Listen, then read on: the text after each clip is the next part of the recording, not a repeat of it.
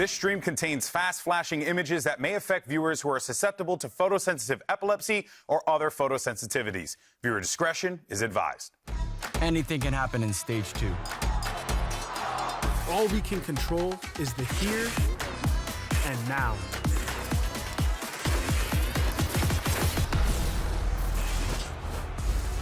Well, the playoff picture is kind of a amorphous blob, but today it might start to coalesce with 2 more very important matches coming up. Hello, and welcome to VCT Americas, coming to you live from the Riot Games Arena right here in Los Angeles, California, the greatest city in human history. I'm Mimi, back on the desk with Wyatt and Athena for all the great matches today. Welcome back, guys. Hi. Thank you. Thanks for the welcome back, Are you excited Mimi. to coalesce? I will be coalescing it out of my anamorphous blob state that I was left in yesterday. After the I've first coalesced game on the yesterday, let's talk about that game because Okay. we had our 2 winless Brazilian teams going head to head, and somehow it was a weird 3-map. Let's talk about it. Fury got turned into a blob on the second 2 maps, that's for sure. And they have not coalesced. Yeah, I don't know. 2G just looked so solid in the second and third map that honestly on the first map it felt like maybe Furia had this glistening shining of hope for how their roster is going to play out. But I really think that they were just thrown off by the Sage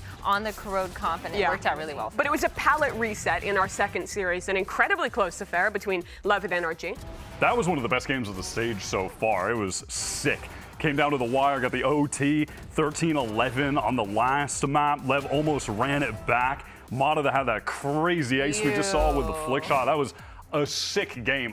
Both teams, honestly, still walking away from that being really excited about the future. Like, NRG and Lev look sick. Yeah, and I feel like every single player kind of had somewhat of a standout moment. We saw Ethan in the first map kind of going crazy. Yeah. Then the second maps, we start seeing the duelists really bringing it in. So it was just such a pleasure to watch. It was a really great game, and as we take a look at our standings, that starts to pan things out a little bit more over in the Omega group. 100 Thieves, who are going to get to see it play today, is sitting at the top 2-0, but NRG now joining them with a winning record, and things get a little more murky with Crew, Loud, and Lev all together there at the 1-1 or 1-2 mark. Yeah, this group is just insane. I still don't know how to call it at all. 100 Thieves just decided to come into this stage looking like the favorite. Drop their IGL, pick up the player most people haven't heard of, and suddenly they're out the of best team in nowhere, the they're just group. incredible. I mean, the rest of those games, I swear, it's like every week there will not be a unanimous pick for any of those games, except for, well, maybe today. Because sort of things I might be Well, let's going. talk Outside of that. Let's talk about Perhaps. today's games, though, because we have some good ones coming up. The top teams from Alpha are facing off first. That's Cloud9 and, of course, Sentinels. And later on, as you mentioned, 100 Thieves going up against MIBR. I think there's a lot of questions for MIBR pulling themselves out of this nosedive they're currently in. Yeah, I feel like for MIBR, I'm confused because mainly I'm just like, okay, we're seeing some instances of hope. We're seeing some ideas of like maybe team play just needs to be fixed. And a lot of these issues that are glaring are there. But then we see like small things like communication even just isn't on par for them. So for MIBR, I'm like on a roller coaster every time I watch them at this point. It feels that way. But we have a little test of how good their coordination actually is in the MIBR camp. Ospas and Verno, they're taking the stage in a bit. But for now, they're answering some questions in a segment of Duo Queues.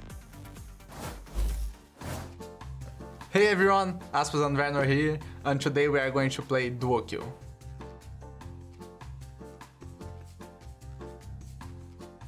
Who's more talkative? Ready. Ready. Okay, 3, 2, 1, show. Okay. Nice. I think you like to talk more than me. Yeah. It's like the, have fun. Get some. Yeah, you talk more. You talk more for sure. Who is more sensitive? Ready. Okay, ready. 3, 2, 1, go. Okay. Okay. So we got the same answer again. Wait, what's your reasoning? I don't know. I just think you are more sensitive than me. Yeah. See, I agreed. I didn't like really think that. I just thought more than you. I agree. Oh. Okay, that's actually tough. Who's more late to sing? That's actually tough. Oh. Okay, Ready. 3, 2, 1. Okay, I was always new. Okay, I don't know. I feel like I'm not really late to things much, but I feel like I can't remember you being like late to things. So I just put myself. I'm more in time. Yeah. Depends. Yeah, that's what I was thinking. Depends. Yeah. But I'm ready. Okay, I'm ready. Ready? 3, 2, 1, show. Oh, Wow. put Both? Wait, but we put can't both. put both? that's what I did. I couldn't pick. What's the I had to put option? both. I had to put both. No, because this one was too hard because like depends a lot. I like to play more and have like some types of routines and those stuff, and I focus really hard on those stuff. Yeah. And then there's stuff that I don't do much. And I know that there's stuff that I don't do much and you do a lot more than me. So it depends Yeah, on exactly. this one. That's why I put both, because, like, I don't know. Yeah, yeah, this one is easy. Okay. You ready? 3, 2, 1, go. Oh. What? Wait, what? We're not on the same page. I feel like I just say random jokes for fun. It's like a hard competition. Yeah. But I think I do more.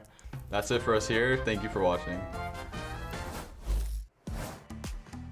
They're so cute together. I love know what Osmos I love do. that Osmos was like, wait, you can write both? You can do that? I think that's against the rules, to be honest. But listen, these guys, they're definitely going to need to be practicing real hard. And they did say both because they're going up against 100 Thieves today. And we saw them play Corrode last week, actually, 100 Thieves. So we're going to go over that map a little bit right now with some of the defensive strats. Like we did see Kess, for instance, was playing the fade and just spamming away. That 100 Rock Thieves with the Odin scan just look. Yeah, that was crazy good on defense. And then, so it was, I mean, Vice has been really good too, obviously, as well. Yeah, I feel like the Vice and Fade combo has been working so well. A lot of these walls are super spammable, and you can play a lot off of the Vice util as well to kind of be able to get yourself in that position. And this Brock 4K was actually kind of gross, but playing in this lane with that Odin is exactly why playing Corrode with any Odin and just Odin gaming is so fun the whole time. 100%. Over towards that A side, you have so many options on defense. And yeah, it's just the Vice and the Scan Initiators working so well together. So we're going to go over a couple simple defensive looks that honestly you can pull off in your ranked games with a friend as well to really frustrate the team on attack and deal psychological damage as well as damage in the server. I love so there being are some lineups in spawn when you're playing Vice before the barriers even drop. For instance, there's one over towards A main. Now you're going to want to look at this little perch here over on the roof, and you're going to actually line that up with part of your HUD. It's going to be with the vines. That little dot just above the cursor, you're going to place right there, and just go for your jump throw, and that's going to send it right over to A main. So now you have the opportunity to go on over to B, and if your teammate on A needs to stall in the choke, that's an easy option. And then you can do that on the B side as well. You're going to look here on this little side of the wall. There's this little branch, and you're going to want to go just above this spot here, or kind of on it. And you're actually going to line this up with part of the HUD on the arc rows, the little dot there you're going to want to put. And then again, just go for that jump throw. Going to send the vines on over to B main, landing in that choke. And then let's say you want to play on A side. You can just get your way over to the choke, and you don't need to do the lineup for the side you're actually going to play on necessarily. Now get over to A, you're going to put that wall just past the choke point so they have to fully commit to some more angles to break it. And you can just go ahead, you can put your flash here if you want. You can also put it up in that window. That's something that I like to do, and we've seen some of the other Vice players do. And now your Fade just has all of this util to play off. Yeah, the most annoying part of this setup is the second that this wall or any of these traps are triggered, you basically can just sit here and just full spam off of it. That's the best part, and I can just kill them over and over again. But for even added stuff, if you want to fall back towards this lane, if you feel like they're putting too much pressure on you after the Vice util, you got your kill, even if you didn't, you fall back and you have this lane. This box right here is just a little bit spammable through this corner as well, and so is this wall. And if you want to be Brock, you just sit here and Odin game all day, kind of hold this lane down for your team, and the other side of the site should be taken care of by everyone else. So. Yeah, this has been so strong. We've seen it in pro play already, and it's honestly not that hard to pull off in your ranked games either, with just a little bit of practice learning these lineups. Now you also saw, obviously, we've got the Splash X skin line. We have, I'm using the AWP. I'm using the boxing Dude, the gloves as well. So They're sick. I forgot to equip the shark, and I'm mad because I want that. But we're obviously summer maxing with the release of that skin line. So we're gonna go head outside with Liz, get some sun, and see what she's up to. look at that melee. You can punch people with water and gloves and put them together. It's water gloves. And here we have the shark flex. You bring out that phone, but you also can bring out a shark. I know people like the Tactibear, Noah. We also have this. So I'm gonna ask you, which one would you prefer? This, like the water mitts, or the nice shark flex? I do like the shark flex. Why do you like it? I don't know. I just like sharks. And I like the idea of flexes in general. I like the cake one, and also the bear one's really cute. So I like the idea of flexes, and the shark is also really nice. Really quick, do you think this would hurt if like someone were to hit you with them?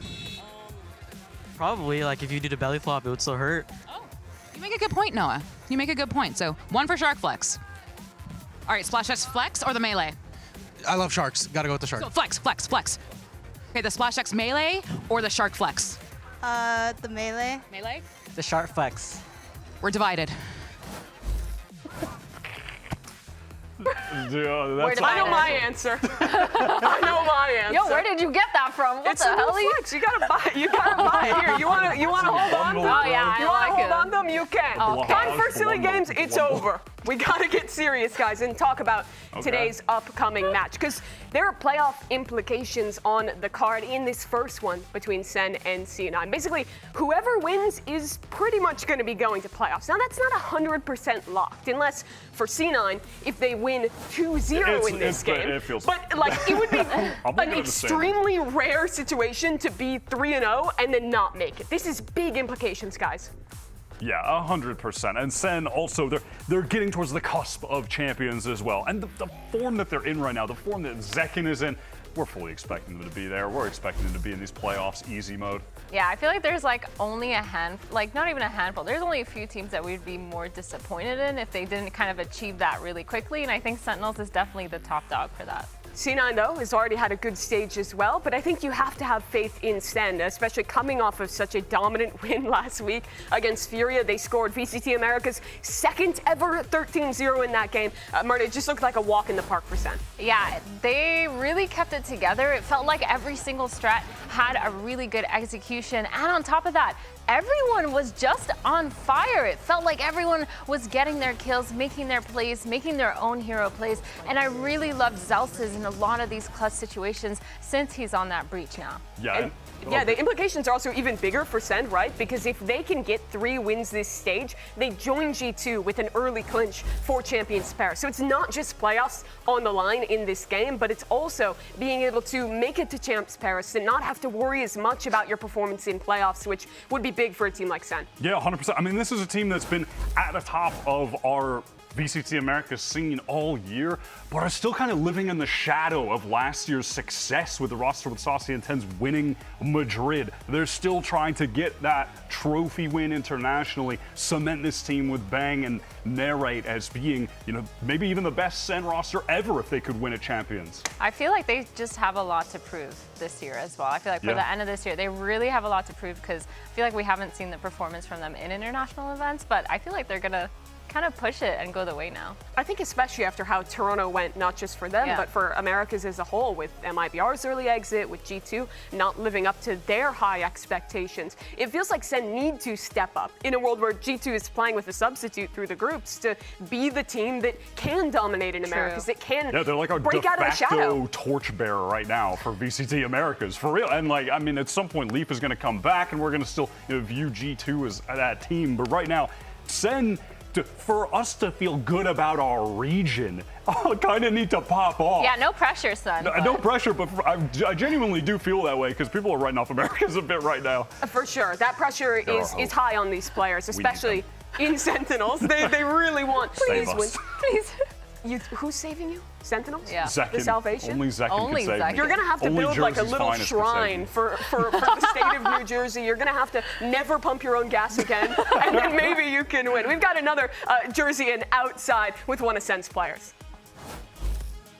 Here with the Sentinels IGL, Johnqt. Now, I mean, you said something during a post-match interview that piqued my interest. You said, it doesn't matter what style we play against, it just matters that we show up. So I'm gonna challenge you today. I'm gonna ask you, what do you think Sentinels' style is? If you had to give it a name or like a description. It's hard to give it a name, but I think we are very like good fundamentally and structured, but we also know when to rely on our individuals. We don't always play by play by the book. We understand that, like, especially in a game like Valorant, you need to have individual shine and like let people lose. So I'd say a little mixture of everything. I'd say. A little bit of this, a little bit of that, right? Best of luck. Yeah, interesting to hear from the IGL of this team a little bit, trying to define their style, especially after some of their early struggles. But a player since he's joining this Sentinels roster, who has always defined how they play, is of course Zekken. And today he's 9 kills away from hitting a milestone in VCT Americas, which would be 2,000 kills. There's only 2 other players who have achieved that, Ospas and Leaf, and it feels almost impossible that he wouldn't get that me, today. by the way. I made that noise. Yeah? Yeah, that was me. Ooh. It is so impressive for him, though, because he's still a very young player. I think a lot of people still think of him as like a new generation, but he's up there with guys like Ospas in these records. I think he really, really proves himself every single time, because a lot of these duelist players, you see them kind of going in, taking their hero plays, but with Zekken, I feel like he tends to make a lot of the space for his team, and he's always one of the first players in and out of their retakes and post plants in a good way. A lot of players, they do tend to just send it, be a little a little bit throwy, but Zekken is always pretty smart about it, and I think he really deserves getting those 2,000 kills. So large back there. I have been going back and forth on this in my mind. I think, though, that right now, what we've seen from Zekken, not just right now, but the past couple months, I think is the best form we've seen in his entire career. He's been obviously excellent since XSET till now. I think this is the best he's ever been, even compared to last year's Sen. He was fantastic, but I really think he's on a different level at the moment. And what a momentous day it could be from the guy who had to build the team back up after how things went at Bangkok to now being 9 kills away from breaking that record and just 1 win away from qualifying his team to champions in Paris today. That would be massive. But the stakes are high for their opponent today as well. That's Cloud9, who are going to be doing everything they possibly can to prevent Zekken from hitting that 2,000 kill record. C9 to me, guys, is a really weird team because they're always so incredible in this group stage. They always look like they can be a top dog, and they always end up just an inch away, which feels like then makes it so they don't really get the hype they deserve for how well they're playing right now. Yeah, I was talking about this a little bit earlier, where I feel like sometimes they're just always in the middle of the pack for me, where I don't see any crazy standout ideas from them. But then now I'm looking at them and, like, on paper, all of these players are so good. The way that they play makes a lot of sense. As a team synergy, everything goes so well together, especially with Mitch IGLing. It goes really, really hand in hand with their playstyle of just playing as a pack. So I don't know. I see some standout things, but I just need them to really wow me, and I think against Sentinels they could do that. Yeah, you can never write them off in the regular season, and it's kind of unfortunate for them that I feel like even if they won today, a lot of people in the community still wouldn't give them their flowers because we've just seen this story already play out multiple times. But it would be obviously incredibly impressive. So sell this to me then. They win against Sentinels today. How does that shift the story for Cloud9? I think they need to, like, because, okay, so here's my thought process. These 2 games were kind of their warm-up games. Sure. Because they weren't really They were like the must-wins, right? You're expected to beat EG, exactly. You need to beat Furia. So if they win this, it's a turnaround for them to then be the contender for the rest of the season, including beating G2. Like, they changed their narrative for themselves into being that top dog with all these players that have so much experience already. It makes no sense that honestly, even if they lose to Sentinels, they should still be able to go on and win those next 2 games. Yeah, even maybe against G2. The challengers pickups that they've had for this team have been so solid when you're looking at Vic, that clutch he had last week, and then Mitch having this resurgence as well as their IGL. They've really taken this team to another level. I think they've got a chance today, honestly. Lofty goals for Cloud9 in this game. Let's check back in with Elizabeth, who's outside with Cloud9. Here with Mitch, the IGL of Cloud9. Something we've heard a lot from you, from your coaches, from your teammates, is just how you guys have been working on staying calm in high-pressure situations. As the IGL, what do you do to help make sure your team stays calm in those moments? Well, I think it starts with practice, and we really worked on it for the past couple of weeks, ever since EWC, honestly. But it's just pointing it out when we see that we're frantic, and then taking a few deep breaths and just going from there. Simple. Best of luck today. Mitch joining this Cloud9 roster in 2025 was a homecoming because he was there at the very beginning. Mitch was a part of Cloud9's original team that got signed in 2022. In his first game, he beat Hiko alongside some up-and-coming Canadian player named Tent. That T9 team struggled in their first year. They missed out on First Strike, the biggest tournament of that time. But after some roster shuffles, Mitch helped Cloud9 to win the 2021 NALCQ and make it to champions in Berlin. 2022 wouldn't live up to that high, and after failing to reach any global events that year, Mitch, the last remaining original member of Cloud9, got dropped. His future then was in question. He couldn't find an opportunity in Tier 1, and instead he took a step back in his career for his first time in VALORANT playing with a Tier 2 team, Oxygen Esports. There he played alongside other players at Americas like Verno and Scuba, and they managed to consistently deliver solid results in challengers, but they never broke through into Ascension. After finishing 4th in 2024, Oxygen, they pulled out of VALORANT completely, leaving Mitch a free agent with an uncertain future. That's when he got a surprise call from Cloud9, asking him to sub in for them at the Red Bull Homeground play-ins in Seattle. There, he played alongside Vic, and the team chemistry was real. They scored wins to qualify, and after 2.5 years away, Mitch was officially back in the blue and white, and he scored his first ever win in VCT Americas. Mitch is a player that a lot of fans forgot about, but he had the opportunity, that second chance that most Tier 1 players in VAL never get. 5 years on now from his first professional match, the question is, can Cloud9's only remaining founding member lead this brand new team to a victory against Sen and a qualification to playoffs? I feel like Mitch brings so much more than just the IGLing positions. He also is that cool, calm, collected leader that you need that can also clutch out in a lot of these situations. He's so calm, and I feel like C9 has always had that kind of calm aura about them, but he kind of lit a fire, I feel, under everyone to kind of push them to their limits. Yeah, I was also on an individual level really impressed by him last week specifically. Yep. That Haven play was great. I love watching the way that he was approaching the fights that he was taking, because Mitch isn't the flashiest aim player, but when you're watching the way he's pathing around the sites, the utility that's being thrown down, he was just putting himself in positions to continue to collect easy kills. His crosshair placement was good. I was really impressed by that aspect of his play too. Yeah, I think he brings just like the game sense and the knowledge, and then he's just built up that fragging power behind it. So he's just done really well overall. Yeah, very few players that were competing in 2020 still playing in the server in Tier 1 today. It's really impressive that Mitch is here again, but it's time to turn our attention from the veterans of this game and over to the rookies, because they're the subject of Name That Player. No, I can't, but I'll try.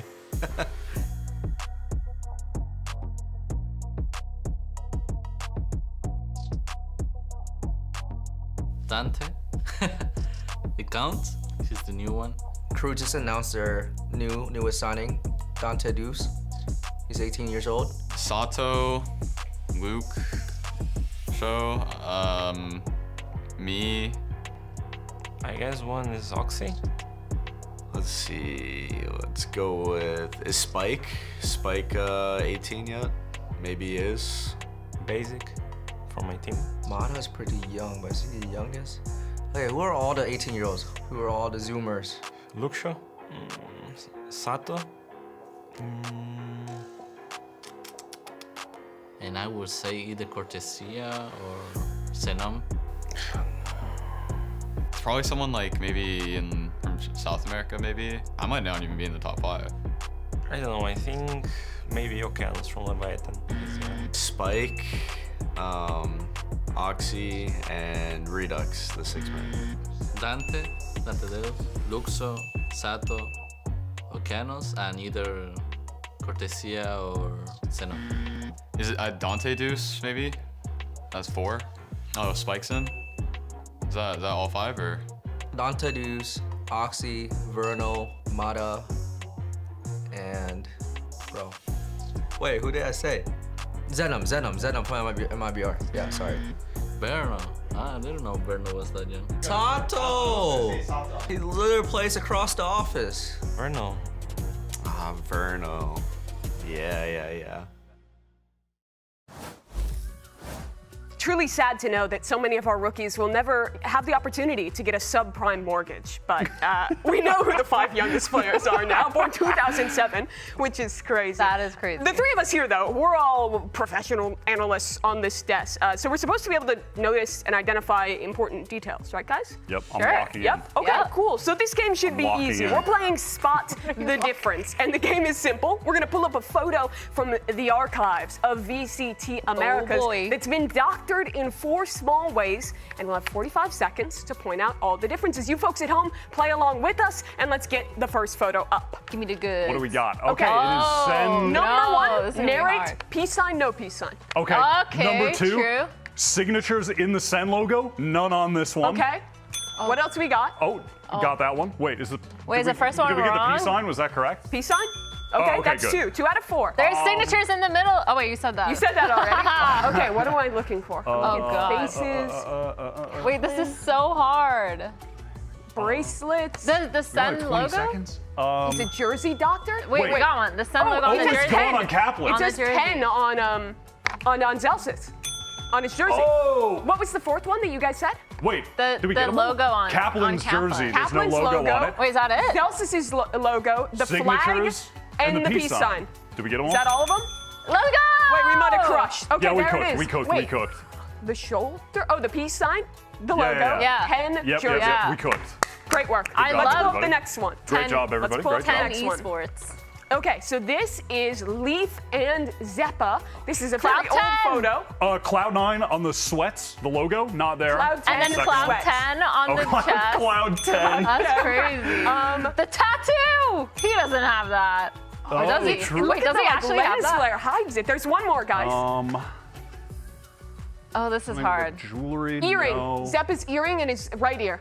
Wait. Is here on this one, Damn, not on you- that. Oh, we just yeah. crushed You guys that. balled him We got- out. Guys, we got You all made 4 him- already. You made him Is that punk 4? rock out of Are a there tattoo. more than 4? That's it. Let's One go. answer. Wow, when we tried this in the rehearsal, we were terrible. Yeah, you Yeah, guys we're gave us crushing. the hard. Oh, there's another Wait, one? there's Give one us more? another. Go, quick. Oh no. Okay, Cryo, Cryo. holding. Jewelry, no necklaces. That says VCT America instead of Americas. Okay. I'm looking 2 for more. more jersey Oh, wait, this is logo related hard, stuff. yeah. I don't think so. Anything in the background? Could there be something with like, I'm looking at his face. No, Oh it looks no. Oh no, guys. Oh, No. this We is got hard. too cocky. Hair. Did they give him more teeth? Look at the trophy. The trophy. Oh yeah, wait, that's a good idea. Okay, so we got the America being different. No, he has No, it in both. no, Oh no, my that's God. okay. Once they like We're getting remove old. This one one has to freckle be from him hard. or something. 2 more, guys. I'm 10 looking at seconds. the Surely it's freckles. the stage, right? The stage. I know there has to be something. Victory. Wait, no, I think we're cooking Victoria, too hard. question mark? What? I don't know. Time is up. Let's show the answer. We've been owned. And the reveal What is is. Oh, It It was- was the background. Wait, Oh, what? How oh, is it's that? an Oh, it's an O. It's an O. I feel cheated. Oh, that one is impossible. Okay, that Wait. one was tough. Oh my! I mean, yeah, that one was hard. I think we kind of Okay. crushed that though, didn't we? I think we did great. It's not bad. 2 and 1. Yeah. We'll take that. Good job. Not too bad. Hope you guys at home did a little Reasonably better on fair the last job, one. everybody. Yeah, good enough for government work, as I always say. Great. Let's take a look at our predictions and see where we're going on this matchup, because I think some I'm pretty close curious. games to. What? Okay. Oh, We're never gonna no. beat the allegations. Clear out the talent team, fire us no. all, get a new crop. That's criminal. Guys, I thought we were supposed to go okay. off script. Game 2, 100 Thieves sometimes. MIBR. I expected that to be a Sure, full but it's 100 like, Thieves. surely But I thought one person would be like, this is the bounce back for MIBR. I thought one, maybe. No. No. Okay, would I change any of mine? Everybody? Regular season I wouldn't Cloud9, change. Oxy in the form that he's in right now. Oxy is playing the best Valorant he has all year. Give me the sell though. Why do you Vic. think everyone went for Sen in this game? Well, because then, like, kind of what we were saying, they're like the de facto. They are. Well, it's not even de facto. They are the best team right now that we have in America. In a on- leafless world. On paper, yeah, in a world without Leaf, they are definitely the best team right now. I mean, I don't want to take that much from the Furia victory, honestly. But they still looked so good. Like, Yeah, even they without did- that, they did even look switched great. roles and it didn't affect That's what them I'm curious at all. about. The role swap, it wasn't really tested by Furia. Yeah, this is going to be the real. hardest game for I Sen don't by know. far. It's There the should be regu- like 2 C9s in there. Yeah, it's the Maybe- regular Why didn't you season put it then, merchants, huh? guys. Sen are gonna win. What the Going hell up are you- against Sentinels, and we've got to start today's game because 4 of our teams are fighting to make it to playoffs, and every spot is still up for grabs. Champions on the line for Sentinels. If they win today, VCT Americas starts now.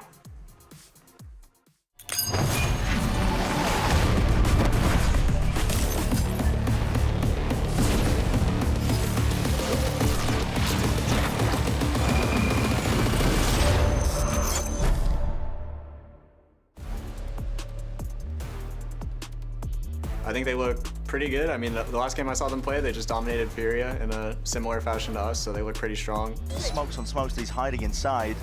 Complicated task. Bit of a puzzle to work out, but he's isolated it and found the kills he needs. Sentinels are always Sentinels. I think like they're always a top team. They're always going to be a team that's hard to beat. Zekken gets himself in box at Verso. Has Arango deal with the threat for him? Now, no. Please, don't do it. I think it's definitely a big benefit that they have that long-term synergy and have been playing together as a full group for a long time. I think we have that kind of synergy as well. Even though we've only been together since the start of this year, I think we've really started to build the synergy between players and things are feeling a lot more natural. So I don't think it'll be too big an advantage versus us. I think no matter who we play, no matter what time it is, I think we're always confident in beating this team. The earlier we do beat them, I feel like the more confident we'll be coming to playoffs. So it's definitely always good to beat a top team. Riot Games Arena, give it up for your first team heading out to the stage. It's Sentinels! What a good team. I feel like they're going to be looking to kind of solidify their set plays and the way that they are. I feel like everything about them, their team play is so good, and they're looking to bring that to the energy on the stage today. Fighting for a spot in Champions Paris today. If they win, would be another step closer to locking playoffs in Americas as well. Big stakes for the team that is trying to prove they are America's #1. Yeah, I'm excited to see more of this John role swap. Honestly, that's what I'm looking at today. Him locking in on the Sentinel, but against a team that is really going to test this switch of the comps. Lot changing for Sen, and an opponent that is always difficult in these situations. Cloud9 now walk into the stage, and you know what to expect. Excellency from this organization. Always fantastic in the regular season, always bringing the best from any change that they make here, sticking to their Stage 1 roster and trying to make it back and right the wrongs of playoffs in Stage 1. I feel like they're definitely bringing a new kind of form to this stage, making sure that they're bringing their best, staying together as a pack, making sure they're playing off of each other, and Cloud9 just has so much more to prove with the amount of potential that they have on this roster. 100%. I really am excited every time we watch them to see more from the Challengers players that they picked up. They got more of the low-key players from Challengers that were really good, but you kind of had to be a Challengers nerd to be hyped about them. They didn't get the big names coming up like other teams did. But we've seen Net, Vic, and Mitch with his resurgence in his career offer so much stability to this team. They truly have. Cloud9 here. I think this is the game that would reset the stakes for them. They'd go from just like group stage merchants to a team that, hey, well, it is still groups, but that can beat those squads contesting for the best. Getting placed in a group with Sen and G2 is a tough one. And the map pool here, you're seeing some good stuff to start for Sen, picking up Lotus. And now Sen, so far, they played 5 different maps, and C9 have only played 3. They've been able to play Haven a couple times where they look really good, and we're going to see them on that again. Sen's Lotus was looking pretty nice. I think this is a map pool that can really give some back and forth, honestly, for both teams. It doesn't feel like it's really heavily in the direction of either of them. Yeah, I feel like the thing for C9 is a lot of the times they have been playing a lot as a pack, and I wonder if they're going to switch that up against Sentinels, because a lot of those timings that they do give to Zeppa to kind of lurk and find around has been the winning rounds for them. So Lotus is definitely one of those best maps to kind of play off timings, ping pong across the map, make sure you're making pressure in one spot, but taking space on the other. What do we make of Corrode if we get all the way there? If we get all the way to Corrode, that's gonna be fun. You got some hot takes for that? Anything you want to see from these teams going out? Anything you think is great for their style? Honestly, I think Oxy would go off on Corrode. Like on his Neon, on Corrode, I think C9 does such a good job of setting him up. And if they do make it to that third map, the speed at which Oxy can kind of push towards that, I don't know. I think it's looking pretty nice for him. I want to see him play on that map. We did see Sentinels play on Corrode against G2, and people were giving Sen a lot of credit for having a great approach to the map, and they did, but they were going up against a G2 that didn't actually play the map yet. So. Yeah, let's refocus a little now on Lotus. First map in this series. I don't expect any big surprises in the agents here. Oxy hovering on that neon. Yeah, and for Sen, this has just been a real home map for them. Zelsis Vice here has been really impactful throughout the year, so I got my eyes on him for sure. Yeah, the thing is for me, for Cloud9, I don't feel like we've seen them because of their strength of schedule. They kind of haven't kind of proved themselves against a team like Sentinels. I feel like they've been playing at teams that are a little bit lower of a caliber than them based on how the feedback has been. But I don't know. I think this is a true test to Cloud9's strength. Yeah, Sen lost his map some in stage 1 right towards the end there, but since going to Masters Toronto, they're undefeated, a 4-0 record on Lotus. It did require them to have a monumental comeback against G2 in week 1, where Zekken put up 19 for 6 on just defense in the regular stage of the game. Then they closed it out in OT. He had to be a monster to get them over the finish line. Well, it's a home map for Sentinels, but Cloud9 trying to make a big upset happen here in the group stage. We're about to find out who the king of the Alpha group is, and we'll do it with your casters, Doug and Ender.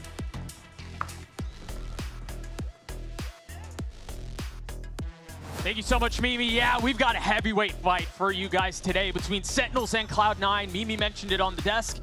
They are fighting for the #1 spot in Group A. These are the best two teams, or two of the best teams that Americas has to offer, and Ender, the Riot Games Arena buzzes just a little bit more on matches like today. Oh, absolutely. Sentinels fans definitely out in force, getting ready for this one to kick off. I think everyone believes Group Alpha is the hardest group. The fact that both of these teams are sitting at the top 2-0, one of them remains undefeated today. I really think that's going to be the best team heading into playoffs. Well, I think expectations, honestly, for as much as some of their road has been different, expectations are similar, or they mirror each other in a lot of ways. Zeppa had an interview earlier this week where he said the goal is champs. They're not just concerned about thriving in playoffs. They're not just concerned about winning Americas. They have their eyes set on the biggest hardware of the year. They want to make that deep run, and it's going to come after seeing a little bit of role swap for Zeppa, having to battle through Sentinels on the other side. It's time for the Samsung match start. You can load up fast with Samsung SSDs. Clash of the red and the black and the blue and the white, and we're going to kick things off on Lotus. Cloud9 on the attacking side, the neon in the hands of Oxy. And what a treat he is to watch. What a treat he's been to watch all stage. He's been currently on fire. Leaning towards B. Yeah, a little bit on his own right now. The rest of his team going to make some presence into sand once this one-way falls. But Oxy could be heading into quite the stack from Sentinels. Bang's got a paranoia ready to punish him, so he's got to be on his guard. Haven't really made their way out towards Mountain much. An eye on the other side of the smoke to try to jockey for some of that early position. Yeah, ideas now from Cloud9 to tap this door and clear out the front B space. But again, Sentinels are really well positioned, 1-3-1 right now, to react to whichever side of the map C9 end up hitting into. Already seeing some of the calling games between these two IGLs. A little bit of history between the two, but for now, attention towards B. Paranoia. Paranoia will draw a little bit of time, and it's Zekken who draws first blood. Beautiful little trap set up there. C9 walks straight into it. Now what, they try to go C. You've got John waiting there. The Thorns will cause a little bit of trouble. Yeah, but John's just going to take his time, play back towards spawn, give C9 the sight. He knows Sentinels have the numbers advantage, and that's going to force C9 to get a little bit excitable. Push back towards spawn now. It's a dangerous game they play. And that's a deep Viper orb as well to really threaten taking all of that space. And so now if you're Sentinels, how do you scale past that? You wait for it to go down, and then the pop comes in. They've got 4 bodies ready to throw at the problem. Not a ton of utility on the other side of it either, so you're right. Bodies is all it will be. These bodies are shooting. They're doing just fine so far. Big fall, Zekken pushing into the smoke. He's going to get the best of Zeppa. The Sheriff again causing problems. A right click of the nade, and there, Ned is there to greet. Oxy's left alone, a 1v4, the dash across the screen, gets another, but Sentinels get the pistol. Just a calm setup from Sentinels there. And it all starts with Zekken getting that opening kill. A nice setup playing off of the paranoia from Bang. And you heard Wyatt talking about it on the desk. He thinks Zekken is peaking right now, having a phenomenal year, and so crisp on these shots. And Zekken's currently sitting, what, #2 at ACS across the entire league, and he has performed as we would expect him to, given really the pedigree of his play. He absolutely has, and I want to focus in on the matchup between Zekken and Oxy because it's one that we haven't seen a whole lot here in Americas. They've matched up on 2 series on the Americas stage, played 4 maps, but every time they faced off, well, it has been Zekken dominating in the matchups. Mixing to get an early pick there. But the thing is, Oxy is forced up. All of Cloud9 have, and Oxy's going to get another kill there. C9 want to win this round. They might have done exactly that. Johnqt, the only player on site. It will stand for not for long, though, as the side is there for the taking. You still got a Bulldog, and you have a Judge on the side of the defense. But where does Zekken go from here? He needs Bang to find an opening for him. And he might. He's going to find the window, at least it seemed like he was. But net punishes, and now Zekken does not have the weaponry, does not have the tools to punch back. Cloud9 tie us up. It's a huge call from Cloud9 to force into that second round, right? Getting risky. Yeah, getting the Outlaw in Oxy's hands. I think he had armor too. That might have been dropped over to him. Possibly. That's an old C9 strat from back last year. Vandy used to call that one just to buff up Oxy because they have so much faith in this player. Said Zekken was #2 in the stats. Who's #1? This stage, it has been Oxy, and he is dominating almost 300 ACS. The biggest impact we've seen from a player so far. Leading the league in ACS, leading the league in KD, and currently top fragging in the server. But again, he has struggled, and he has failed to really shine in the shadow of Zekken, but he's gonna have to figure it out today. Oxy falls there too. Yeah, there's bigger guys. It's Bang and John who cast in the large shadow now. The spike is well out of reach too. Cloud9 fully sent out onto B, thinking there wasn't a ton of bite behind the bark. And they were woefully mistaken. This is just turning one of those silly Sentinel games now, isn't it? Lose round 2 after the force up, but now just winning out on a straight up eco. I think a little silly, but I mean, maybe more so a testament of the 2 teams, right? Like, when we've got these 2 teams that are currently sitting at the top of Group A who are arguing to be the best in the league, yeah, I think we're going to get stuff like this. Oh, absolutely. C9, a team that is no strangers to forcing up. Sentinels, always a threat, even on the low buys. Now having to break the door. C9 revealing their hand a little bit. That's a start. There he falls. Bang will crumble. But now without taking a brick of his own. Now it's a Bucky and a classic. They still need to find a way to scale past all of this to get to the spike, and they have 20 seconds left. This window's closing very quickly. The Bucky goes wide left, but the second time is the charm. And now Zeppa has to play hero, and he cannot. Zekken with 2 there on the Bucky. Using the Boombot just to pull the distraction down. Otherwise, I don't think he has a chance in the fight. But really here, it's that right click from Bang, just taking Oxy's head off. John also gets his headshot before the paranoia blocks off his vision.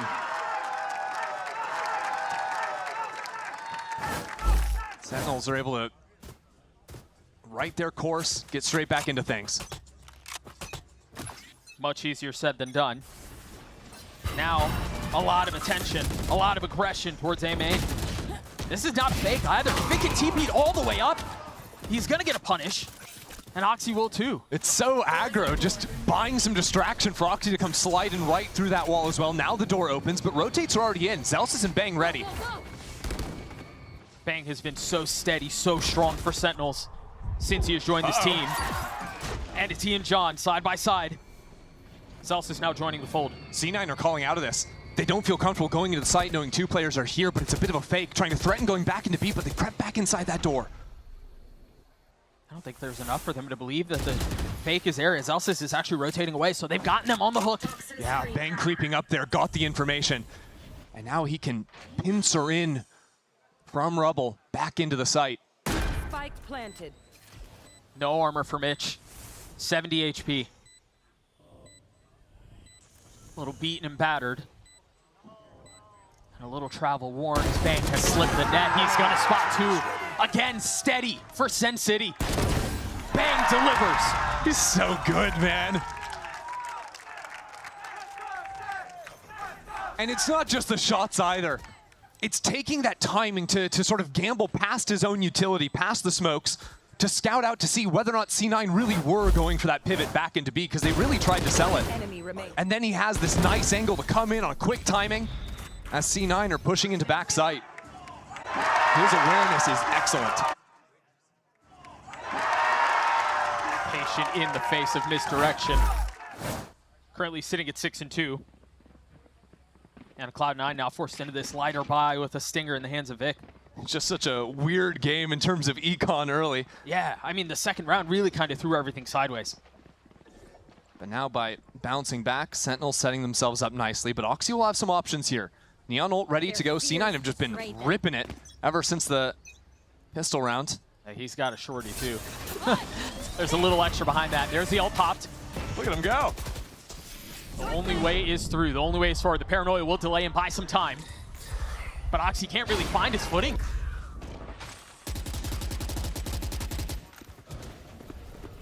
And so now what, a second dip towards B? Yeah, but you're going into a B site post plant where Zekken has the showstopper. So Oxy needs to get up close on this angle and just one pump kills Zekken before he can get that rocket off. The first bit of problem has been dealt with. He didn't see him. No, the dog does not clear. And there's a C's waiting for it as well. The setup is good from Cloud9. They spell danger. How do Sentinels navigate it? Oxy peeking into the smoke.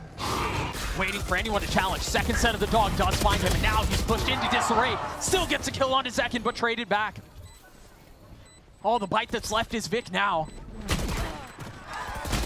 How much more he can do with the stinger. But he will get his one. Last player standing.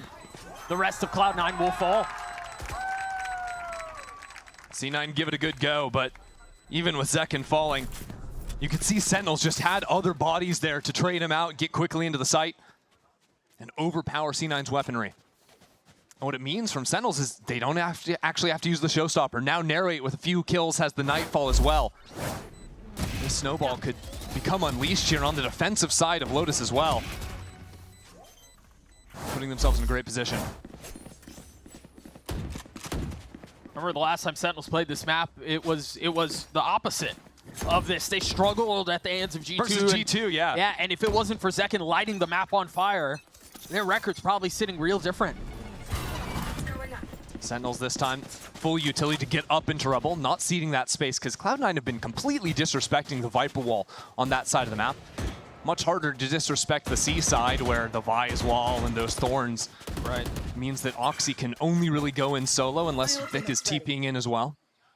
Zeppa just grabbed the orb to get his ult online, so they now have that and the Nightfall to play around if they want to commit C. But it looks like the pistol again where Oxy has been playing front B, considering using that to have him dive back into Waterfall onto Zekken. But it might be a bit of a fake, and Zekken was there to greet him. Again, the head-to-head goes the way of Zekken. He was supposed to open up the site by killing that Waterfall player and pinching into the side anchors. Now C9 are forced to go half and half into the util, and they're winning!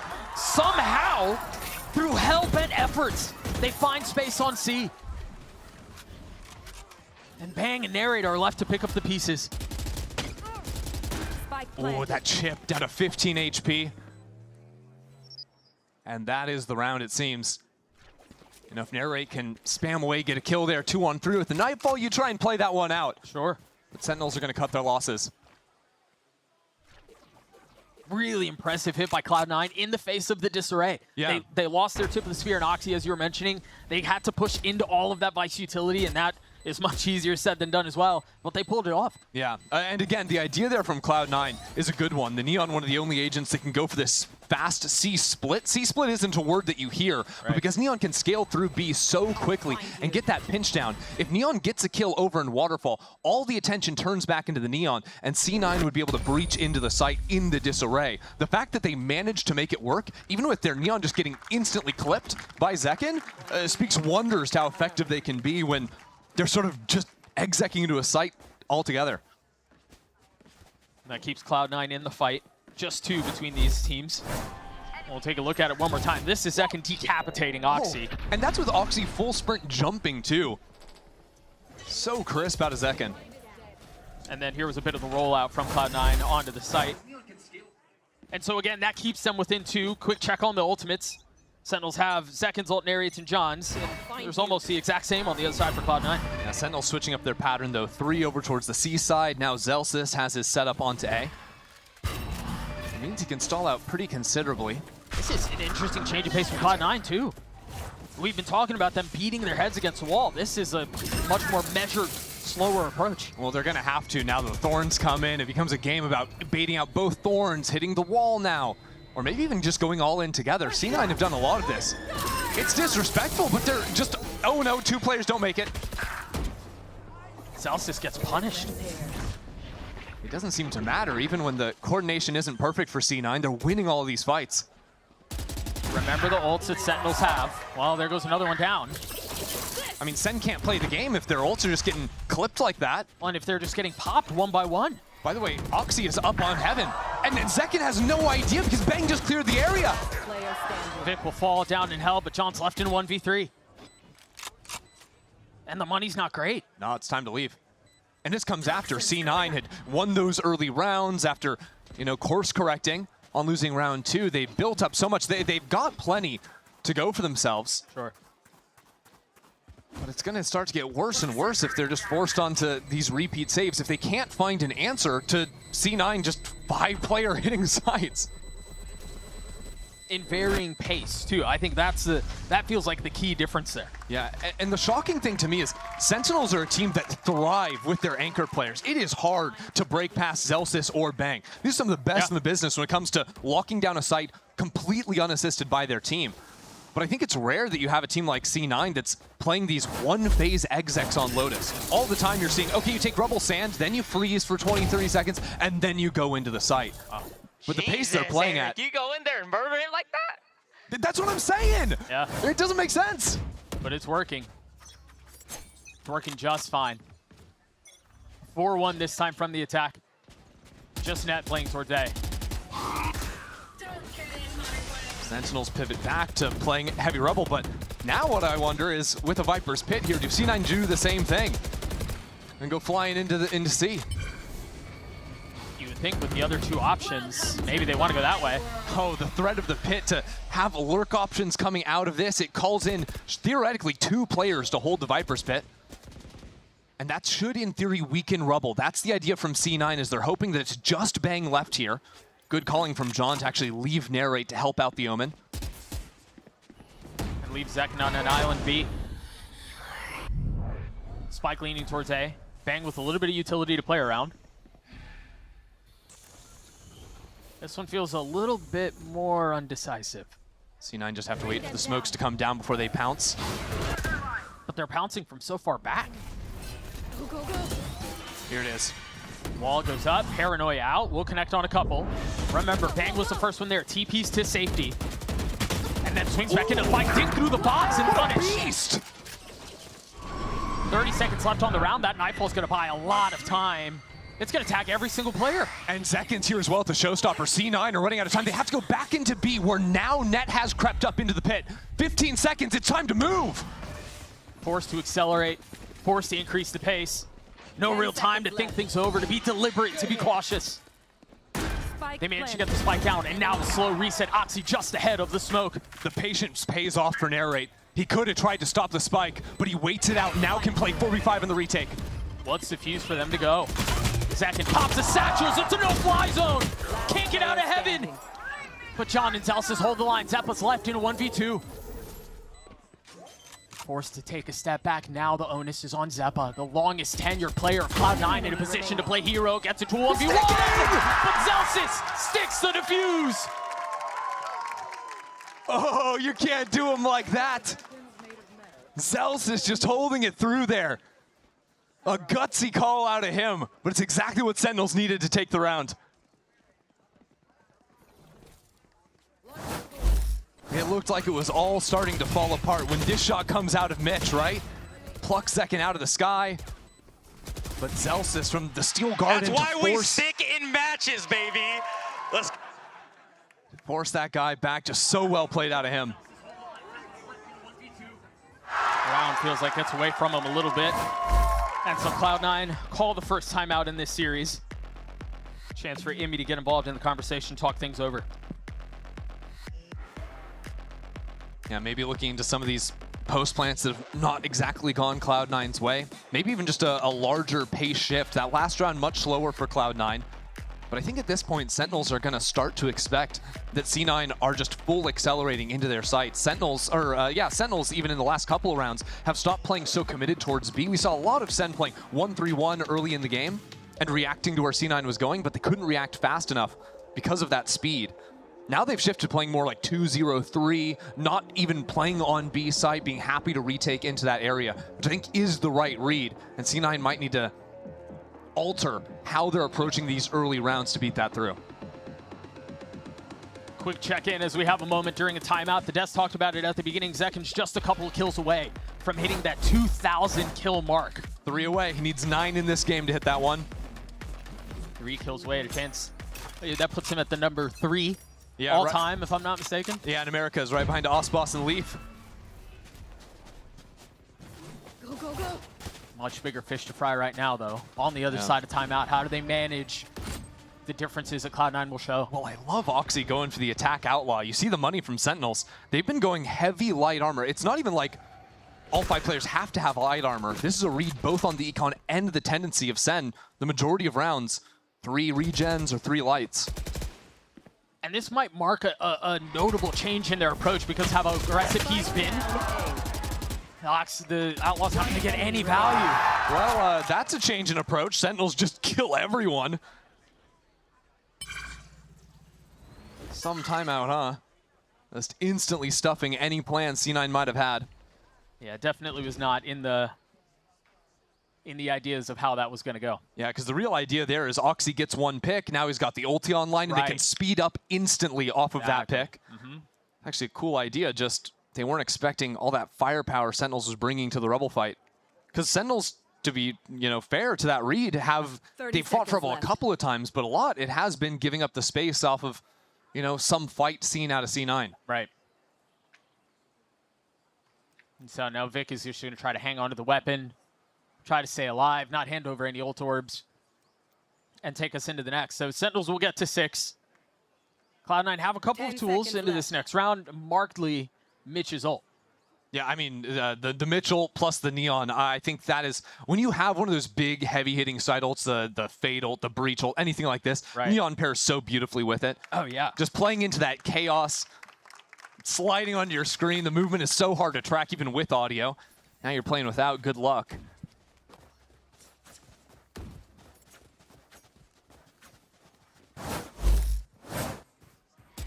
This was some of that early aggression that you were talking about. Very so nice. Yeah, just picks him apart right at the beginning. Yeah, because he sees the shoulder of, I think that was Mitch throwing the Han over there, and then just wallbang headshots. Simplify. It's that easy. Back again towards C mound presence from Cloud9. Meanwhile, Sentinels invested a lot to take A main.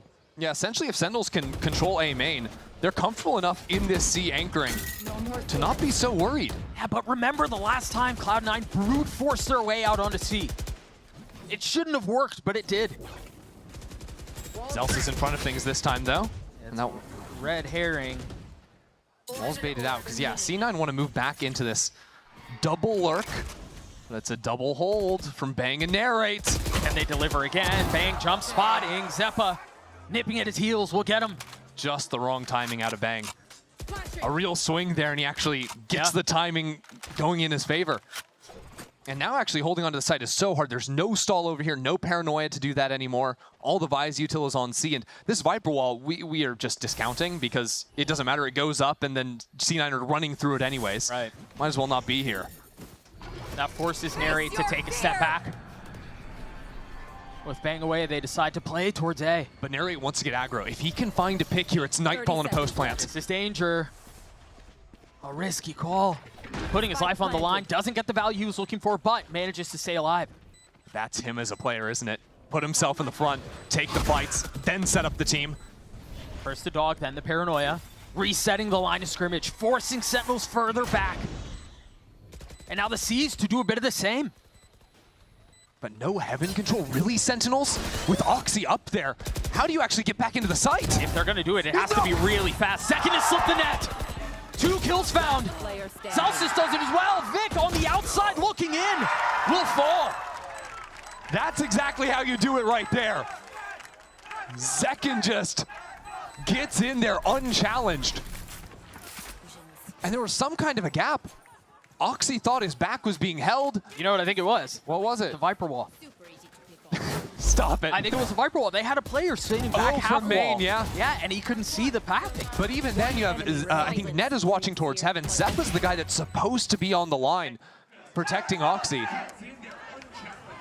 I don't know what caused him to fall off. He was out of bullets or something. But it's a big error in a critical round. Oxy with the ult and the Bucky. And a speed up. Nobody's home. Good luck, Celsius. He's on his own. But they've changed their defensive setup. Look at all the Vice utility that's towards A now. And he's playing so soft on sight. Narrate again, getting an early pick. Yeah, right off of that wall being baited out. Beautiful spam through the smoke, and now the rest of C9 in trouble. As Sentinels wait for this door to go down, Bang is here for the trap. Has a flash too. Waiting for the Q to go. As Cloud9 freeze for just a moment. Bang is in such a good spot for this. Whoa, what a snap! Bang again, holds the line.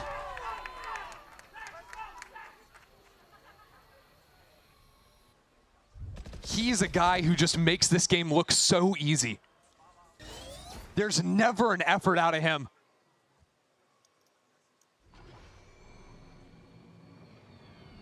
Bang looking like the main character, making C9 look like NPCs. He's just been so steady.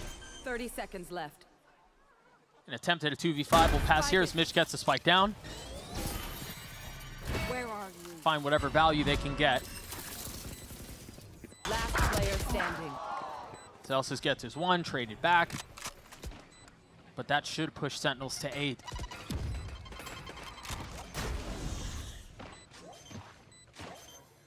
Yeah, Zeppa, this sucks, bro. I know.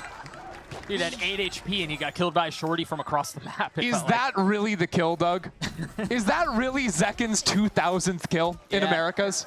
Really kind of. The jumping shorty onto a 3 HP player? I mean, it's stylish. I'll give him that.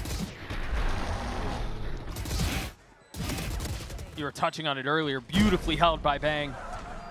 Yeah, I mean, that's worthy. That's worthy of 2,000, sure. It doesn't get any better than that.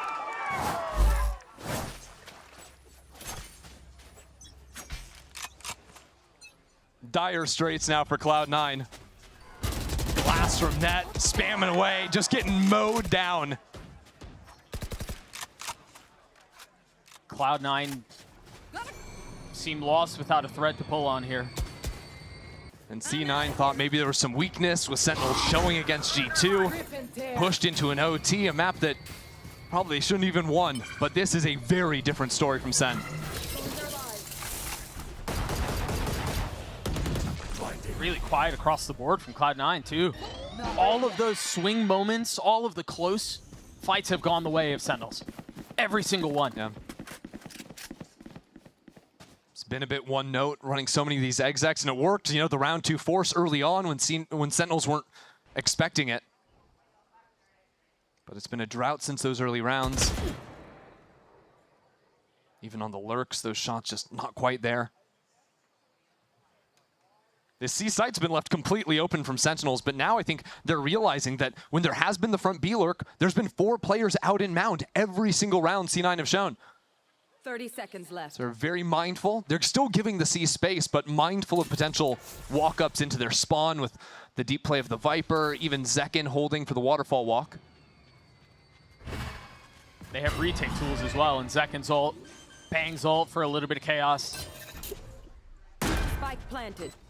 And for as much as this half has gone the way of Sentinels these last couple of rounds, this round is really big for Cloud9. Just to carry momentum into the next half. Yeah, if Oxy can find something here, they've got a shot. They're all going to funnel in from the same side. There's the ult popped. Zekken on high.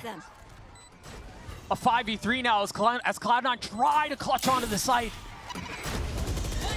Meanwhile, you're gonna have to deal with the flood that is Sentinels. Zekken gets 3 on the round. He might do it on his own. A 9-3 half for the defense. Couldn't ask for anything else out of Sentinels. Made the right adjustments after those early rounds.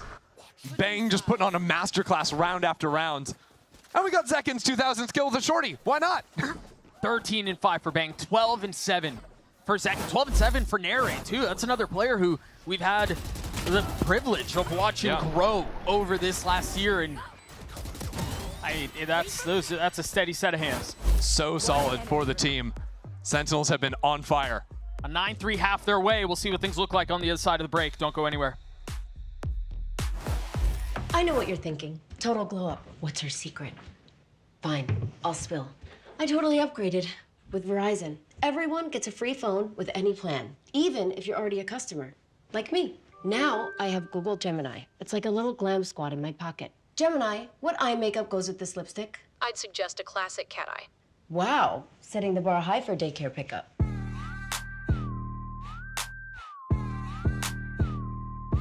Get in on this.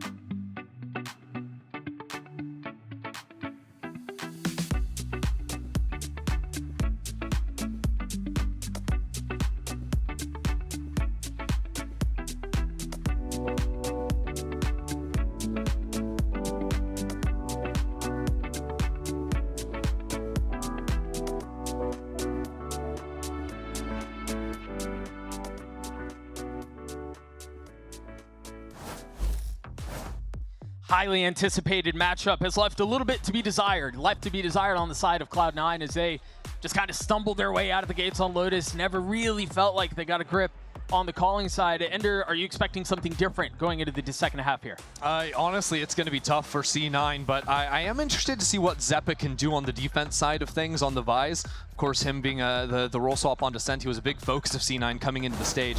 But he can be very aggressive, even on a weak side angle for him. I think if C9 are showing up, it's going to be off the backs of Zeppa and Oxy leveling up here. Boy, it is just net towards A here. Yeah, not having too much fun there. Can also note C9 5 ghosts. Sentinels go double sheriff, so aim at the bodies with those. If on these pistol rounds you don't have any armor, that's just 2 bullets. A dog clearing out B main from Mitch, and so they'll know at least that area is not where the hit's headed. You've already got Ned who's given a lot of the space back up. The wall will tear them apart for just a moment, but it's all eyes A. Yeah, Sentinels might fight forward here. Really worried about potential flanks coming. You have 2 players going through their spawn, so Sentinels are going to hold on to having control, play in back towards drop with Bang. That flank is taking its time. Question is, how quickly can C9 get through Narrate in this door? If he can hold down the fort, C9 don't have much of a shot. Yeah, even just getting one, but now Zekken is joined as well. A Paranoia too. Good stall. Very good stall. The nade to trade. Oxy dashes forward, gets his one, and Narrate falls. Zeppa through tree, getting the space he needs, and Mitch joins in on it. A beautiful pistol from Cloud9. That's what you needed to see there from C9. They get stalled out into door, but the counter util from themselves too. Oxy going in, guns blazing. So it gets C9 some purchase back into the site. See if Sentinels go for any round 2 4 shenanigans, but I think with the buffer of 5 rounds, I wouldn't like to see that. Yeah, play it safe. Evan, nice! Nice, clean round. Let's go, baby. That's exactly what it was. And so you take a look for Sentinels. Yeah, they're not investing really anything here. Meanwhile, for Cloud9, there's a lot behind this purchase. 3 Bulldogs and a Guardian. Early scouting, sees Bang teleport across, but Sentinels are so quickly up B, trying to bait out the wall. Don't get the Thorns, though.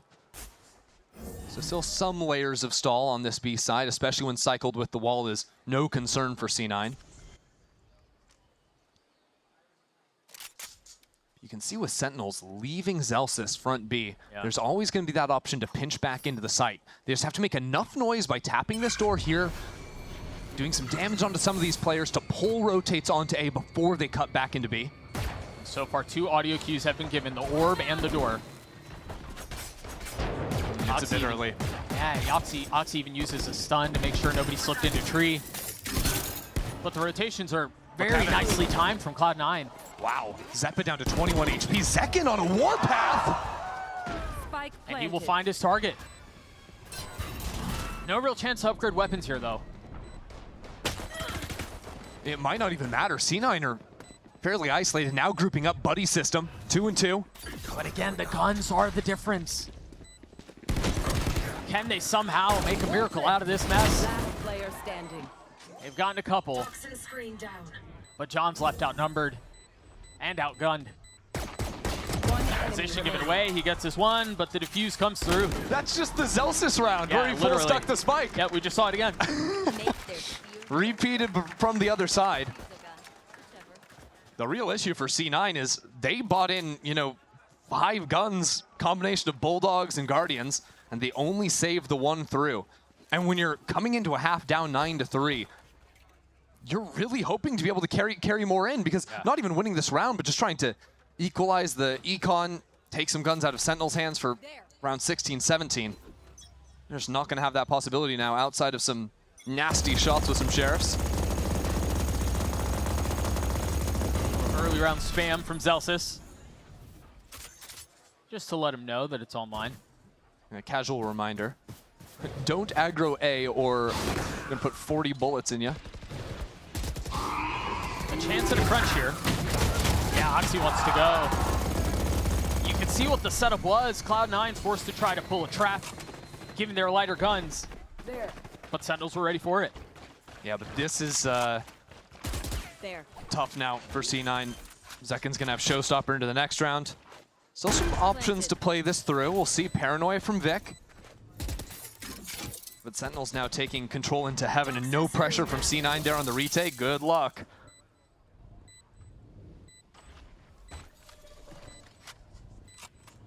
Cloud9 patient with their approach. Looking to find any way in. The spit out. They're looking to catch some. Ooh. Bang, that was almost crispy. But Sentinels hold the line. Yeah, clean enough round there from Sen. Still going to have the Odin to dominate this early space, too, with the spam through the wall. And here's where the big concern is out of C9. Because they couldn't really put up a shot in this third round, they run this trap play. Zekken farms them. Zekken now has a showstopper heading into the most pivotal round of the game for Cloud9. Right. Jesus. 10-5, but C9... It's a war. In. But C9, it's a swing round, and they have to somehow deal with Zekken and his ult.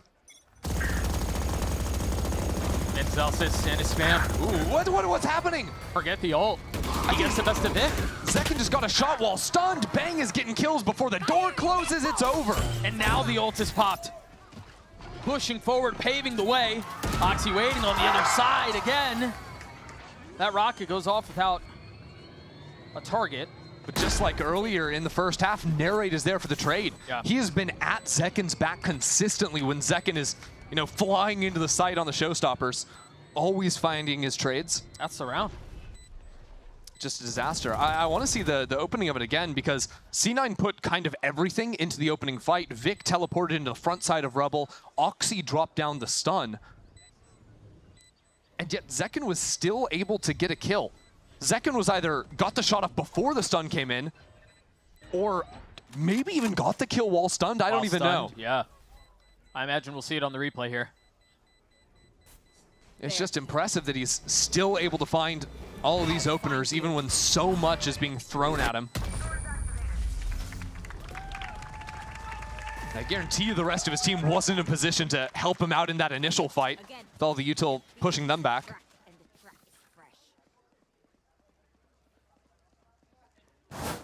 Let's see this.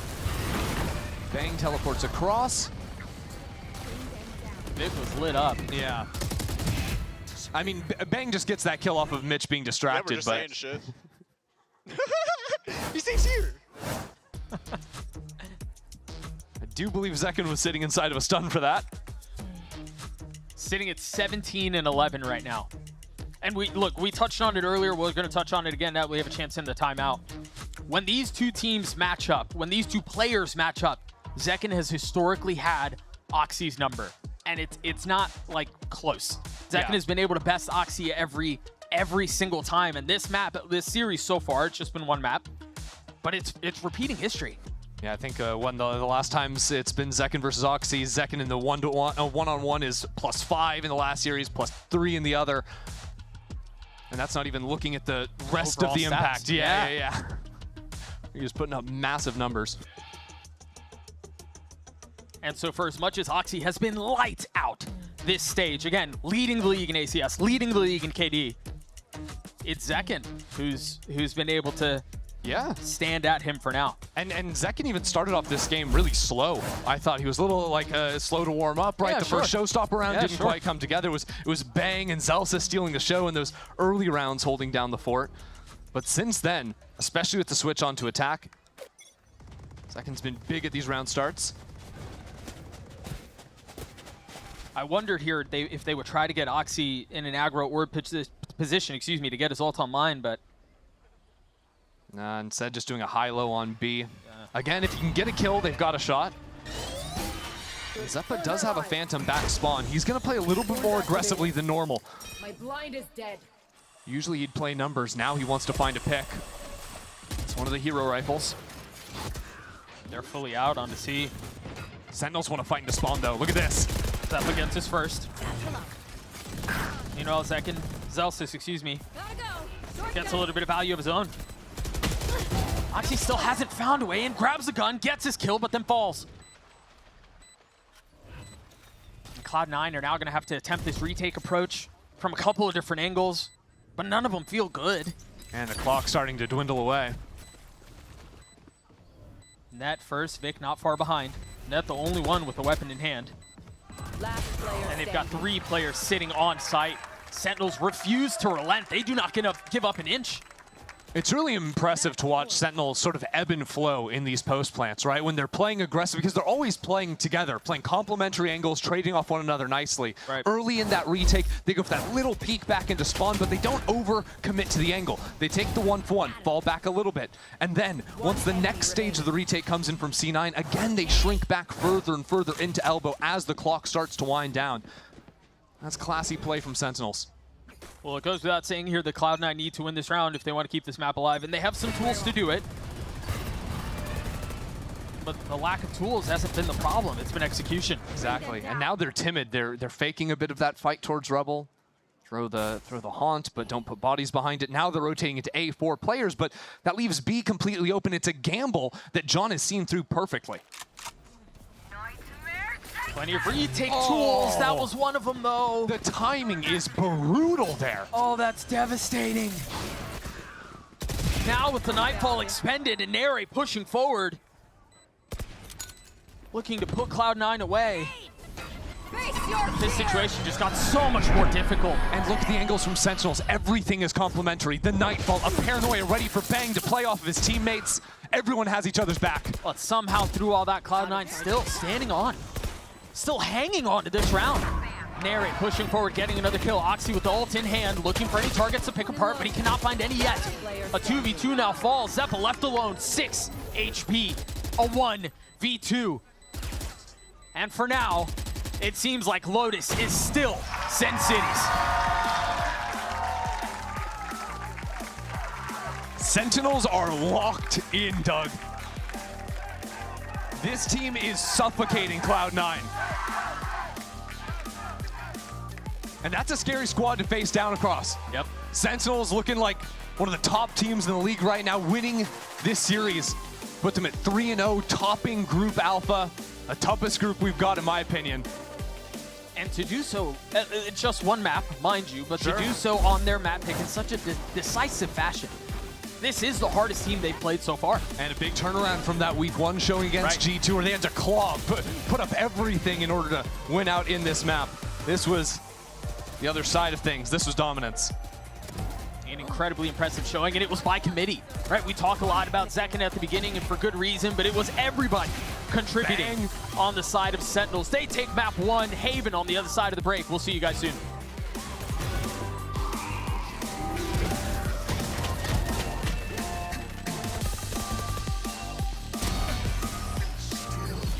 Attackers win.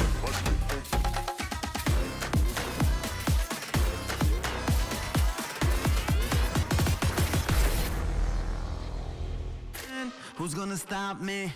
Get it in road. Living the life I will keep on control. Giving it up to my people stand tall. You know the deal, I will give it my all. Underrepresented on the move. Really wanna start me, let me through. Take a risk, take a ride with me. Wanna flip society. Underdog overlooked. Underestimated, I don't lose. Take a risk, take a ride with me. On the edge, looking down from a cliff.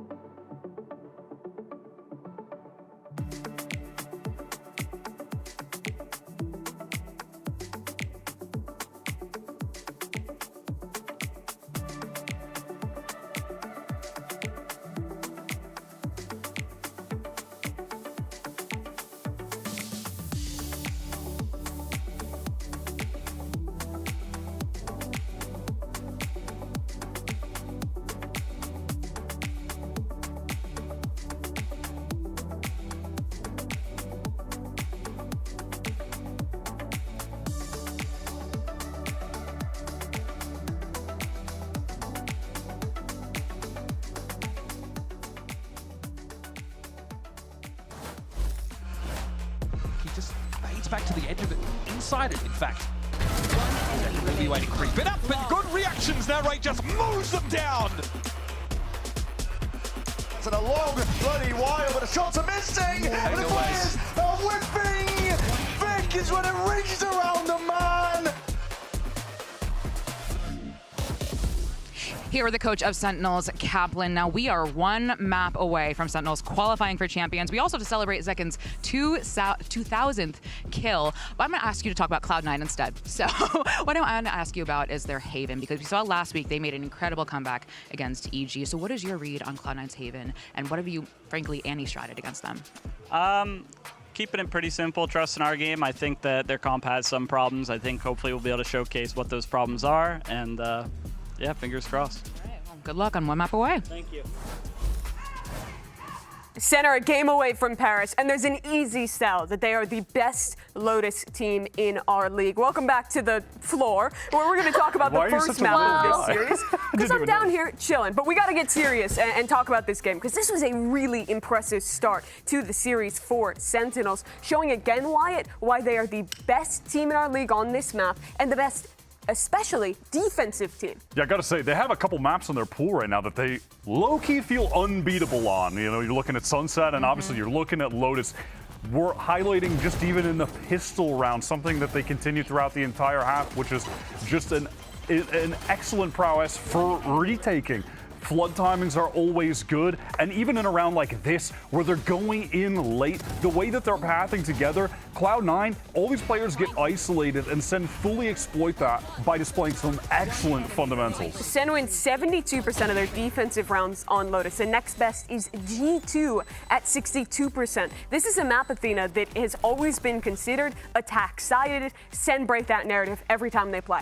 Yeah, it's like they know exactly when to fast flood. They know exactly when to slow down their retakes. They know as soon as that first set of util goes out, whether they should be following up or not. And it just plays out so well, even down to the macros of saving their ults and making sure that they have everything set. They have that game plan pre-prepped before they even start the retake. And you guys are selling me on their retakes, but it's not just that. The defensive macro and the way that John calls on this map is actually really excellent as well. And Athena, I think they had a great plan in particular of how to play into this Neon comp from C9. Yeah, they know that Neon, as soon as they need to take that A main side, they always have to send some sort of util out, or at least make the first move. And they played off of it perfectly. They set up the Omen, they sat there quietly narrate, using either his fragging power or his util to spot anyone, and off of that they have that set one-way smoke that falls, getting that spam, using their util, the nades. Bang just also was fragging out, which helps on this map.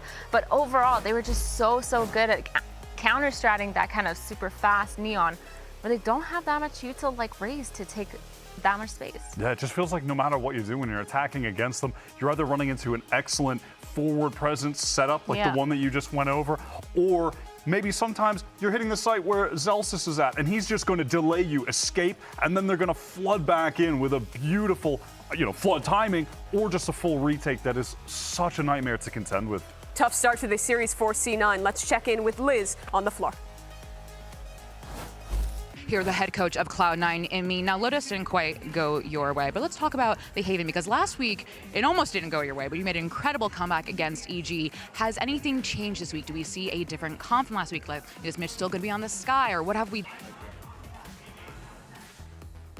After switching to the Jet back to the Skya, a rather unconventional comp in 2025, Cloud9 has looked better on Haven, but give me the sell why they can push this to 3. I feel like they have a much more solid game plan when it comes to Haven. Their defense side looks good, and this is their map pick, and I think for a really good reason. It feels like a lot of the frustrations that they have, or the kind of zoomies that they randomly get when it comes to not using their util, they don't do as much on Haven, and they end up using the team play really well when you move in a pack. And the pressure's on, Wyatt, because a Cloud9 win here, going all the way to 3 maps. That would be what it takes to pressure Sentinels away from qualifying to Paris. A win on Haven for Sentinels would secure that spot. We're just around the corner from map 2 of Haven. Let's take a quick break and see how it goes when we return.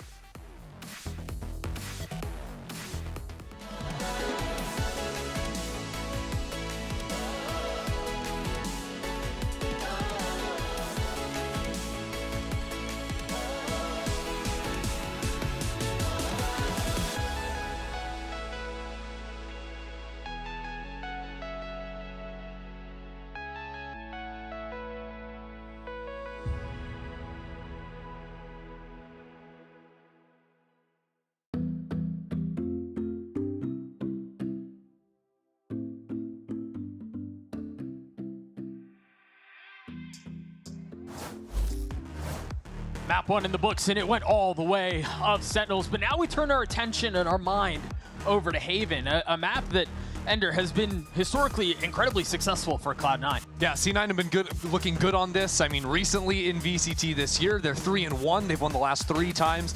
They played it up on stage. Even if you go back to stage 1, they killed G2 on this map, 13-4. Now, things have changed for C9 since then, but if we're gonna have some belief in a bounce back here, if we're gonna have belief in a map 3, it would be found here on Haven for them. Take a look at agent select here. Oxy locking in the Jet, and Zekken locking in the Neon. Yeah, I mean, love to watch the Zekken Neon no matter where it's going to be for them. But I do think C9's comp is the interesting one, right? Going back to the Viper, the Sky. I mean, who even plays Sky in 2025? I don't really know. But I think not many. With all the stall options you have with this Viper, the opportunities for walk-ups both on the attack and the defense side, there's a lot of good to come with the pick Ned is going for. This is one that, you know, Sentinels will have prepped pretty heavily coming in. No surprises here when it comes to what Cloud9 will be running against them. Meanwhile, a map that is I suppose equally as successful or also successful for Sentinels. And so we'll see how they choose to navigate this round. For Cloud9, again, the stakes are pretty simple. You've got to win this map if you want to have a chance at staying in front of the pack in Group A. Both these two teams walk into this series undefeated, both of them with championship aspirations.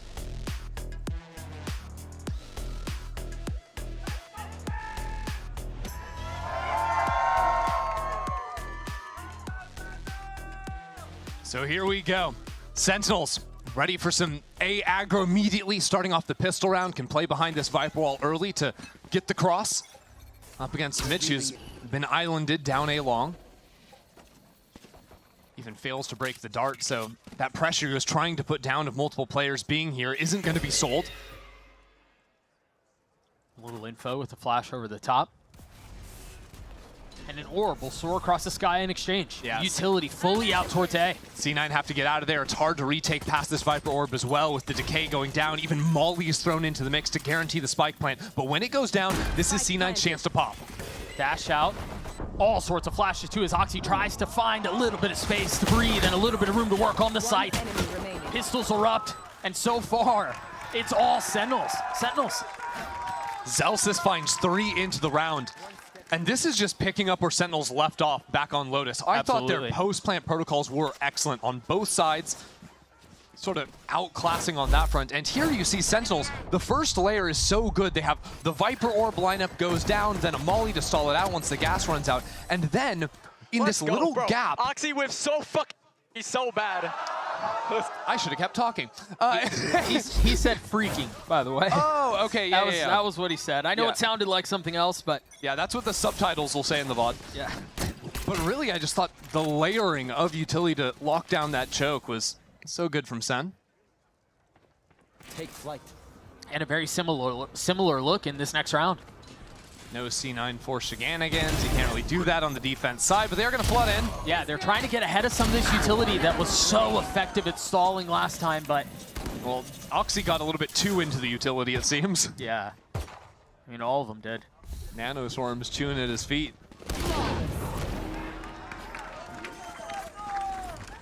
I appreciate that out from Cloud9, though. You know, let's not waste any time in the second round. Sentinels just rip the hit into A. C9 just run into your demise. Let's go on to the real rounds. See what sort of investment Sentinels carry into this next round. They should have a bit behind this here. A couple Bulldogs and an Outlaw, if I'm not mistaken. But C9 are going to have to instantly adjust how they hold A. They cannot just be giving the site and playing this retake, not against the Viper comp. And there's an adjustment already. Instead of just having Mitch there, Oxy's by his side. Even that might be a little bit light. Let's see if Oxy can stay alive back on site. Spike drop. Shout out to the observers catching the shock just a little off the mark, and so that alarm bot will still be outside B. Now this dog that goes down short does, I believe, jump forward and get some info. Yeah, they'd get a little bit. Oxy has to dash away. And immediately rotations coming through. This time, A was not open. Yeah, what a difference just Oxy being there is. 2 kills. Zelsis is still playing around this. Seeing if anyone overstep, if anyone dare make a mistake.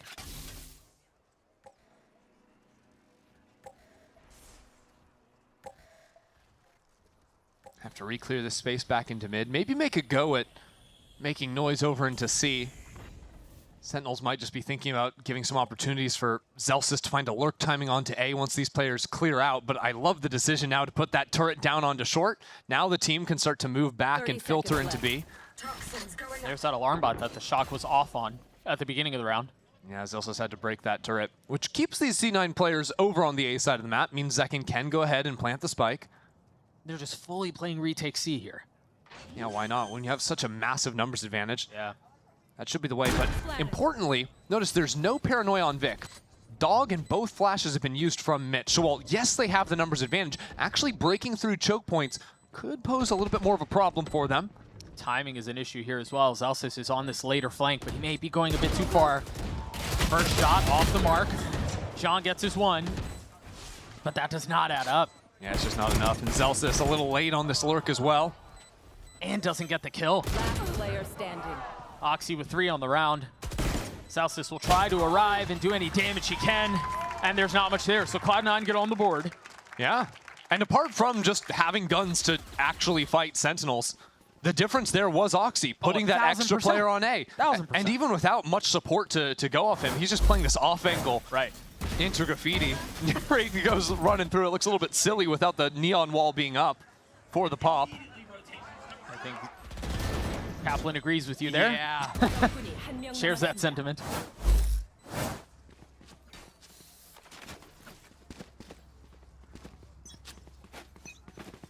And it looks like a similar defensive setup out from Cloud9. Yeah. The alarm bot's a little bit deeper, but they're fighting for A long. Yeah, you'll see Bang there running the fake teleport in A lobby to threaten getting the crossover into the pocket there to, you know, put some pressure on these A anchors. We're really just trying to get into this B site. Ned is back there. The dart will tag him. Kind of jumped into it, huh? Yeah, and he ultimately fell, but Zekken falls on the other side of it. The KJ utility. A little bit awkward again. Only a paranoia to play with. Back in spawn is Vic with a paranoia, ready to rip. And Bang would have been the first one on the target, but he gets cleaned up by Mitch. Good blind. There's the paranoia. Oxy trying to get on high. Plunked right back down. You should run. And now here's where things get a little messy. That lockdown in play. Narrate gets his 3. So do Sentinels. Nice shots out of Narrate there. It seemed like C9 had a decent enough position to get back onto the retake, but there wasn't a smoke going into main. So Narrate just carves from out here. Silence. One enemy. Yeah, that sightline is it's free. Yeah, and that attack smoke from Sentinels too. Make it really uncomfortable to pop out into the site.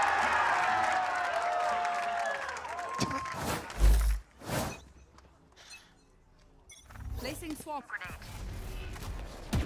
But defensively, very little is changing. Yeah, it's a little different how C9 play this Viper comp compared to when we saw it back so much in Americas, where the Viper wall often would cut back through like that. You'd have the Viper orb over on A. Instead, the Viper orb is down C long to give a little bit more effective stall and at controlling this choke point. Narrate did get his ult with that orb. Not finding a tag with the drone. Paranoia pulled out as well. You can see, like, C9 have to put way more utility into stopping Sentinels getting into sight. Other teams will play this comp to try and flood back into the site quickly. Oxy has taken all of this A main space, and they're rotating right back into him. Surely they know that this was uncovered. Surely they know he might be up. Oxy again getting his 2. 2 in that spot is just not okay. How does he manage that? Now this challenge out into doors. Sentinels are getting picked apart. Solo players feeling extra confident. Yeah, a little chaos and a little uncertainty injected into the round. And now they move back into A, where there's still the Viper's wall. There's this Sky that's tucked into the corner. Zeppa on the other side as well, playing this 50-50. Mitch trying to take the off angle. Bang can't hit the shot. And John cleans him up, but he's left in 1v3. Yeah, round's over. C9 just chose to challenge and won every single fight they took. That was kind of wild. But maybe a way through for Cloud9. You know, Sentinels, usually a very drilled team when they're clearing up into space. And yet, in the quiet of the mid-rounds, when the information is denied, C9 found a couple of opportunities to pounce on Sen.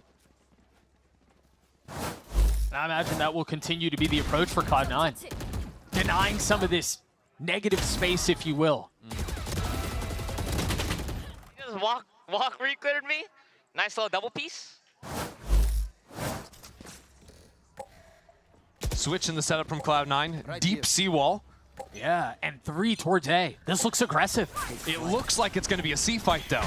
So having all these players here is a surprise for Sen. Oxy pops the ult. Bangs in the backlines now. Hunter Fury's been used as well. He dashes right into Zelsis's face. And Bang gets the pick on the flank. That's there, but he has to clean up so much on his own, and he just can't. Sentinels called chaos with chaos there. Bang's teleport pulling players to turn around, distracting them, leaving Zepp all alone. Sentinel will have to 1v3 to secure the round. And boy, he gave one hell of a run there, didn't he? Yes, he did. Don't forget, Zepp has been playing as long as anyone. The franchise player from C9, and when you turn back the clock, back in 21, he was playing Duelist for them, switched over to Initiator. Early in the year, he was playing Clove. On the Sentinel, he is a threat, but when the start of the round goes like this, even he can't pull it back to them. You see me jump up? He said jump, and I was so far, I was like... Still all smiles for Sentinels, and for good reason. Quick note here, an op online in the hands of Oxy. And the short line over on A. With the dog to pave the way. Dash procced. Whizzing right by his ear. Sending a shiver down his spine. Sentinels realize B site might be a bit weak here. Or so they think. I mean, there's a lot behind this. Yeah, they needed to bait out the gas first. Yeah. Don't want to commit in too early. Still have to deal with this turret. Shockdart didn't quite catch at the beginning of the round. Second time's a charm, or so they say. This is all a ruse, I think, to go... That flash is good. And that on the swing, but Sentinels again are ready to fight. Here's the thing. This time they're prepared. Playing anti-frozen in their tracks. Yeah. And so, I mean, the round is over. Oxy's going to want to keep his op, you imagine. Mitch will get his 1 kill, but he's trying to preserve his weapon, too. The fact that Oxy took a shot with the op as well. It's a big tell for Sentinels going into the next round. Gonna have to be on their guard. Means especially controlling the space down A short of the utmost importance for Sentinels. Which is a fight they have been winning for most of these rounds, and they set the pace on that, and they set the tone right at the beginning. But that is one of the big benefits of having this Viper wall that they're throwing down on A short, right? Is it cuts off the common line where Jets will like to, post up down at the bottom there. Makes it a little bit easier to clear. That's why we saw that time Oxy peeking around the corner with a dog coming up, because he has to get back on the line on a delay instead of just, I don't know, a breach done, posting him up immediately. Right, right. C9 have to do a bit of problem solving to get him in those forward positions. Your trail. That, to me, looked good. It was close. Must have still been moving. Yeah, I don't know. Imi is sinking into his seat. His head is sinking into his hands. Maybe his hands are sinking into his head as much as he's rubbing his temples. I don't know. That ship is in trouble, though. I mean, this is their map pick. This is where historically they've been very good. This is where they bested one of the best teams in the world. Yeah. And I think if there was a hope for Cloud9 to make a run at this, to take us to Corrode, I would have expected for it to be a pretty strong showing right at the beginning. I would have expected and wanted them to brush off Lotus quickly, and that has not been the case. Yeah, the thing for C9 is I do wonder if they pivot to play a more, quick flood style with the Viper. Sure. It's not usually in their wheelhouse, but it would be a way of counteracting a lot of what Sentinels are throwing at them, right? When we saw in the early rounds when C9 were just full giving sites, Sentinels post plant, you can't actually break it. Okay, so you have to play on site, you have to do something, But now C9 seem to maybe be getting a little eager in that last fight. Their only real fighting tool is going to be a Paranoia or Sky Flashes. They don't have that much threat in terms of setting up a fight, so a lot of it is just going to be 50-50 challenges, which, in the name, it's a coin flip. They've certainly got the shooters to win those out, but that just hasn't been the case this time. At least so far. Wild early nano to stop that early peak short. Yeah, I was going to say, wild setup from C9. Full Killjoy utility A, but also the Sky and the Jet. It's, you know, pistols on the other side, so I'm trying to come up with something creative, but Sentinels have found the opening. This effectively double dive comp that they're running too, with the Omen TPing while the Neon dashes forward, just makes the site so easy to take. Yeah, and now they've got the pit down. So simple. Drop the pit, go back, look at the walk up from the garage. You've got a Killjoy alarm bot in A lobby, so you don't have to worry about that flank yet. Not yet, but it is coming. Oh, and a drone sees too, great. The alarm bot did just tag someone A main. They put the flash out, the dogs are gonna try to push them out. And so there is a little danger here if you're Sentinels. Cloud9 are slowly closing the walls in. And so far, the gun difference might not matter. Bang, getting the best of Zeppa. But Cloud9 have kept this competitive. They've kept this close. They're trying to navigate through this pit, but time is a huge factor, and they cannot find their way in. Well, they can't play the round because the AWP is in danger. Oxy's now got to make a mad dash back into spawn. Sentinels are on the hunt, and they lose the AWP. It doesn't matter if Sentinels players are dying at the end. They've got such a lead they can continue to buy, but this is the problem. Right. C9's retake looked like it was going well enough that Oxy starts creeping into position to maybe, hey, if I can get a pick, we can make a shot at this thing. But as a result of the good work of Vic and Mitch on the flank, he ends up losing the AWP. An opportunistic find. And so because of that, they're not going to be able to invest the same thing into this next round. Oxy's back on a rifle. There. And the Killjoy setup is B. They're much more aggressive here. Oh dear. Bang just fully aggroed at Oxy and won that straight up 1v1. And Sentinels aren't stopping anytime soon. The Paranoia a little bit off the mark. Zeppa was there to greet and now flash on the other side of the wall. Mitch taking matters into his own hands. With Zeppa by his side, trying to hold the line. The aggression from Cloud9 pays dividends. Yeah, that has certainly been the note from Emmy. C9 are playing completely fearlessly.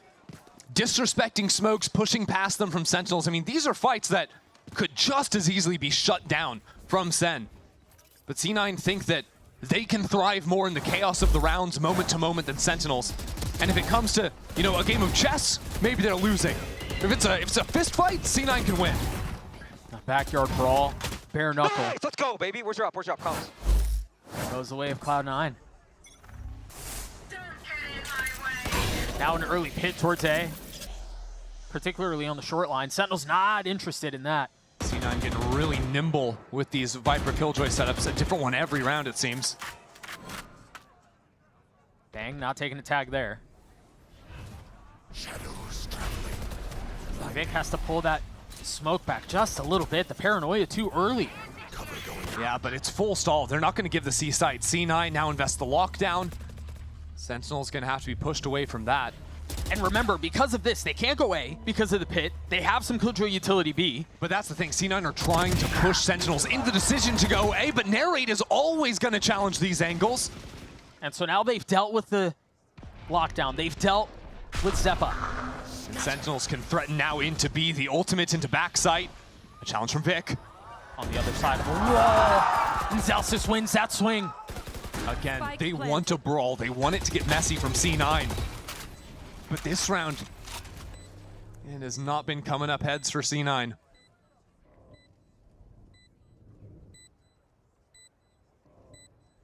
There's no way for them back into the round. I mean, they're again in a safe position. Sentinels have just been blowing up this B site.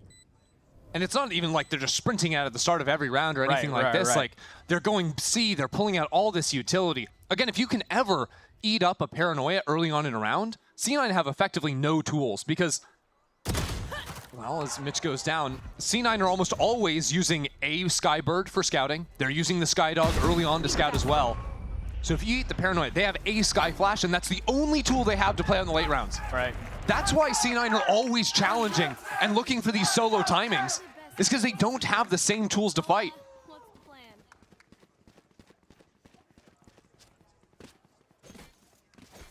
Sentinels know all this, and that's why they feel so confident to just layer into this B site and play the post from there.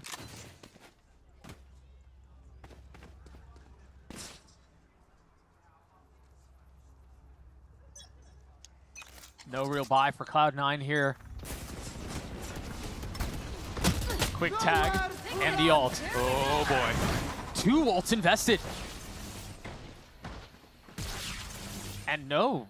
It's all a fake. Look at C Long right now. The forward alarm bot gives it up, but there's no way C9 can rotate quickly enough. Sentinels don't necessarily know that, however. Right, and Cloud9 also don't know what's behind it. Right, they saw the alarm bot got procced, but was it 1? Was it 4? So it becomes a mid-walk from C9. This worked for them a few rounds back. Starved for information. They have to make a play. They have to take some space. Wow. And again, it's narrate. He has been so ready in mid every single time C9 challenge. But truthfully, Sentinels don't know about the garage players. They don't know about under mid, but it doesn't matter. They're walking together, pack mentality. Ahead. That's the difference, it seems like to me. Sentinels always playing together as a team. C9 trying to dip into individuals, trying to be the hero. Yeah, it's really hard to argue against the form that Sentinels are showing today. This is pretty damn near perfect. It's the form that is so frustrating to play against, because when a team is playing so by the book, they're so prepared for any odd strat that you try to throw at them, any sort of peek. You just can't help feel like every move you make, you're getting bested. So do you keep trying to go for those, or do you stop? Do you play timidly? C9 chose, no, we're not going to play like cowards. We're going to throw ourselves in there. But even that hasn't worked for them.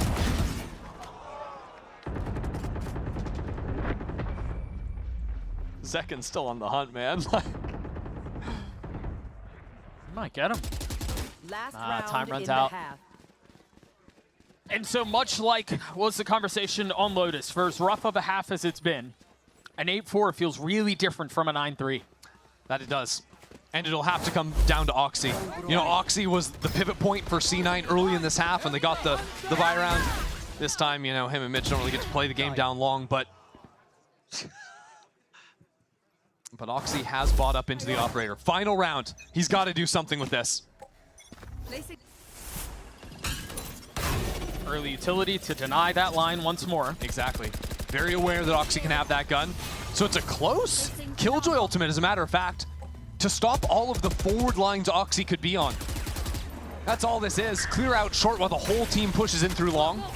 But they have not gotten rid of the back of the site. There's still plenty of presence there. You see the dart lighting up everything. They know where they are. John even gets a spin kill and a shot kill. Utility on full display as Oxy gets his kill, yes, but Spike planted. It might be a little too late.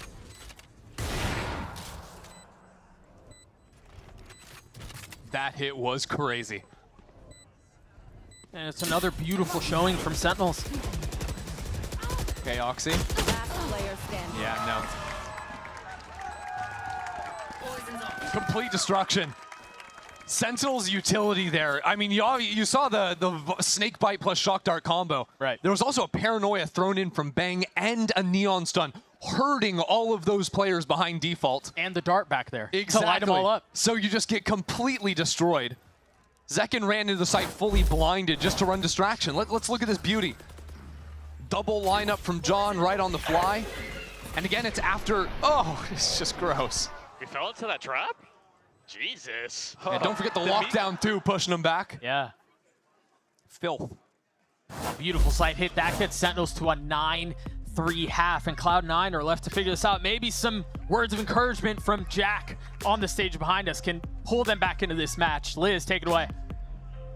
Thank you so much, Doug. And yes, I have the Cloud9 CEO, Chief Executive Officer, Jack, here with me right now. Now, here's the thing. We were standing out there watching the game, and you said, man, I've seen how hard these boys work. I just want them to show it. Talk to me. What have you seen from them? Because maybe people don't expect that, like, see how involved you are as a CEO. Yeah, I mean, I see these guys literally every day, work out with them, see them work. I mean, they're a wonderful bunch of guys. The coaching staff is phenomenal. They work so freaking hard to get, to get where they are.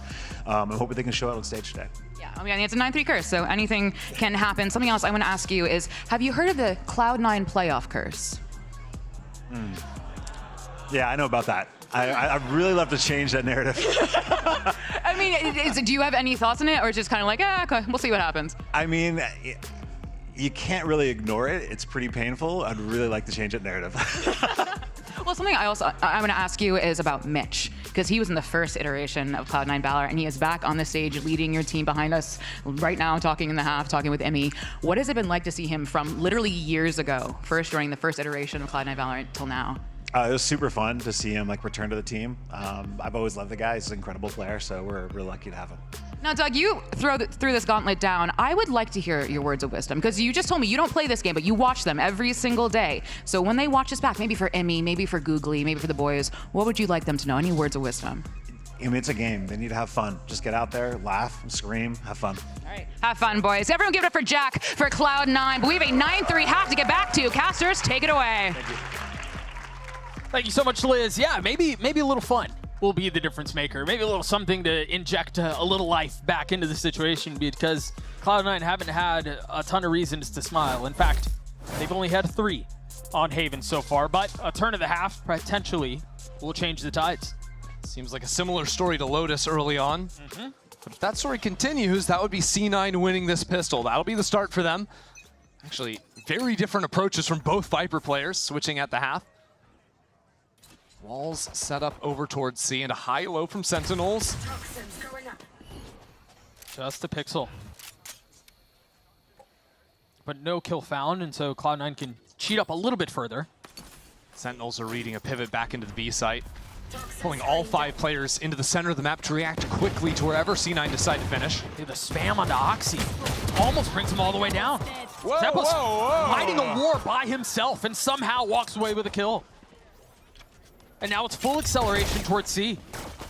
Smoke goes down and Bang is there to pounce. Wow. Zeppa gets cleaned up, but Cloud9 do manage to get the spike down. And they manage to maintain control of C, at least for now. Both Paranoia is out. As Zekken pushes forward, it's a slaughter. Once more.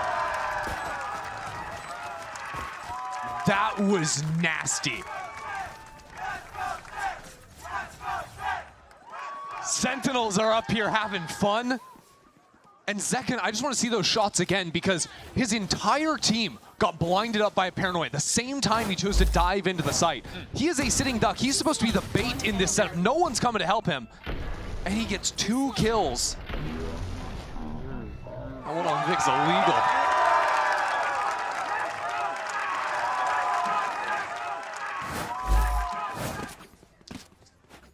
Well, C9 are going to have to force up. No real choice otherwise. But this is the difference. Sentinels are ready for it. So now the Outlaw has been countered out. There's 4 heavy armors from Sen. Oh, he just double hits him anyways. Still gets his kill. He's just like that. Oh, wait, no, that was the one guy with light armor. Good flash. Narrate with a lot of threat. But Zekken over his shoulder. Spike down A.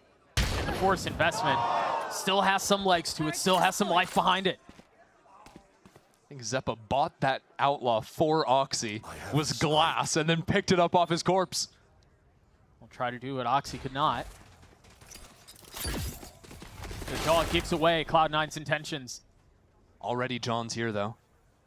Zelsis too with the judge. Yep.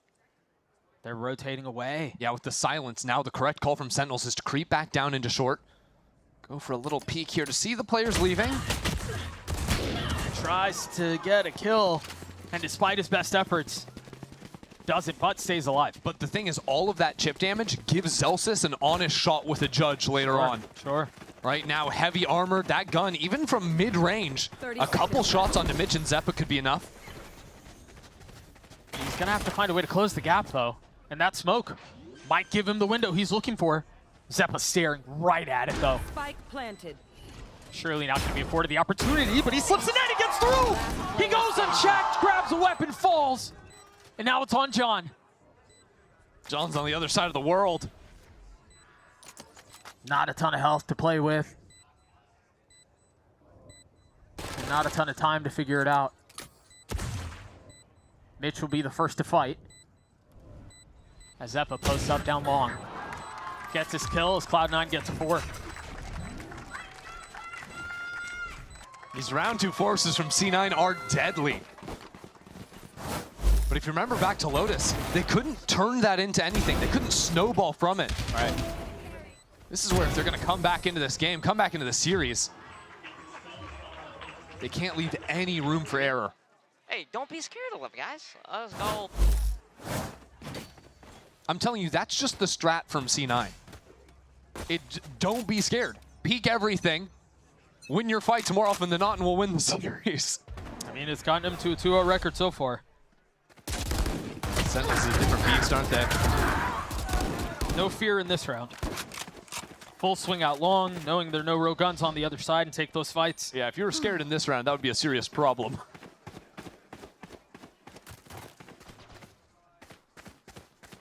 Even just freezing here, it's waiting for Sentinels to go for a little peek. Same thing like on the pistol round, right?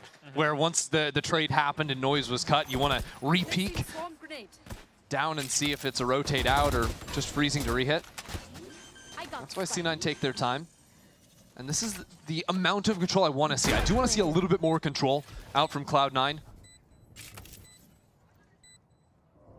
Can still take the risk, but from an advantage position, this is how they need to play it out. You wonder if they'll let Zeppa and Net go hunt a little bit. Or let Oxy go hunt. Little gun swap.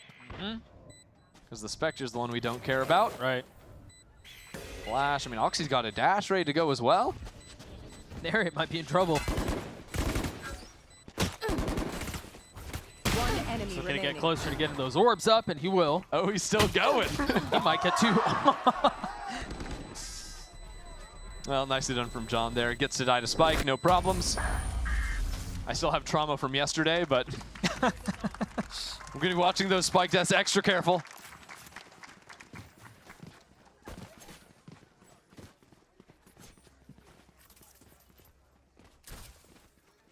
C9 have put themselves in a beautiful position now as well. Oxy's going to be rocking a knives round. Yeah, I think the team has money. They're at the door of it, yeah. No, I mean, but this is the round, right? Because a lot of times you lose a couple of players here, you wouldn't be able to fight back. Sure. You win this round, you break Sentinels once again, or force them onto light armor. Get out of my way. Oh, it's heavy C again. Blades online, and the knives take lives. Oxy pushing forward, looking for a second, a third. Who else but Zekken to blunt those blades, though? Now dancing around the paranoia. Vic finds his target. It's exactly what C9 needed. The knive's so effective in Oxy's hands. Now Bang and Narrate trying to find their opening. First one is theirs. Oh, this would be heartbreak. A 2v2 now. As Narrate continues to push forward. Bang, steady hands, steady shots. It's a round snatched away. Bang and Narrate have just been lights out. Even there, Bang gets the first kill and gets the spot on the player falling back into plat. Yeah. So Narrate knows exactly what he needs to do to swing onto the line. And so all of this talk about they needed that round and Oxy gets the opener and he's got the blades, and for it to come down to that feels so deflating. It feels so grounding.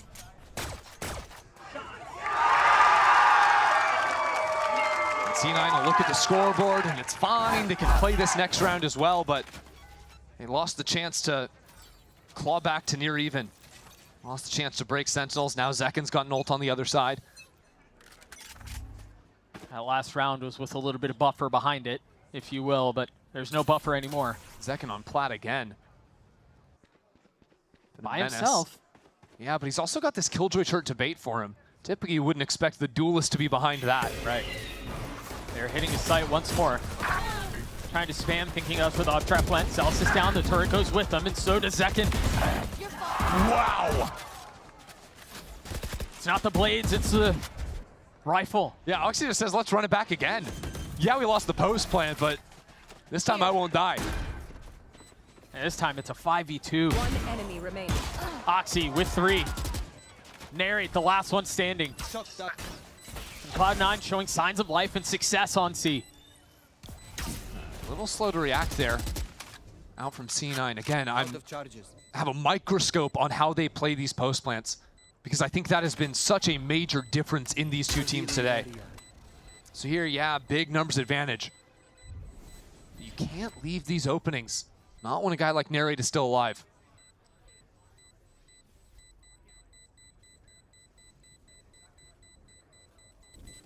Narrate looks like he will hang on his rifle into the next round.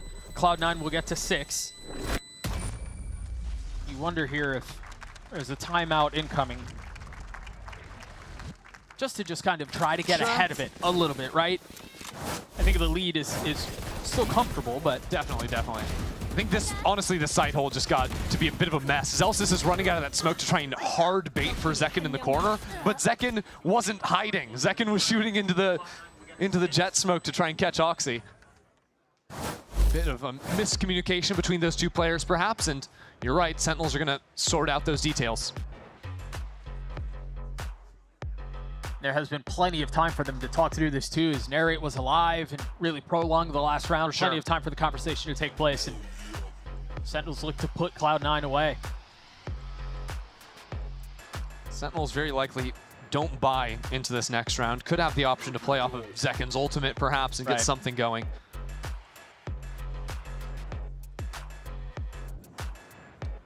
I just want to see a world where Sentinels can hold on to these sites a little bit better from backside. Depends on their setups. Again, we were talking a lot about the Viper and how you can play more aggressively behind the wall, or you know, play to give them, like, let them into the start of the site, but play for backside control. Sentinels have a lot of options, but you do reveal a little bit of your hand when you put down the wall in terms of how you want to play those sites. I think C9 haven't really been thinking too much about it. They've just been hard running into this C site. Very similar to their Lotus attack side plan, which was, let's not play macro, let's just run execs. We'll do a bit of server work and win the fights, right? And I mean, again, for as much as we talk about it that way, it's gotten them to this point. I mean, Oxy's had a great second half here. Was solid in the first two. 18 and 14, even down 5 rounds is massively impressive. That's a very different Viper wall from the defensive side, and Zekken is pushed all the way down long. And well, if you're Cloud9, you're thinking if it ain't broke. You're thinking, that wall is so weird. Are they stacking C and that's just to distract us? Well, let's test it and find out. And again, they will find a vacant site. Letting Mitch pick up the spike to charge up that ulti. And now there's a little behind this here. I mean, you take a look at the finances for Cloud9, and it's really starting to swell. Sentinel's not nearly as fortunate. There's still a chance at this retake, though, as the stun goes through. And Zekken, I don't think he ever left his dash. Hunter's Fury invested as well. That falls. Oxy seeing the TP across the screen. And it's just that simple. A second kill found. Oxy continues to be a problem. But a 2v2 now. Zeppa. It's actually down to Mitch, who's lifted 1v1 and Narrate snaps his head back.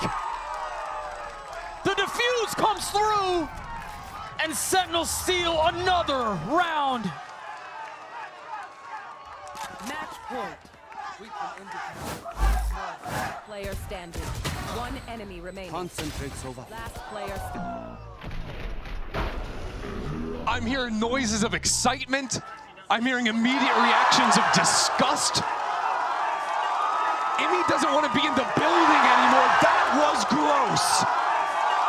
17 and 9 for Narrate. And that might have been his prettiest one of the day. I'm still reeling. I feel a little bit nauseous.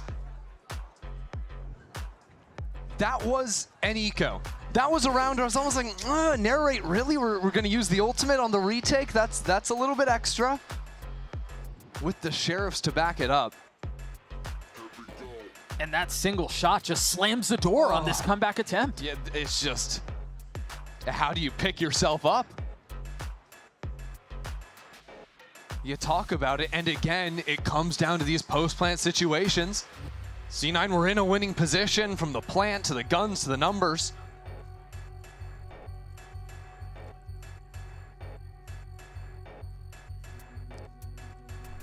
The one silver lining, if you will, for Cloud9 is that they can still buy into this next round.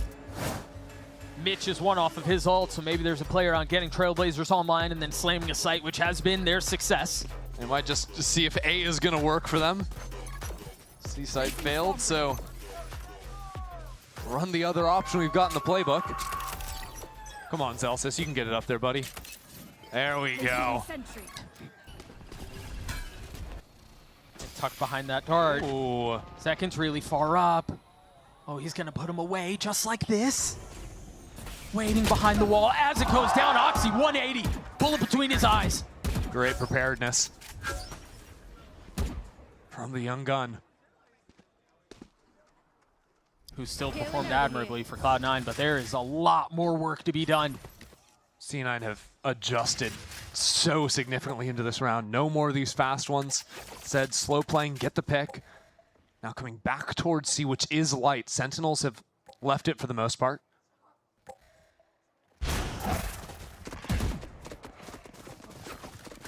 The dog will go forth and Oxy will follow. You should run. Yeah, lockdown comes in just to guarantee this, but they can threaten taking into C-Link as well. Zelsis could be in a bit of pressure, but doesn't look like C9 want to go for it.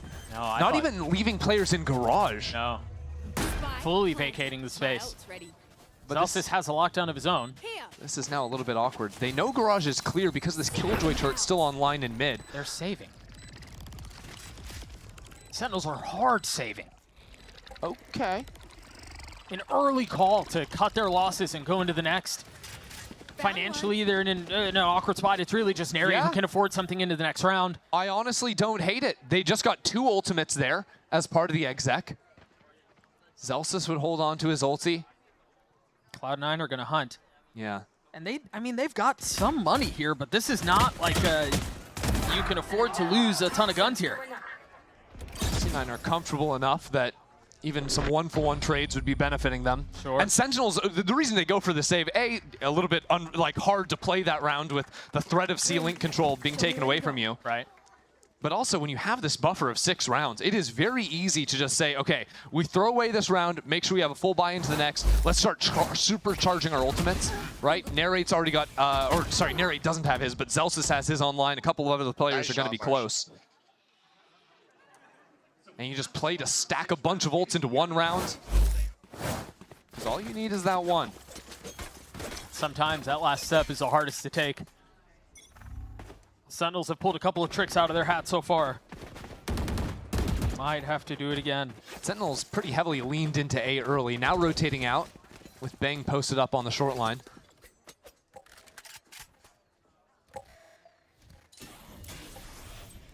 You talked about the adaptation and how much slower Cloud9 are approaching these rounds. It seems to be working. That spit will push him back for a bit.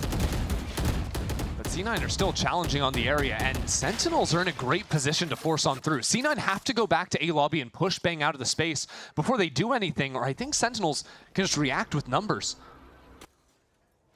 And here it comes. Yeah, Sky is going to put down a dog over... Oh, wait, no, there's no dog. Oh, it's coming out already. There it is. Bang dealt with, and now you see the rotates. Yeah, so great mid-round calling from C9, proving that they can come up with solutions in these slower rounds. And boy, they bit, didn't they? And now a fake ult into the top of A. Well, that's not a fake. It's real. He stuck it. But it's to sell a fake hit onto A. But there's not enough behind this. I'm surprised they're really still staying. No, but it's okay, because there could be more players in short because Bang was pushed back. This is beautiful from C9. They're now into C. Zelsis should hear what's going on the other side of the map. He heard the dash, now here's the plant. But look at B right now. Mitch has snuck in. Zeppa's still a problem in his garage, and Mitch can hear 3 footsteps rotating through. He has a brilliant timing to catch on to all these players. This round has gone into disarray for Sentinels. Zelsis is going to pop the ult, and that might be the trump card. Mitch can break it, though. Oh, especially if Zelsis dies. There's Mitch on the timing. Oxy gets a kill as well. Lockdown, now down. Zekken and Johnqt to try to figure this one out on his own, and it's all on the duelist now.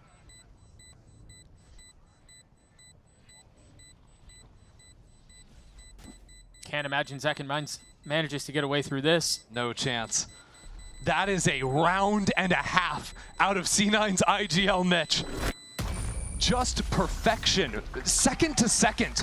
With all of those choices being made, A, from using the Skydog to push out that Omen down on short A. From there, you know, there's going to be no one up in heaven because the Omen was so far forward, he has to be on an island himself. Right. So now our ult up into heaven is great. The fact Vic gets a kill, excellent. And then the push forward from Mitch into B to hear the rotates and catch this timing, punish the lockdown. Yeah, I'd call a timeout too. And all of a sudden, the situation gets a little more interesting. It's a second one called from Sentinels, too. What's crazy to me is C9 have effectively played 3.5 halves of Valorant and have not shown a look like that. It's been fast-paced, it's been hit, hit, hit, go into the site. But now, by tapping into some of that depth, it makes it really hard to prepare for these final rounds of Sentinels. Yeah, they've got an eco round right now. They might just run down mid, blow it up, do something like this. But the rounds after that, they're going to be now questioning themselves, well, is it going to be more of the successful slow pace that C9 have run, or when we get into crunch time, will it just be off the rip, Oxy diving in? Because he's still been playing out of his mind. Yeah, this feels like the first time, and maybe this might even be too far to say, but this feels like the first time Sentinels are on a back foot a bit, as far as like not necessarily expecting, not really knowing what to expect. Exactly, and you say it with them on map point, right? Which is a little surprising, but it comes with, well, C9 winning, what, 5 of the last 7 rounds? And the manner, as you were saying, the manner in which they won it. And this is an eco for Sentinels. Sure. Cloud9 have to get through this cleanly. Sentinel's gonna blow things up down mid. And this is where they've run into issues before. All day long. I think about the narrate play just a couple of rounds ago. Those situations that seem secure. I'm thinking about Zekken with a hero rifle with a chance for a quick flank. I'm thinking about Bang coming in support with a Bulldog. Oxy's thinking about the back of this side to kill on an air raid. Good start. No flank, Zekken calls off that idea. The 2 rifles that you mentioned still in play. No paranoia even to get back into the site. Round's a bit shocked.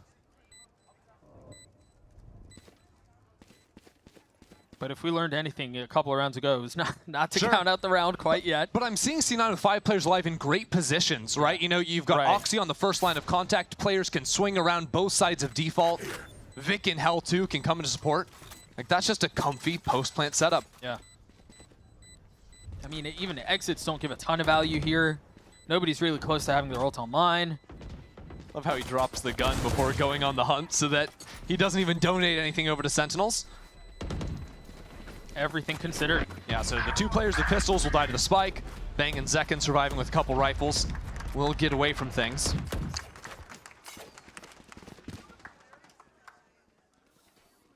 It will be Sentinels now on to the buy, and this is where it's now time for Sentinels to consider dropping some ults into thick of things. John's got his. Looks to me like he might just want to use that down onto B. But the rest of the ultimates, you can see down at the bottom of your screen, narrate, couple off here. He's been so effective on that. If he can find some kills.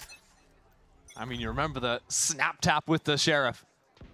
He can be a menace. Remember, Sentinels are a round away from qualifying for champs. Knocking on the door of Paris. Can they put Cloud9 away?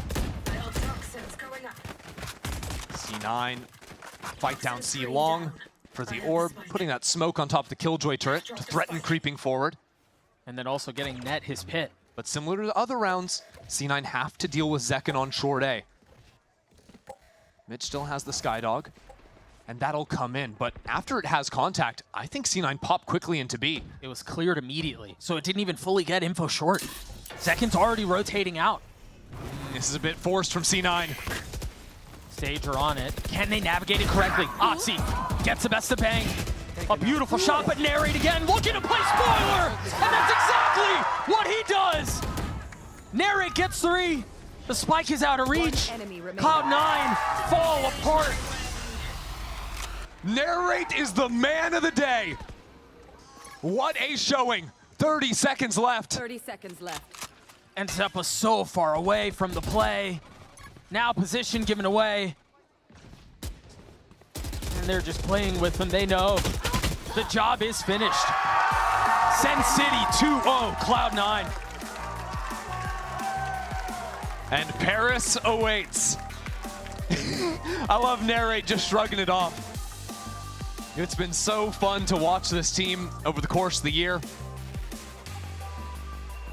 Through the ups and downs, punching their ticket back to Bangkok at the start, faltering in that one early on. So many doubts were raised for this team heading into stage 1, but they dismissed those doubts so quickly. Looks strong enough, but still under expectations in Toronto. And now starting things off 3-0 here. And in this fashion, it's looking real nice, their eyes on Europe. Oh, and remember, they lost to the 2 finalists at Toronto. So it's not even like they took an early exit out.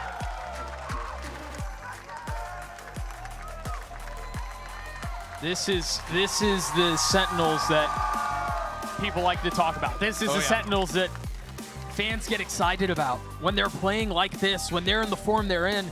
A player that we didn't talk about at all, and quite frankly, is criminal that we didn't, is John and his calling. Yeah. Holy smokes, what a series. I mean, so many of, adapting early on in Lotus when C9 got out to the early advantages. Yeah.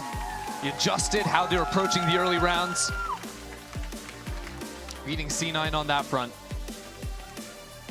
So a little gold will sprinkle into the red and black. Yeah. As they've got their eyes set on so much more. And for as much as, yes, we draw attention to what's before them, we also need to call out. They just, let's not mince words. They bested Cloud9 in what feels like every single aspect of the game, and that was the hardest competition they have faced to this point in Stage 2. Yeah, and this team looking to top the group and go into playoffs is the favorite, honestly.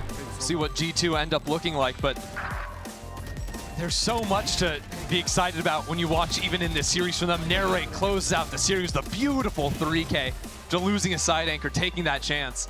Remember the Narrate that we saw at the beginning of the year.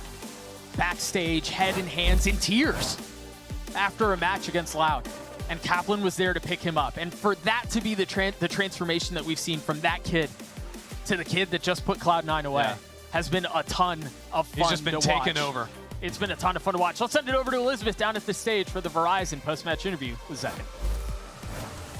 Thank you so much, Doug and Ender. And Zekken, let me be the first to welcome you to Champions Paris. Everyone give it up for Zekken. Come on.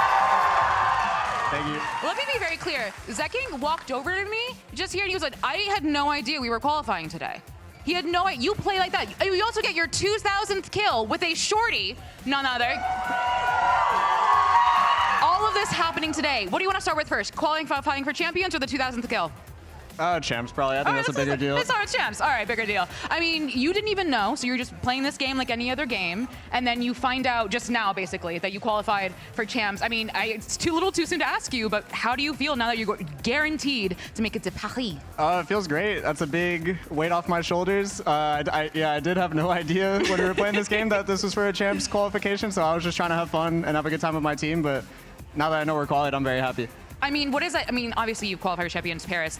I assume there is another goal to win Stage 2 of Americas. Is that pressure still on for you, or are you just kind of like, I'll just keep on having fun, I'll keep doing my thing? The pressure is definitely on. I mean, I'm just showing up to have fun, but the team is very, very strong in their opinion that they want to win Stage 2, so we're just going to keep grinding for that and working as hard as we can for it, but yeah, I'm just going to keep having a good time. I love how you're one of the best players in the world, and you're like, yeah, I'm just keep having fun. It's whatever. But something we've been saying a lot is that we think Sentinels right now are the best team in Americas. Your form is getting better and better. I see you go side to side. Do you guys think Sentinels is the best team in Americas? Yeah! That's really interesting. Zachary Bertrand of Sentinels, what do you think? I think we're on the way there. I don't know if we're there yet. Maybe G2 at full strength or like 100 Thieves or NRG on a good day could probably beat us, but we're working really hard and we're just trying to show the best version of ourselves on the stage, and I think we're getting better every single game, so we're working towards it. Well, I know you're getting better every single game, Zach. It has been such a pleasure to watch you. Now let's go to your 2,000th kill. We were joking about it in the silliest way possible. I think Zeppo was on like 8 HP and you're hopping around on Lotus getting a shorty kill. We saw you laugh, but you had no idea at that point that you had gotten your 2,000th kill. You are with Leaf and you are with Ospas. The podium is you. How does it feel to be among those men? that's good company to be with, so I'm very happy about that. I also had no idea that I was close to 2,000 kills. And I think it was funny that the kill that I got was a shorty shot that did only 9 damage. So I'm very happy about that. Yeah. Listen, we don't ask how, we ask how many, right? And we got 2,000. Guys, give it up for Zach one more time. Congratulations, Zach, on the win in Champions Paris. But stay right there because we have 100 Thieves versus MIBR next.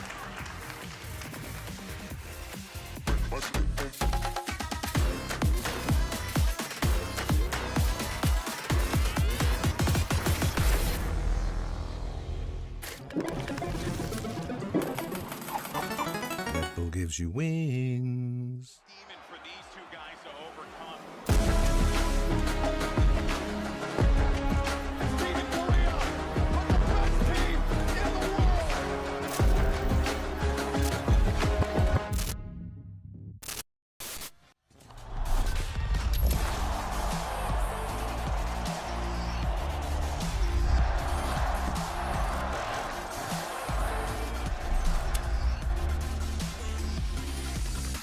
The human body was built to move, not trapped at a desk in one singular posture for 12 hours a day.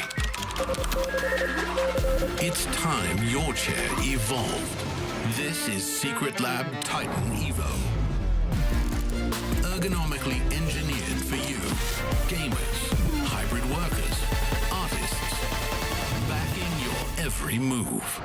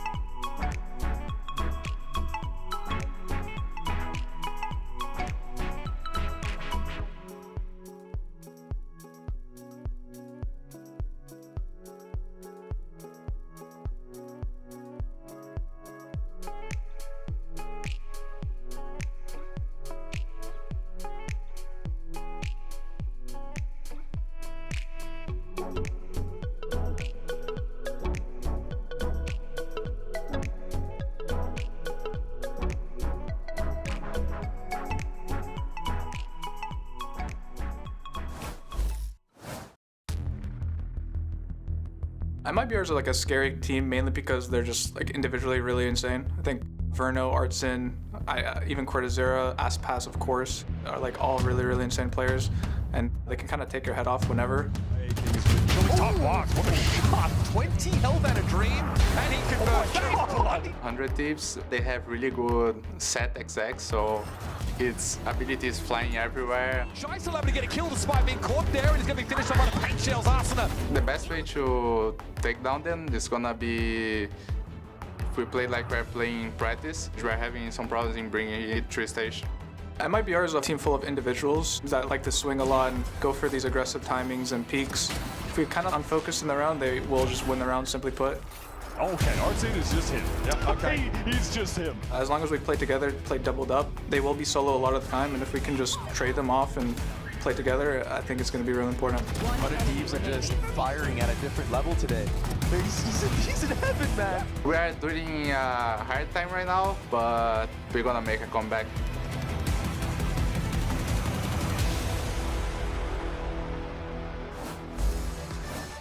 Welcome back to VCT Americas and our second match of this Saturday. It's 100 Thieves versus MIBR. I'm Mimi, back again with Wyatt and Athena. We already have a second team locked in to champion, Sentinels achieving that after their win in our first game. But now two teams that I think if you looked at the beginning of the year would have both been contending for that spot. But since the start of the year, expectations have really flipped. For 100 Thieves fans, it's always been about, you know, waiting for our team to finally be good, right? We're waiting for that moment. Yeah. And here they are. They're winning, but it feels like the narrative has all been around waiting for the other shoe to drop when they return to their previous form. Yeah, 100 Thieves have really been teasing the success that their fans have desired for years. 4 years. And if they had that one great run in stage 1 last year, and then nothing really since then. And you're looking at the difference with Aspas, who is just, I mean, since debuting with Loud, been the GOAT. Yeah. I mean, he's just only had top-tier performances and finishes. I think it feels like the exact opposite for an MIBR, who since Aspas joined, expectations have been sky high, and now they're in this massive slump.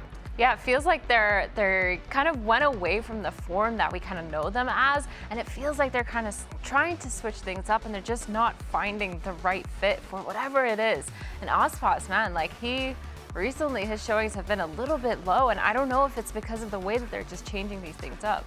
They're definitely trying to work their way back out of that hole they find themselves in, but they're up against a tough opponent today. 100 Thieves, who is looking like the team to beat over in the Omega group, proved another win this week with a 2-0 over Crew, who, Wyatt, I know you had really high hopes for that team, and they got dismantled by 100 Thieves. I don't want to talk about Crew right now. I'm going to get upset. Good for 100 Thieves, so I want to Don't be rile positive him up again. Because damn, I'm a big 100 Thieves fan now. I did not have a lot of expectations for them coming into this stage, and they have blown me away. And I think a ton of people in the community, their play on Bind, leaning into this double duelist meta so heavy, leaning into the Chamber, which is back in the meta too. I'm loving the comps that they're running, and I think it suits the personnel on the team perfectly. And I think it's crazy too that all of this is happening after roster changes. And it feels like usually a team is kind of rocky at the start when you do have that new introduction. But these players, man, they're just taking it and running away with it. It is insane. For me right now, I think 100 Thieves is like my top 3 in Americas right now. Up there with what? Yeah, G2 and Sen? Yeah, 100%. They feel like the other team right now that should be qualifying to champions. Yeah. And I know that's early to call because there's a lot of quality teams that have made mid-season roster moves that are really in contention. But if you had to pick a number 3, I think everyone's kind of going for them at the moment. You look at this strength of schedule and you think MIBR's in a slump. Loud has not been particularly, they've been better this stage, but still kind of mid. And then a Leviathan who, well, has looked good, also feels like a winnable game for 100 Thieves. And maybe for the first time in forever, you could be looking at 100 Thieves winning out in their group. But that relies on winning today. And let's check in with the state of the team. Liz is outside. Here with Asuna of 100 Thieves. Now I'm gonna ask you a question, Asuna. You said something very interesting. You said the 100 Thieves, we're gonna define the meta. So I'm gonna ask you to define that. What does that mean? What is the meta? I mean, it's just a buzzword I was just using, but overall, I would say the meta is just 5 good individuals and just being good at playing together, off one another, good vibes. And I think the best teams will always be the ones that have 5 players that just know how to play with one another, regardless of comp or anything. So, yeah. Best of luck. 5 good individuals. I think he's selling the team short in that answer, because I do feel like they've been one of the teams leading the meta right now in Americas. Yeah, I feel like every time they play, they're leading. I don't remember their comps and their meta specifically, but I know the way that they retake, the way that they're playing their post plants, and the way that they're playing together is something that we haven't really seen 100 Thieves do that well, to that extent. Yeah, I think a great example for me is playing double scan on Corrode. That was, in my opinion, like the best cool. Corrode in Americas. That was a really cool approach to the map that no one else has taken, just fully leaning into the fact that you can spam through everything on that map. I love that they're leaning heavy into the double duelist. I think it's making both Asuna and Cryo look really good together. They're playing proactively. Cryo playing chamber, that's nice too. They've got a lot going for them as far as the comps. You look across the table for MIBR, and this is a team who I would say their stage 1 was defined by being a team that had 5 good individuals and was in a flow state. But since qualifying to Toronto, having an abject failure at that tournament, they have yet to win a series in this stage of Americas. Comparing to that team that was so good at the start of the year, what do you think has shifted for MIBR to be slumping so hard right now? I feel like the biggest thing is they've moved away from their kind of bread and butter of Ospas on the Jet and being able to make up a game plan around him. That double duelist, Artson looked great. He was the only one who was positive, but it just didn't work. It felt like the Yoru wasn't really putting in the work for the rest of the team to be able to come out on site, and they weren't really bouncing off of each other very well as the double duelist. So I just felt like internally, like it wasn't really set. Yeah, which is strange because we've seen the Yoru be able to set up other duelists on other teams really effectively. They just weren't able to do so. Also, it involved Artson being the primary opper for the team with Ospas, and Artson was actually getting a lot of kills with it, but I think that ultimately left Ospas in an awkward place on defense where he would be typically just racking up solid kills, opping, hitting consistent shots, but that wasn't the case. Let's dig deeper on what they showed last week, because they pulled out a double duelist that people were excited for, but it felt like they were moving away, as you're mentioning, from the priority on Ospas we've always known. Let's say you're the coach fraud or you're the GM of this team and you have agency over the future you'd like to see. Do you think this is a kind of idea that just needs more time and more practice to get right, or do you think they're headed in the wrong direction? I mean, I think every single duelist player should know how to play every single duelist, and I don't think that the problem is Ospas doesn't know how to play duelist. I think it's just the way that they're setting him up for success just isn't there. So I think it is time over time this can work, but why not go with your strengths right now in this kind of stage of the game where you really need to get some of those map points, set up Ospas on that Jet, or even at least if he is on that Raze, setting him up for success properly this is the by most using important stage, right? Yeah, like, exactly. They have to make champions here. They have been third place all year. They were third place in kickoff, third place in stage 1, high level of consistency, and now, fall off just before champions is unacceptable for them. We want them to be there. Brazil needs them to be there. They have been the one shining hope for that region all year long. I think, if we're just talking about the comps again and kind of the personnel, it feels like Ospas just does not really want to be playing Yoru. He wants to be playing Jet, Raze, his comfort roles that he's dominated on. But if he's not playing Yoru, he's not going to be the opper, and that's his comfort weapon. That needs to be with the Yoru, right? So things I think are just really awkward with the roles, and I don't know what maps they want to be playing either outside of Icebox. Yeah, I feel like it's kind of messy. In the meta for them. Like, it's really messy. It just feels like they wanted to strive away from something and make something new happen, but I didn't think there was a problem with the original idea. But they lost out again, and today is where they have to truly find that turnaround. Liz standing by again with one of our players. Here was Shenum of MIBR. Now, a very simple, quick question. I'll ask you what the difference is between the IGLing of Artzin and now Verno. A diferença deles, eles se complementam bastante dentro do jogo, principalmente o Verno no começo de round e o Art mais late game, assim, late round. Então acho que eu diria que é mais isso, acho que a mudança foi mais para os dois conseguirem fazer complementar um ao outro. Acho que foi isso. They actually complete each other in the server. Verno, it's more like beginning of the round, while Artzin takes care of the end game and end of the round. So they really complete each other. Yeah. Obrigado and best of luck.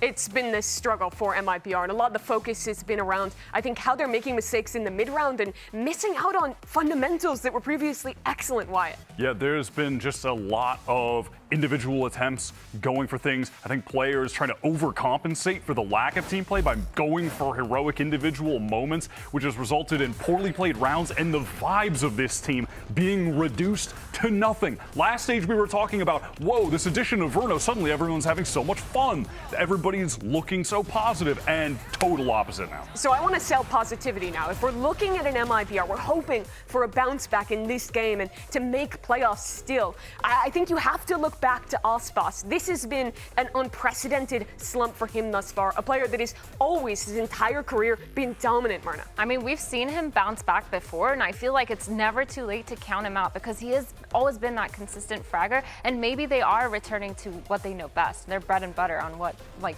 Ospas Jet. Yeah, I feel like, honestly, I don't know what they're going to run today. I don't know if they want to stick to the double duelist, or at least if they're going to feel like, all right, let's just go back to comfort stuff. Because even earlier in the year, if you guys remember, they were one of the teams that weren't leaning even into Tejo. They were just classic stuff, set up Ospas, vintage comps. Well, now the pressure is really on. It's 100 Thieves who have found a new identity after picking up a rookie against an MIBR currently in free fall. Implications for playoffs on the line. 100 Thieves with a chance to qualify today with a win, and MIBR holding on for hopes as we get ready to hop into our second match of the day, 100 Thieves and MIBR. And here they come, MIBR, the first team out onto stage, looking for their first win in stage 2 to pull themselves back into control. I really hope that they do pick up the vibes, kind of what Wyatt was talking about. Change it up. Know that, you know, these are the players that are, you know, they've been successful. They've had so much showings individually. They're all really good. They need to really step up and step into those shoes of that confidence in themselves. Yeah, I'm going to armchair psychologist super hard right now, but it honestly feels like from Toronto till now, when they start losing in these games mentally, it feels like they lose the will to get back into them and to win. Like they're just falling flat halfway through, but I know they have it in them. We saw for 2 stages the entirety of the year that they were a top 3 team in the region. They have the personnel. They have what it takes. Up against them, though, 100 Thieves now coming out to the stage. This team has been nearly the opposite story, dropping their world champion IGL just a day before taking the stage for the first time in Americas. And it's been successful. 2 wins thus far, another strong opponent here, and a chance to lock playoffs and bring this organization, Wyatt, finally back to the top in America. For 2 weeks, they've just been absolutely white hot. At no point has it looked like they were even going to be anywhere near losing a map. Their defense sides, I think we were talking about how great Sen are on those. They're up there right next to them. The confidence that they're playing with, and Kess, the confidence that he's playing with coming in, rookie first 2 weeks. You watch him on defense, he's never giving up sights. He's never giving up positioning. He is just all gas. Yeah, he's always good for multi-frag too whenever they're coming to his site, and I think he's just really, really doing a good job at fitting into that slot on this team overall. 100 Thieves is that team that you've always expected them to be like the 3rd best team in America. So that's been MIBR thus far, trying to prove they can fill that spot now. As we look at the map, Vito, it is all comfort here. The first thing I'm noticing is MIBR, they get Icebox. They haven't been able to play it the past 2 weeks, and it's always been their home map, specifically Ospas home map. So feels like that's the best shot they're going to get at taking a map here, right? I feel like maybe it's definitely a step in the right direction for them to kind of go back to their comfort and go back to what worked well. And I think that's really good, and it should be an explosive start for them to kind of set up for the rest of the series. But Bind from 100 Thieves, I mean, we were talking about this before. It's been fire. They look so gross good on that map. It is so good. Yeah, I mean, the thing about Icebox heading there too, we're talking so much about how 100 Thieves, they're really pushing the meta forward. They're playing into the double duelist. They're playing into the chamber that's having a return. Icebox, back to old stuff. It's Icebox. It's figured out. Nobody is going to really be reinventing this map, so MIBR, in terms of the meta, they're fine. Well, here we go. Agent select for map number 1, and it's MIBR's classic comp, the Harbor Viper. This to me seems like the kind of map to just get back to normalcy on. Yeah, I'm actually kind of excited for MIBR for this map because I feel like this map is going to set the standard for how they're going to play for the rest of the series. If they win out and they go to the best of their abilities to kind of push past and have that core that they have, they will have the confidence to bring that into other maps, to bring Osboss on the Jet potentially, or on the Op at least on different maps, and making sure they have that synergy just set up for them towards the rest of the BO3. Yeah, I totally agree. I think this is an opportunity to get things started with some comfort. But man, if they're dropping Icebox, I think mentally they're going to be completely crushed. Yeah, I feel like it really is like an important map for them. See Cryo locking in that Jet. We are ready to go. Map 1 of Icebox, a series with playoff implications on the line. Let's get into game with your casters, Riv and Van Silly. Thank you so much, Mimi. That is right. We're about to get into match for two teams that have kind of been forming a new mentality for themselves and how to play, with 100 Thieves losing Boostio and MIBR recently switching over to Verno. It seems like 100 Thieves has hit their stride much faster, and MIBR is in that phase of trying to put everything they're finding in practice into the stage, but it's just not happening. That's exactly it. When you look at the changes that were done for Stage 2, it's definitely looking like 100 Thieves are finding better results so far versus MIBR, who are still trying to find their identity. Hopefully it works out now with Verno having, like, breaking the ice, literally here now on Icebox, calling last week, but now maybe finding his groove to call things now in this series. But of course, both teams have a lot to prove, and thankfully, though, you're looking at a series where you're playing to your strengths. You're playing the best map to kick things off for the side of MIBR, and then after we'll have Bind for 100 Thieves. So I'm expecting a very good series, no matter what, despite the results of the last 2 weeks of MIBR. Let's see if they can bring that pistol win rate up here to start and get Osboss going early. Wyatt just mentioned it on the desk. The plays he makes, he finds himself in your spawn, still taking you out behind enemy lines. He makes it very, very tough here as we start towards the belt. And Cryo is going to get knocked down immediately. Shenum as well here, as MIBR start off very hot. And that will always be the X factor for MIBR. Just Osboss finding his groove early will instill a lot of confidence for the team on their best map so far this stage. That said, though, you have to keep an eye on this compositional change for 100 Thieves. Also just stepping away from the get-go, playing an Omen this time around. They want to fight with aggression as well, staying in tandem, working as a group, but unfortunately both of them fall in the beginning. Slow play with the wall going up. MIBR trying to find that quadrant to play in, and just lights out 100 Thieves here for this first pistol round. Still patience from Cass. They're trying to consider if it goes the other way, and that's going to play into MIBR's favor. Osboss continues to rack them up here as they enter the site. Beautiful pings from the initiator utility, and MIBR is just starting to wipe 100 Thieves off of the map for this pistol round. Nice and clean, only losing one in the first round. Great start and early punishment coming out from MIBR, and once they slowed the tempo down, both teams actually had a very good idea to just wait for that Viper wall, the timing on the toxic screen on the defensive side to kind of come down, and both initiators on both sides will start pulling out the recon darts to get the pings. But it looks like it was MIBR that got value out of that recon dart, and also the value that Osboss has opened up the map like this. What a shot there onto Xander for that second kill, and really opens up the map very hard there for 100 Thieves to flood back in. Nice! Nice! Energy's already there. That's the start that you want now for MIBR too. Not only the kills, but also the vibes. And they're already coming out with huge rifles. Yeah. Vandal and a Phantom here. Shenum feeling comfortable to get that after one of the frags for himself, and Osboss clearly getting enough with the Sheriff shots. Cass is going to answer back with one of his own here, so now to start this one off in 5v4, can they hold it? And that's a big kill, because they're playing a 4-1 for 100 Thieves. He overextends on that side, so it's a huge gamble, and thankfully it was just a 1v1 against Cortezia. Is able to take him down and fall back, but MIBR, they aren't even flustered by losing Cortezia in the first place. They still want to call for the pivot back for the B site, which is a great call, because once again, the newcomer here for 100 Thieves, Cass is going to be all alone. Cass has had stellar play so far, from trials all the way here onto the stage.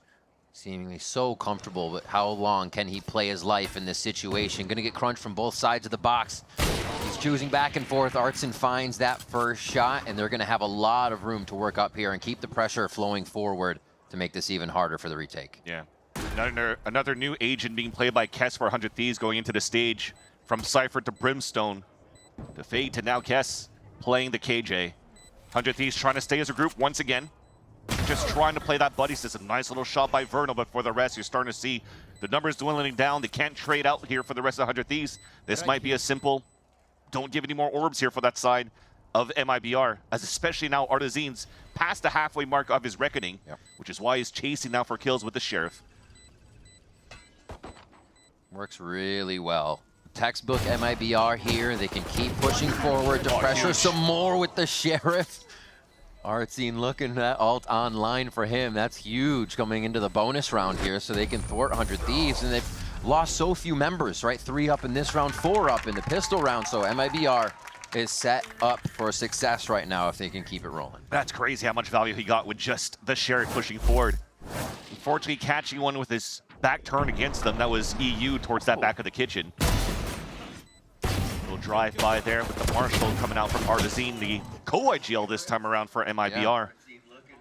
But again, keep an eye on what they're going to pull out for their bonus round. Remember, they pulled out 2 rifles in the anti-eco. Now they can leverage that plus a reckoning to convert a bonus round that would break the econ once again of 100 Thieves. You look at the buy that they have left on the defensive side, they got nothing left. So all of them grouped up. Another 3-player stack on the A side and a solo play from Cryo, playing the glass cannon off towards his B side to lock things down.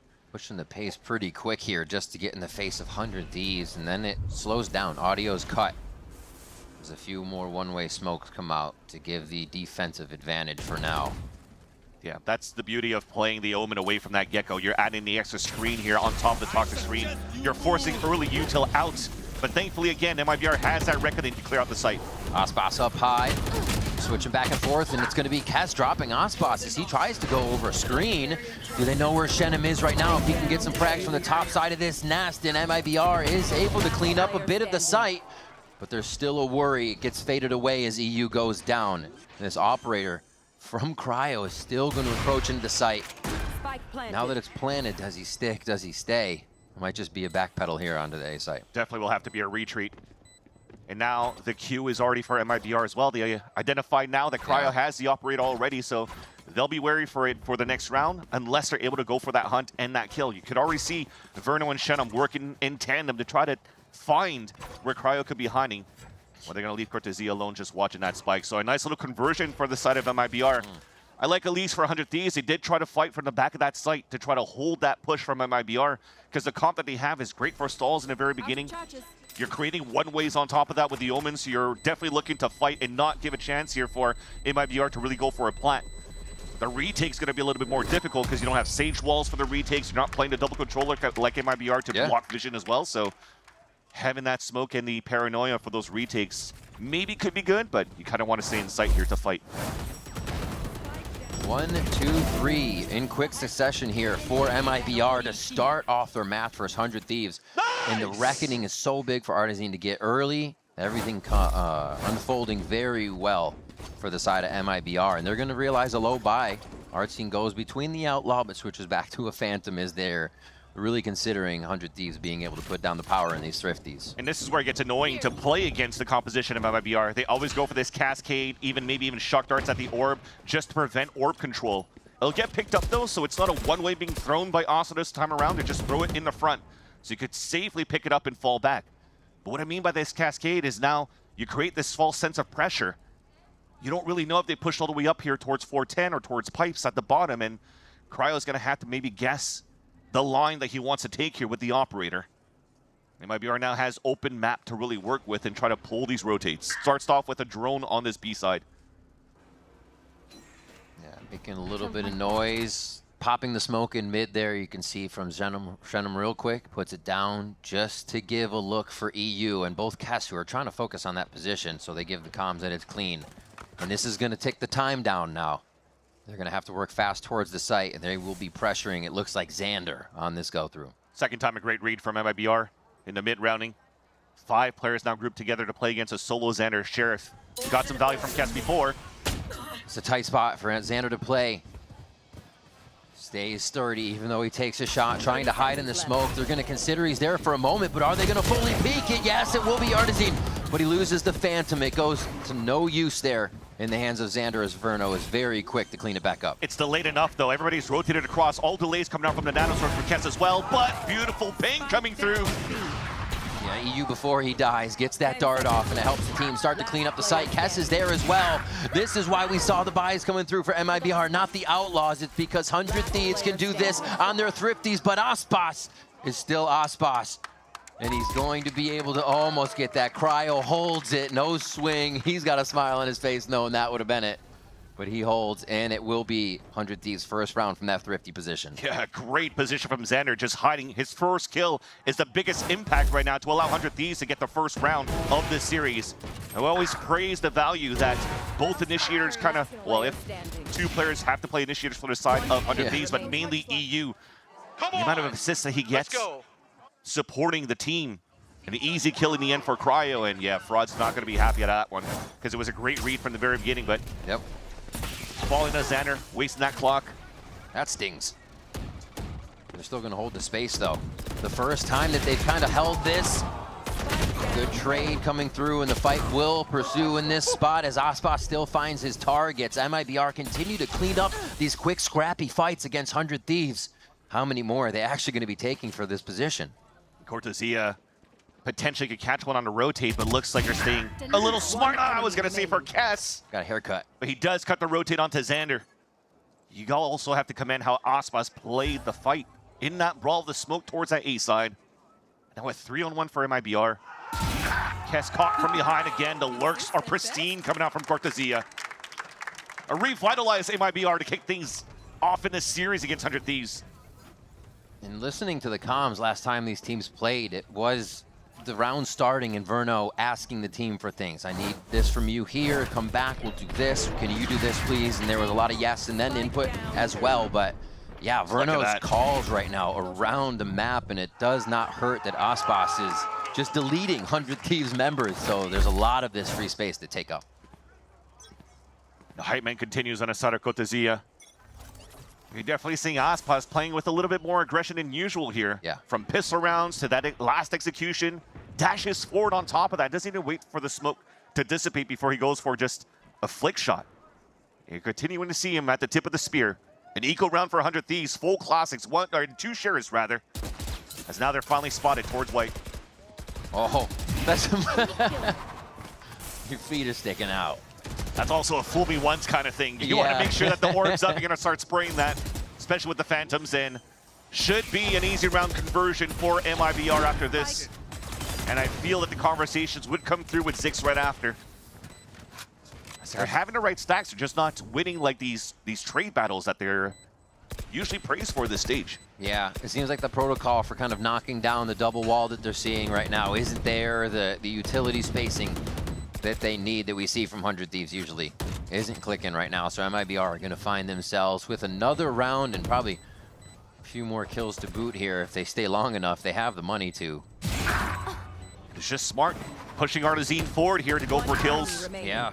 He falls, he has an ult. Verno with that pick also has an ult prepped up for the Hunter's Fury in the next round. So I feel that this has to be a big talk right now from Zix with the rest of the team, because there's a lot in the arsenal for MIBR to work with. We talked about this being one of their best maps that they could start on, how the recent history just shows them owning, as it's definitely one of the home games for them. So to start here and get that momentum flowing it's something we haven't really seen from MIBR, right? They've either been battling back to get to an even or only a few rounds in the lead before it continues to flop back and forth and the map doesn't go their way. So here, holding on to the lead and continuing is a really good sign for MIBR and crew. That'll be something as well for the camp of 100 Thieves. Again, talking about the newcomer, Kess. Probably one of the few moments that they're trailing behind for so long and they have to play the comeback. Now facing adversity against an MIBR again that looks very good so far, at least to start. We'll see if he could actually step up to the plate and support the team here to come back in this first half. That said, we talked about the state of the game going into the round for MIBR side with these ults that they have available, so that reckoning that they utilized on that A site before could potentially be that plan once again. Yeah. But there's great counters coming out for 100 Thieves. Thankfully here for EU and Kess, they also have good ult denials and retakes. Both EU and Kess have Hunter's Fury in lockdown, so wouldn't be surprised now if you're gonna force EU to play a little bit more behind the boiler side. Something that's known that 100 Thieves is really good at doing. Wasting on that clock and then getting max value out of the Hunter's Fury from the spawn. So that forces probably extremity control from both quote-unquote duelists here, being Asuna and Cryo. So Asuna looking for elevation on the A side, the up from Cryo on the B side. So MIBR really has to be a little bit cleaner on the rotates, and it starts with a recon over on this side on B.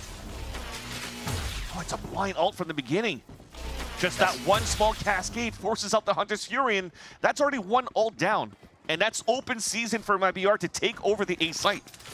Aspas jumping forward to get online, knowing he has troops just on the ground in front of him. Yeah, we see the high tide come out. It looks like 100 Thieves is going to try to defend this one from inside the site and is calling the cavalry over for the 5v5. Yeah. Maybe drone didn't see anybody in the back, but the Reckoning will. So the pings will be coming up. Here's Aspas. Up goes Aspas, down goes Asuna. He tries to find a second on Xander, but he gets the concussed kill as Artizine tries to fire back. 100 Thieves start to wipe MIBR off the map. Really great positioning to start this one off, right outside the Reckoning to attack back instantly. Very good hold towards the end for 100 Thieves. Disrespecting the Reckoning for the second time, but this time finding good value. And it starts with them being paranoid that we talked about, with Asuna switching out from that role from the get-go. The big bus comes across, blinds a couple of players. They all swing out for these fights. And they deny the plan for MIBR, despite the bait, the beautiful bait that MIBR did at the beginning with the Cascade and also the Recon Dart, forcing EU's Hunter's Fury. Yeah, a little alt battle across the map there to start things off. We see the retake. EU with a very clean sidestep there to cut off one angle, but still find the 1v1. And it was just all said and done after that, the next few shots. So 100 Thieves, that timeout counts big for them to flip the momentum a bit. Cryo's going to hold on to that op while we see MIBR back to rifles, but this is where they got their rounds before, moving at that pace and just being able to go forward behind Aspas. Yeah, both teams cycling ults in round number 8. You could bring still these lockdown. Create that same type of space as you would with the Reckoning on this A side, where all of MIBR are really focusing on trying to take in the first place. It's being stomped by a smoke from Asuna. It forces even a lockdown to be a little bit more passive, so back towards the pipes. There's a little gap towards the end, but it definitely looks like 100 Thieves has no choice but to finally give it the space of the site. Just a slow creep in now for MIBR. Waiting for maybe a push from Kess here to make sure mid side's clear. He may still join the team at screens, but it looks like they are going to get into the fight before Kess can really make a move from that information position. Beautiful spot for Aspas here, though. He is either going to wait a one and done or 1, 2, 3. There's a second. Where's the third? Looking for it. He's going to get out. Knowing to play his life is the stronger way to go about it. Oh, it's going to get spicy there for a moment as the Hunter's Fury comes flying through on his team. Artizine goes on Asuna real quick with that Phantom. What a collapse onto 100 Thieves there to figure out what they were doing on the retake. Aspas with a quick few, and the rest of MIBR found their targets immediately. And sometimes that's something that you want here. Just play simple Valorant. You know what's at stake, what you have available for your side for MIBR. Ult, create the space, pull out the high tide, block vision, and then you allow your star duelists to be in forward positions. And even Vernal, throughout the whole execution, was watching flank because Cortezia had to move up with the team. He had to watch that turret. And he's also going to be the last player needed if he needs the Hunter's Fury for the pulse plan. But with this forward position that all of MIBR was getting, you utilize the Hunter's Fury to support Aspas in the fights too, so it works out. Ziggs definitely sees here that letting potentially Icebox slip through for MIBR's best map, maybe might have not been a good idea to start. Asuna far forward here. Here's the turret, so he knows there's going to be a bit of a play. They probably stay on this angle for a few moments just to see if anybody peeks. But Aspas back on the op after another Phantom round. Really wants to be getting that in there to get them into the 5v4 as soon as possible if it can just come off that first shot. Yeah, he's actually even watching it all the way back from the spawn. So this gives a chance here for Asuna to take forward position on the top of Nest, where it hasn't really been watched yet or cleared out by MIBR. So he could still have a surprise play from his position, could hear it and listen up for audio cues. Vernal still has a drone to work with though for MIBR. Smart. Already drones it out potentially behind the smoke. Unless, they just want to go for the jump peek. Triple swing out. Yeah, they said, hey, we have enough bodies, but are they going to check? Oh, we just saw him. Had to have, right? Yeah, everybody turns and looks up towards the nest. Oh, the patience almost pays off there for Asuna on nest play. They're still going to be hiding in sight, though. EU could do a lot of damage here as he peeks out just on the wall, but MIBR is prepared. A little skippy hop jump from Artazine off the rope to try and fake out the 100 Thieves members, and it is getting a little tight here. Operator still alive over at screens, but 100 Thieves dwindle in numbers down to 0 as Ospots hits the final one. The hot battle towards the end. Won once again, or for the first time by Ospots' side. I mean, this is the first head-to-head that we're seeing with the snipe to snipe. And everything seems to be going right so far for MIBR.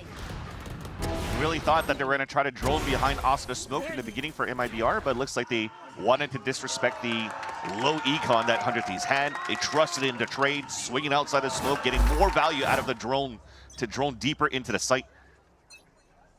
Which, there you go, Oscar couldn't play the surprise position, and now it looks like 100 Thieves are trying to play a surprise position. Blade Storm out, Crossfire set up now for the Thieves. So far, so good. Xander's still trying to bait out the noise. They know that he plays at this spot. Everybody is going to collide here at long. Ooh, Cryo with a silent kill there. One dagger goes out, and they will trade a bit, but I think this is going to fizzle out before it gets a little worse. Nobody really wants to lose everything just at that long spot. This push, Kess could find a sheriff shot that really counts, though. Gets a little dodged up on the spins. Ospots doing a bit of Jira. And now they're going to go ahead and get themselves over towards A through screen. Yeah, I give that a 10-10 for the triple axle loop that he just did there. But unfortunately, Cryo with only one kunai left.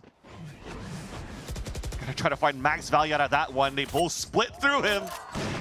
Oh, if only they penned. Yeah. Enemy remaining. But the lurk comes again. Shenum picks the kill. Spike Now, sorry, Cryo maybe is looking to salvage. Oops. Well, he's gonna salvage that one. Right on the nose. I was gonna mention the Guardian that was picked up earlier on by EU. Maybe he was gonna try to find that, but gets an even better weapon towards the end. Artazine's in a great spot. And you're looking in the next round again.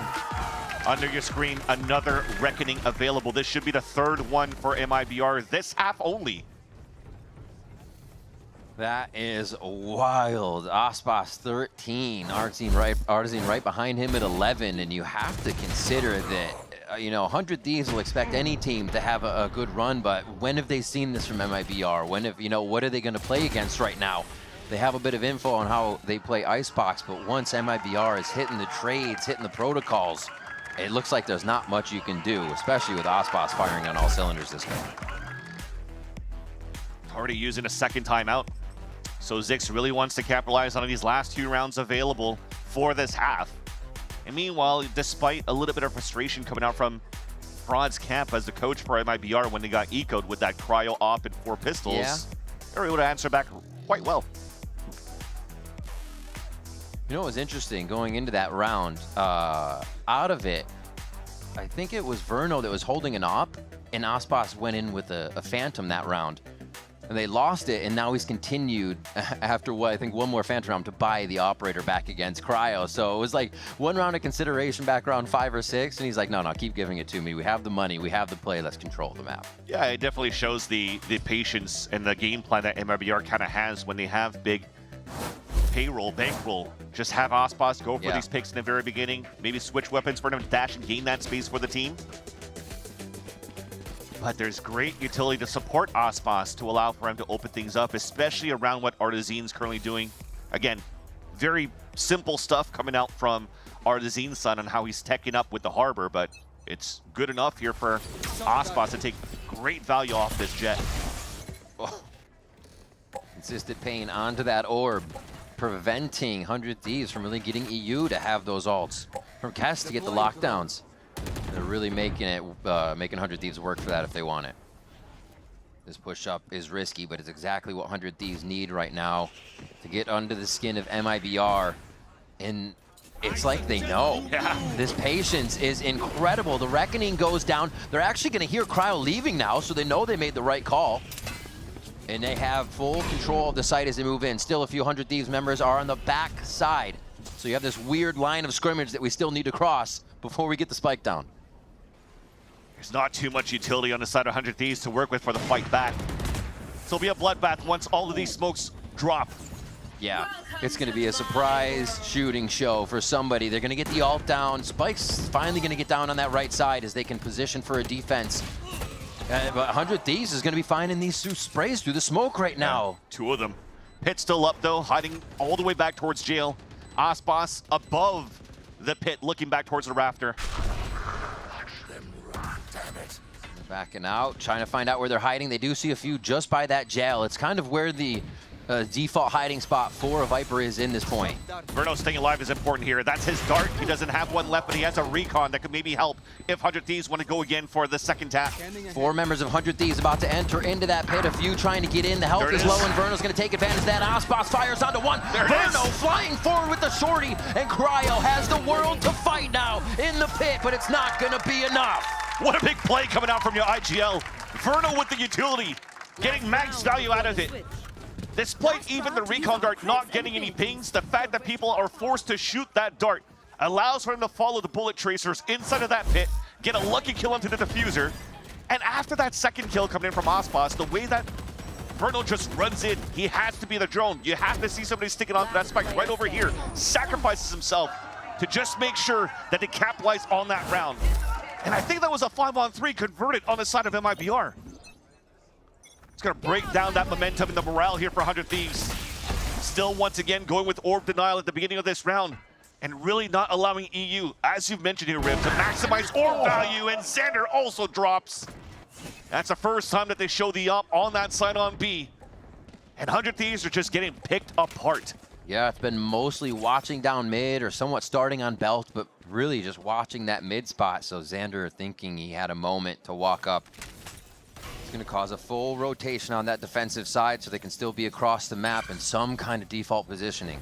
But right now, it seems like they need everything against the way MIBR has been playing in these calls off the back of Verno's new IGLing. Yeah.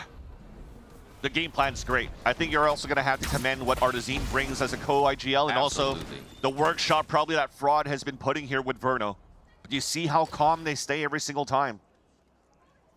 Maybe if I see a little bit of misplan, if they don't give this orb over to Verno for the plant, they could actually maximize the Hunter's Fury. So Artazine's just going to go with the Cove to plant it. Oh my gosh. Aspas somehow hitting that one, and now it's a game of cat and mouse just on the other side of the wall. As the Cove for safety, and Cortezia uses that bit of distraction to get a quick peek out. What can Cryo do? What can Asuna do? Oh, he draws Cortezia on the wall. And this shot from Cryo slightly opens up the sight, but the time is ticking down, and he still has to find 2 as the pressure just builds for him. Now he hopes one of them will give up a 1v1. One enemy remaining. And that's the one he looked for. That's what he was counting on. The second one! It's going to be the defuse for Cryo. Yeah, easy timer on this one. They'll find a third coming into the first half, but it takes a lot just for those 3. Big clutch in the end here for Cryo. And that's the way to bring the morale back for 100 Thieves after how MIBR has been playing so well on their attack side on this first half of Icebox. Opening up the site quite well as well. But it comes down to this Cryo clutch. MIBR trying to play the time, but just couldn't get it. What a first half. We'll have to see if MIBR can continue their lead as we come back after the break.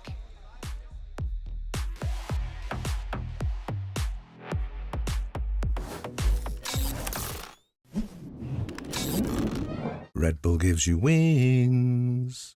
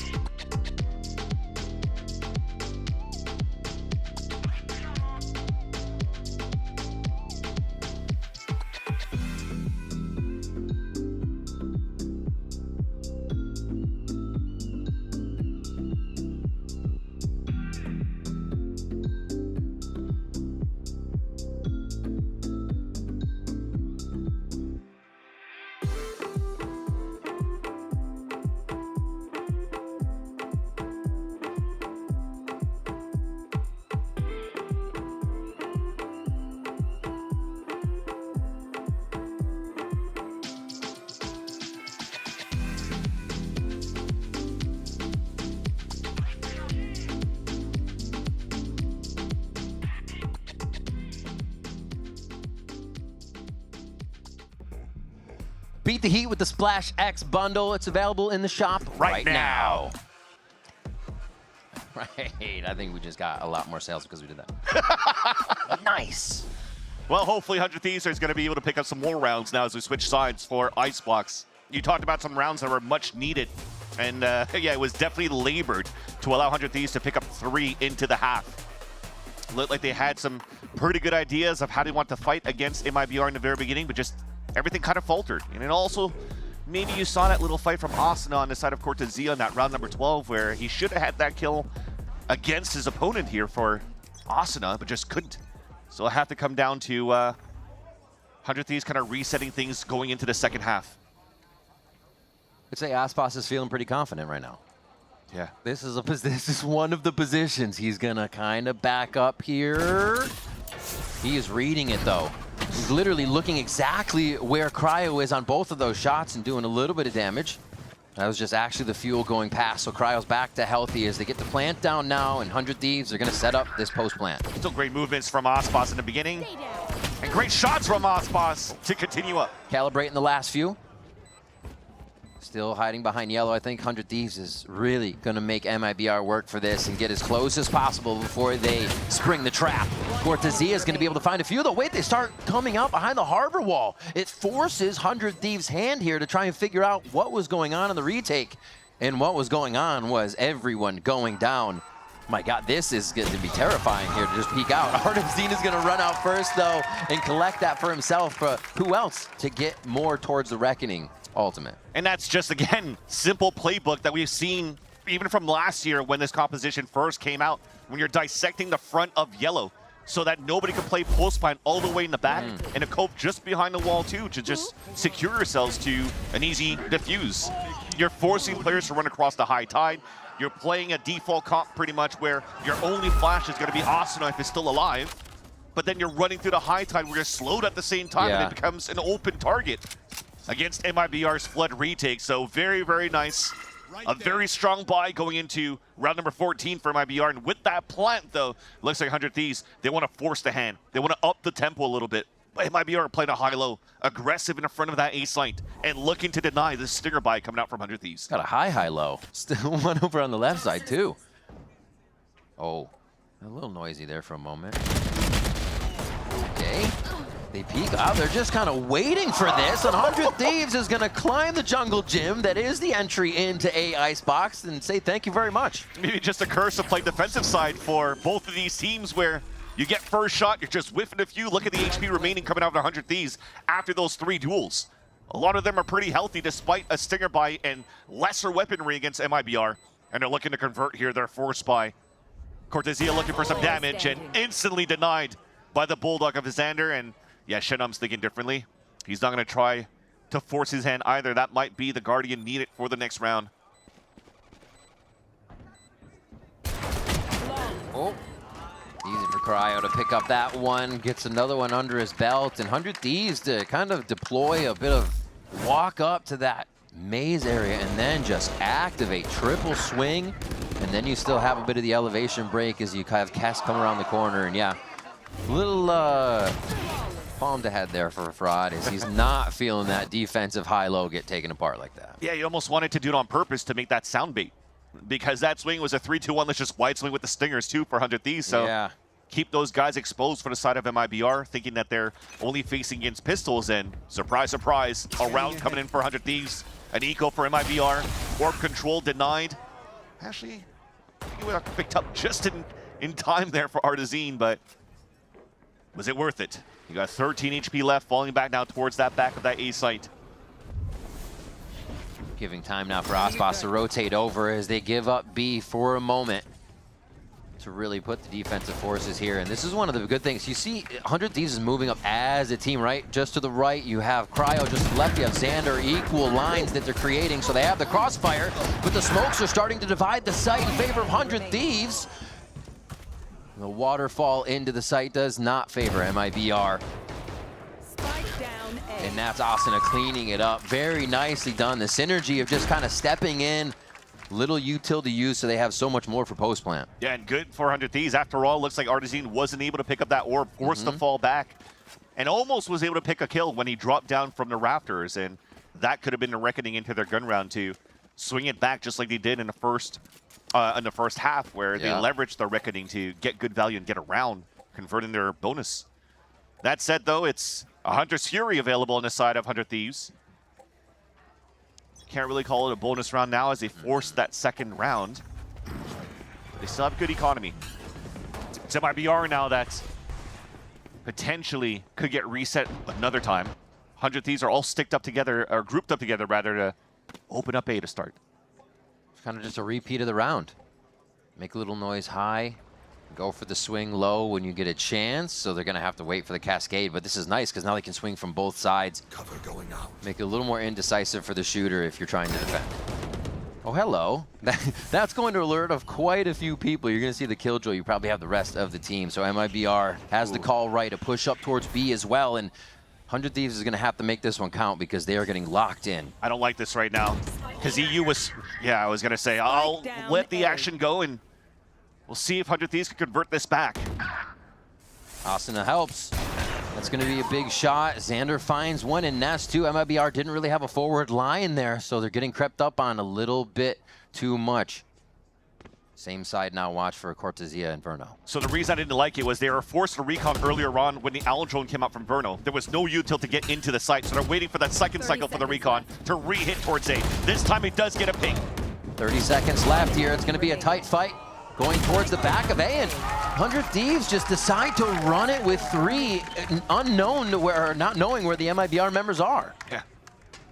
And instead of they don't have a stage to play with and to wall off here towards screens, so they had to throw an Asuna smoke. And it looks like he was very disrespected by the side of MIBR, playing a high-low towards the Raptors. And it also happened in last executions towards that A site that I think it was Cortezia that just ran through the smoke and got a pick. So they have to be ready for these type of plays on the side of the Thieves on the attack. Thankfully with the small, the small little recon that was denied by the Owl drone of Verno, at least they were able to get a couple of picks in the very beginning. Yeah. That re-hit was definitely thwarted. They're going quick here. I'm going to hold that thought as 100 Thieves want to up the pace. They'll say, okay, we haven't really done this yet. We're getting close to game point for MIBR. Let's see how they react when we go fast. Right into the site. We hear the dash actually pass towards Snowman, so you know that's going to be Cryo trying to go fast. EU finds Cortezia. Shenum falls at the same time as MIBR is forced to just limp over here with only 3 members. Yeah, Cortezia felt like he was going to be saved from the beams of the Hunter's Fury, and very nice little detail from EU, getting value from how he's shooting the cone to hit the backside and also top rafter at the same time, so Cortezia had no escape. MIBR for their last 3 players will be able to escape though, as they want to salvage the reckoning for the next round. But great little opening for 100 Thieves on the aggression that you mentioned. Hunter's Fury to support even Corrode to push towards the Snowman. And both players trying to defend towards that back of the site, fully taken down. And it's like a realization from last round, right? They don't have the harbor. They don't have a double wall to go forward, and we saw them get super stalled at 410. And then the Omen Smokes gave them a bit of cover, but they ran to the back of A. 100 Thieves did, and they died. So here, they said, all right, we have the one wall. Let's just keep pushing through. We can't stop. If they get stalled, it seems like 100 Thieves run out of options almost immediately. So prevent the stall. Keep pressing W. Yeah. Even the smokes that was thrown by Asuna towards that back of the site. So smoking the common spots that you want to play here, top on the bridge, and also I think even at the bottom of the site. So you get no vision value for MIBR if you're trying to play back site towards B, right towards this spot over here. And it also allows 100 Thieves to scale up towards the back of that B site and continue to play that buddy system that we praise them for. But for this round, MIBR, a rifle round coming through with aggression from Ospas in the front of jail. Still in a good spot. Nothing really watching him as of yet. Kess doesn't want to overextend. If he does, he could get shot here by Verno and also potentially traded out by a 3rd player of MIBR inside A site. So another round towards B. Whether it's comfort or conditioning here, Cryo is going to be again at the spear, or the front of the spear, I should say. It looks like it's only going to be Artazine playing his life. They have Reckoning. An easy retake if they want here, and they will just continue to back up to try and stay alive. Well, Nano's only going to do a bit of chip damage here. Oh, wow. Ospas is out there right now. Oh, and Kess is out of there. Oh my gosh, he was still swinging, right? That's what it saw? Yeah. Oh my word, so Felt Aspas like has full control, and what does this do again? 100 Thieves are gonna have to just press W. Reckoning goes down, again their hand is forced, and this is when they start to crumble. Asuna and Xander, though, making a great case for 100 Thieves to keep themselves in this round, and MIBR off of game point. But there's still the ace in the hole, there's still Aspas, as now they're forced to run back. This would be a huge round from Asuna. He has been showing up as of late, and this would be a huge moment. Spike not planted for him. He wants to make them guess that he's playing backside. And really, thankfully, though, MIBR kind of separated for the retake. So fast. How was he here already? Oh, and Asuna turns around the 6th sense for the 3rd kill. Has everything now for Asuna. Knows that the next rotate is from spawn. Oh my god, Shenum hits it! Asuna tries to carry a second one over, but it's just too much in the second battle, and Shenum gets a very big defuse to put MIBR on game point. Yeah, that first shot, though, coming out from Aspas all the way out towards defender spawn. Forced to tempo out for 100 Thieves. Beautiful reckoning to answer out. Thrown here by Artazine. You can't stand still to go for shots to shoot against your opponents. You flood back in for MIBR, and Asuna almost had it. He had a great series last week for his birthday buff, but this time around, just staying with the group in the kill column here, and they're at least fragging out as a team, but also trailing behind by 6 rounds against MIBR. And that's the impressive part, you know, to talk about it again. The rounds are still, as Asuna does that, redemption. They're still tough for 100 Thieves to be getting down to 1 person, up to a 1v1 fight here. But they are still grabbing a few, and off that kill, the first blood for Asuna here, getting his fire back from that last round. Could be a little that gusto that the team needs. Now a touch and go for 100 Thieves. In the mid-round, you still have util for EU. I was just about to mention, you could start droning here towards this A side, kind of get a tell, and that might be the instant hit right after. Smoke's already coming in towards the screen. The double push definitely gives 100 Thieves space here. MIBR have a long way to rotate around, but 100 Thieves have to be ready for that post plant. Cryo says it'll be easy enough with Shenum down as well. And that's going to be a Viper's Pit. Cass needed to put his alarm bot at some point. Even if Cryo falls here, at least he'll get information for the team.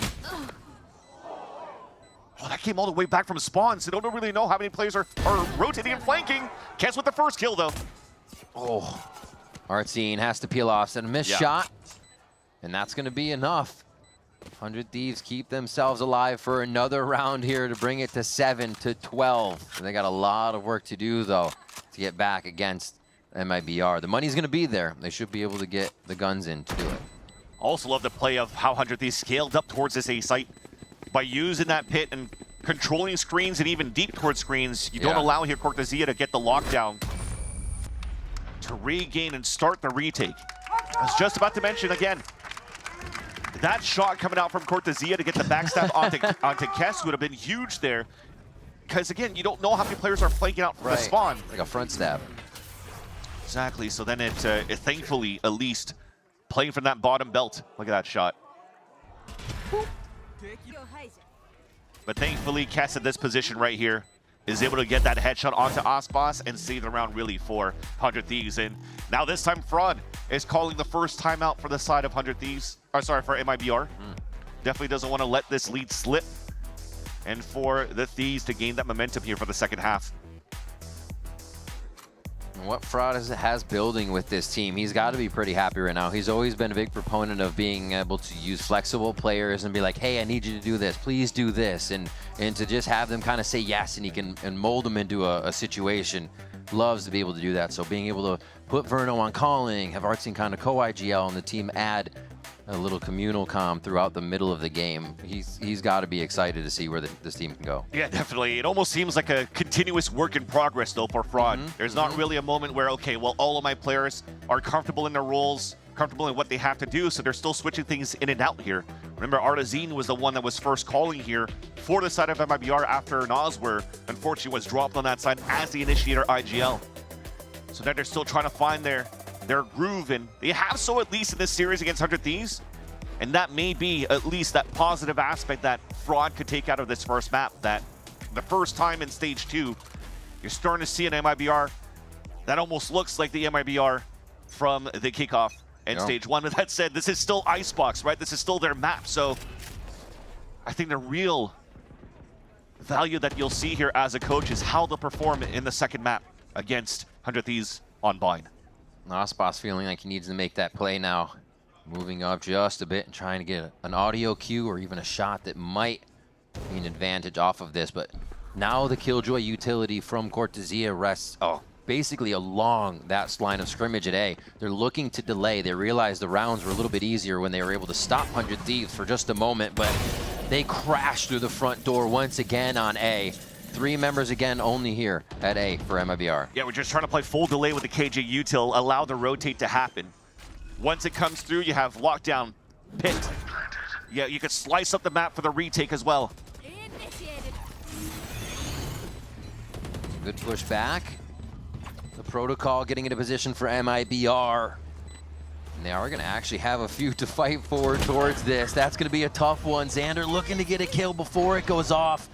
Always a tough position to be in with that pressure on your shoulders. And now it rests on the rest of the members of 4v4 in a distance fight here for pretty much each one. He's going to try to pit the front of 410. Oh my gosh, MIBR. Right through the scopes, it's traded back. Can they get to defuse though? Eyes on it here by Kess. Has to get the reload in. It's not gonna be enough. Past half, they're trying to help each other now. Cortezia comes up with another frag. That's gonna be the one. No, it's not! Cuts the wrong wire. The Red Bull clutch for Kess to buy enough time and keep 100 Thieves in Icebox. The question was there for the rookie, the newcomer for 100 Thieves here. Big responsibility to try to win a 1 versus 2 with backs against the wall. A round that could have been converted into a victory for MIBR in this first map of the series. And he's able to delay that time and allow 100 Thieves to stay alive within this fight. Still quite surprised though that MIBR did not use their pit on a retake. I thought with that forward positioning from Shenum, you're trying to block vision here from even late 410.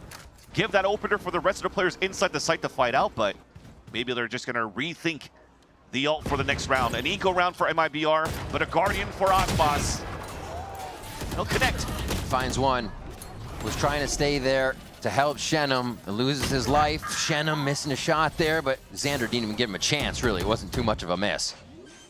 And it looks like 100 Thieves will be able to run around with run away with another round here if nothing too crazy continues to happen after that shot from Cortezia. Yeah, at least there was a crazy shot there, but 2 players watching a flank this time around. Weapon upgrade for Artazine. They'll get information for the team as Verno is also scanning in the front of that B site. That timing turn to throw the smoke causes Kess to move forward, but they still repair it. Not a problem. Just good teamwork and synergy as they try to cover each other.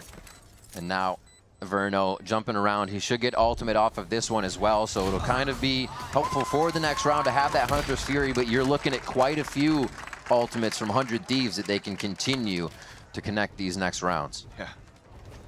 Big shots coming out for 100 Thieves, and you're also seeing why you could play double controller, why the Omen comes out for the composition for the Thieves. When you pull up the Viper wall to at least slice up to take control of green, and also towards yellow. Yeah, the smoke fits perfect for Ice. Exactly. You're fighting for space. It's being delayed on the side here for MIBR, and when that wall's about to come down, well, at least that smoke could be thrown to still allow for you to plant and escape freely and safely off the post plant for 100 Thieves. Weapon round now. Aspas dodges the drone, but the attack side, Hunter's Fury, opens up the site. Quick trade. Doesn't look like 100 Thieves wants too much more space, but it has been taken by Cortezia in mid. This is going to be a real tough spot. At least one here, but he's going to see multiple, so it might be an indecisive shot that connects. No one. The spam almost goes through, but hits EU in the knees. Still quite a bit of damage here to keep him softened up. And they're going to be able to force the hand of 100 Thieves a bit with that pit. You have to fast tempo. The pit already came out, so thankfully you waste that out on the A side, but you have to go for a tap for the spike. Maybe try to force out the Hunter's Fury right away, unless Verno wants to keep it. Nice Beautiful combo from Verno. Just an alley-oop to himself there, but the spike does get planted. A very early, not early lockdown. I mean, it still works. You expect the team to be there, so they're already buying time for the spike planted, so early doesn't really matter in this case. Kess with new responsibility now has to hold the spike with an op. Oh, hello. There's an Ospas meteor falling out of the sky for a moment. One more. They keep themselves in this icebox matchup, and it looks like they're going to be able to get onto Verno for it. Kess with the operator, just showing how much variation he can put into his gameplay. And 100 Thieves now 2 away from the overtime. The stocks continue to rise here for Kess. Being able to play some big impact rounds for 100 Thieves, and also being able to hold out the operator for the team. None expected from Ospas, floating around, and as he's finally spotted, oh crap, it's an op. I'm gonna have to release here the float so I don't get picked midair, but it still gets shot on the ground as he lands. Man, Kess is feeling it too. Yeah, you should listen to also his interviews when he actually had the first victory week 1 against Energy. Yeah. Very Very humble player, and also realizing that making it here on the VCT stage is maybe something that was expected on his end, but he took it from a humble's perspective, right? It's like, I aim for it. It's okay if I don't make it, but if I do, the job's not done. Now that I've made it, I can actually work with 100 Thieves and try to help the team move to new beginnings here and hopefully qualify for champs. At this point, what's for the target for 100 Thieves to try to qualify for champs is not really just on championship points, but they definitely want to make it into the top 2. But to make it into the top 2, you have to come up with big victories against the remaining teams they get to face up against. If they were to lose against MIBR, who hasn't had the best of starts here for stage 2, that's a lot of confidence that's knocked out the wind off their sails. You know, in interviewing EU last week, he did say, he's like, yeah, it's a vibe. It's a bit of a honeymoon phase right now, the fact that we're cruising. But they still obviously look to carry that, right? They know some of these things are clicking, but those definitely still need work to stay clicking. It's not something that just falls into place. So they're aware here. The ebbs and flows are going to be coming with the squad here on their start. 10 to 12, and just 2 more for 100 Thieves, like we said before, to click back in. An important round for MIBR, because this is a buy that if they lose, they don't have money to work with, and Cryo has the 6th sense. All of 100 Thieves are starting to activate on the second half. A slow start, but now it looks like they can't do any wrong. It almost seems like these last timeouts for MIBR were a breather moment for 100 Thieves, so they could get themselves in the correct position. Austin almost had another one there. Now TPs for control and information for the side of the attack, as that will be the call for them to move forward. But losing Xander in the beginning, they don't have the wall to move forward, but thankfully, Austin throws that smoke. It's delayed by a Poison Orb from MIBR. Now you have to trade out as much as you can when these smokes will dissipate. Refreshed on that mid one towards Snowman. Oh, the spam comes through. They just go off of the timing and what might be a hot spot to shoot. High Tide comes through with the Reckoning going down, and this is going to be a sketchy fight as they all peek out from the wall, and really no flashes to be used in this situation. So it's about where your aim is and how fast you are each time. And there's no counter for 100 Thieves. They have to push forward out of this, so MIBR is just waiting for them. There's a spam, almost the second one controlled there, and Artson's going to get the fade away. The last one to hit that they need for the defuse, and MIBR finally sealed the deal in Icebox. It took a couple of rounds and some timeouts from Fraud, but those timeouts gave good value for MIBR to capitalize on that last round and get the victory and secure their map pick of the Icebox against 100 Thieves. Again, smart play being done by the lockdown, and both players showing patience, knowing that 100 Thieves has to rush out on that smoke to fight against them. So MIBR have definitely tapped into their aggressive side again for Icebox, knowing that Verno and Ospas can work together on those early calls, get themselves in a position, but defense still a little wanting for them as 100 Thieves were really able to get behind that armor. Good news, though, silver lining for 100 Thieves is it was a very slow start. That's true. They actually made it competitive towards the end on that second half, and now they have an opportunity here to play on their map pick of buy. We got Bind on the other side. Don't go anywhere. We'll be right back.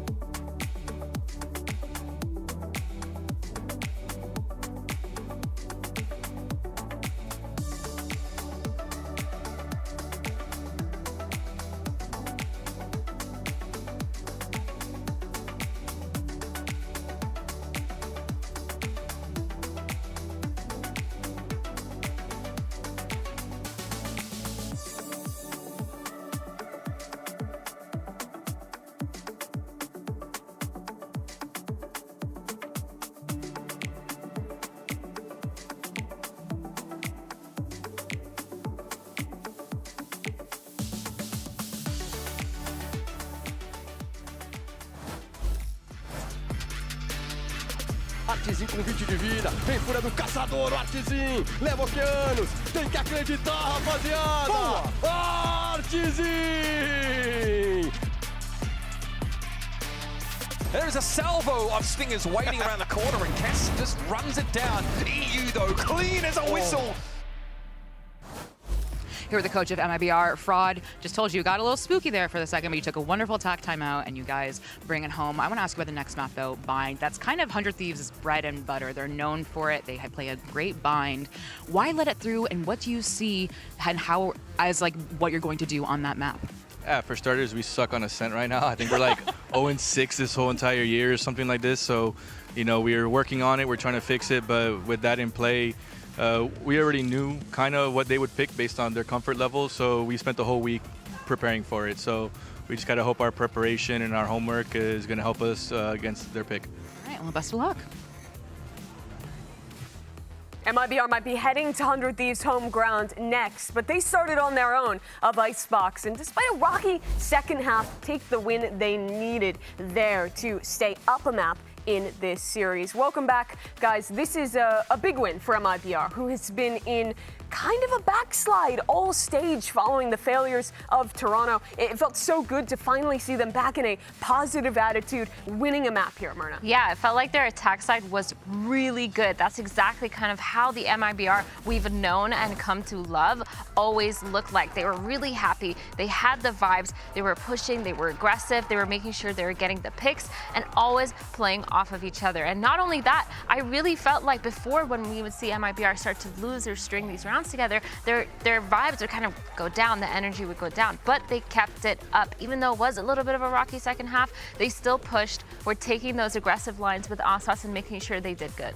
Definitely. Starting on Icebox for them, a map they haven't been able to play week 1 or 2 was huge because ultimately the meta for Icebox is unchanged over the years, and it's always been their favorite home map. Could have been a curse too. Yeah. If they lose Icebox, my God, they're cooked. But they didn't. They came out swinging. Icebox at one point was, well, like 18-3. So that is exactly what they needed to get started off on the right foot. And now can they carry it over into Bind? That's going to be a tough task. Athena, when we were talking earlier, you were building up how you wanted to see an MIBR that's moving more into enabling Icebox and putting him on the jet. They do that here, and it's highly successful. There is a clear gap, I think, between Icebox on other agents and on the jet. You can see the stats here. He's just outstanding on this role. I feel like there's a difference between having one player only be able to play that one role and putting all your faith into your duelist versus having a player that you can set up to bring success for your team. And Ospas is definitely going to be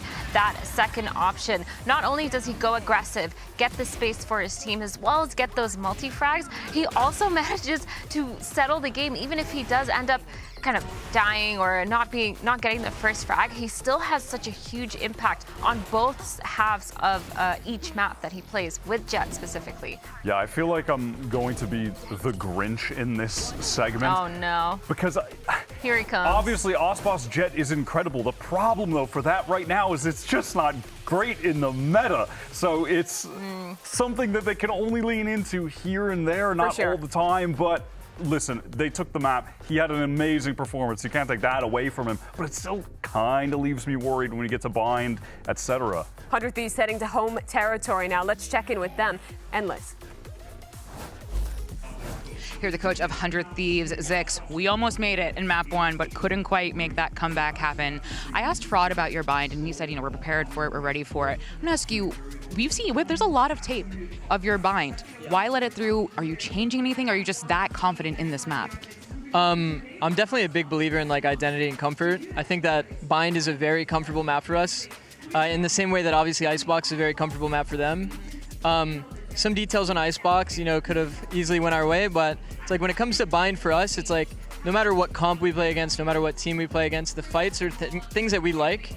The understanding of protocols and this kind of thing is something that we just understand very clearly on the map, regardless of comp, what we're playing against. So we're definitely very confident, especially somewhat knowing what kind of comp they play. And yeah, I mean, I don't really care if they know what we do because we're going to beat them anyway. Best of luck on map 2. Damn. Ziggs is talking about comfort and home ground in that interview. And I think if you talk about strengths, Bind is one that you don't normally see for MIBR. If you look at Ospas as a player, his raise has always been a weak point. Guys, the last time he won a VCT game on this agent was a year ago. Champions 2024. That's actually crazy. Wait, that's so wild. And that's not that he hasn't played it. He has played the Raze. Some, obviously, when they do double duelist comps, it's Artsin picking up that role. But this team just does not win with Ospas on Raze. And now they're playing Bind, where I feel like you have to see Ospas on Raze. Do they have another choice that you would like to see? Okay, Artsin's Raze is actually fire. He was playing it on Split earlier in the year, and it was gas, Ospas actually, on when he was Yoru? playing with it. Is that what you're saying? I mean, if the thing is, something like that I think could work. It's like a comp a la Paper Rex, where Jing is actually the one doing a lot of the entering, and the Yoru can kind of be, in some situations, second or focus on opping, which is something Ospas can do. No better way to sell that you're back than to prove you can win on your opponent's best map. That's the task ahead of MIBR as we head into the second after this.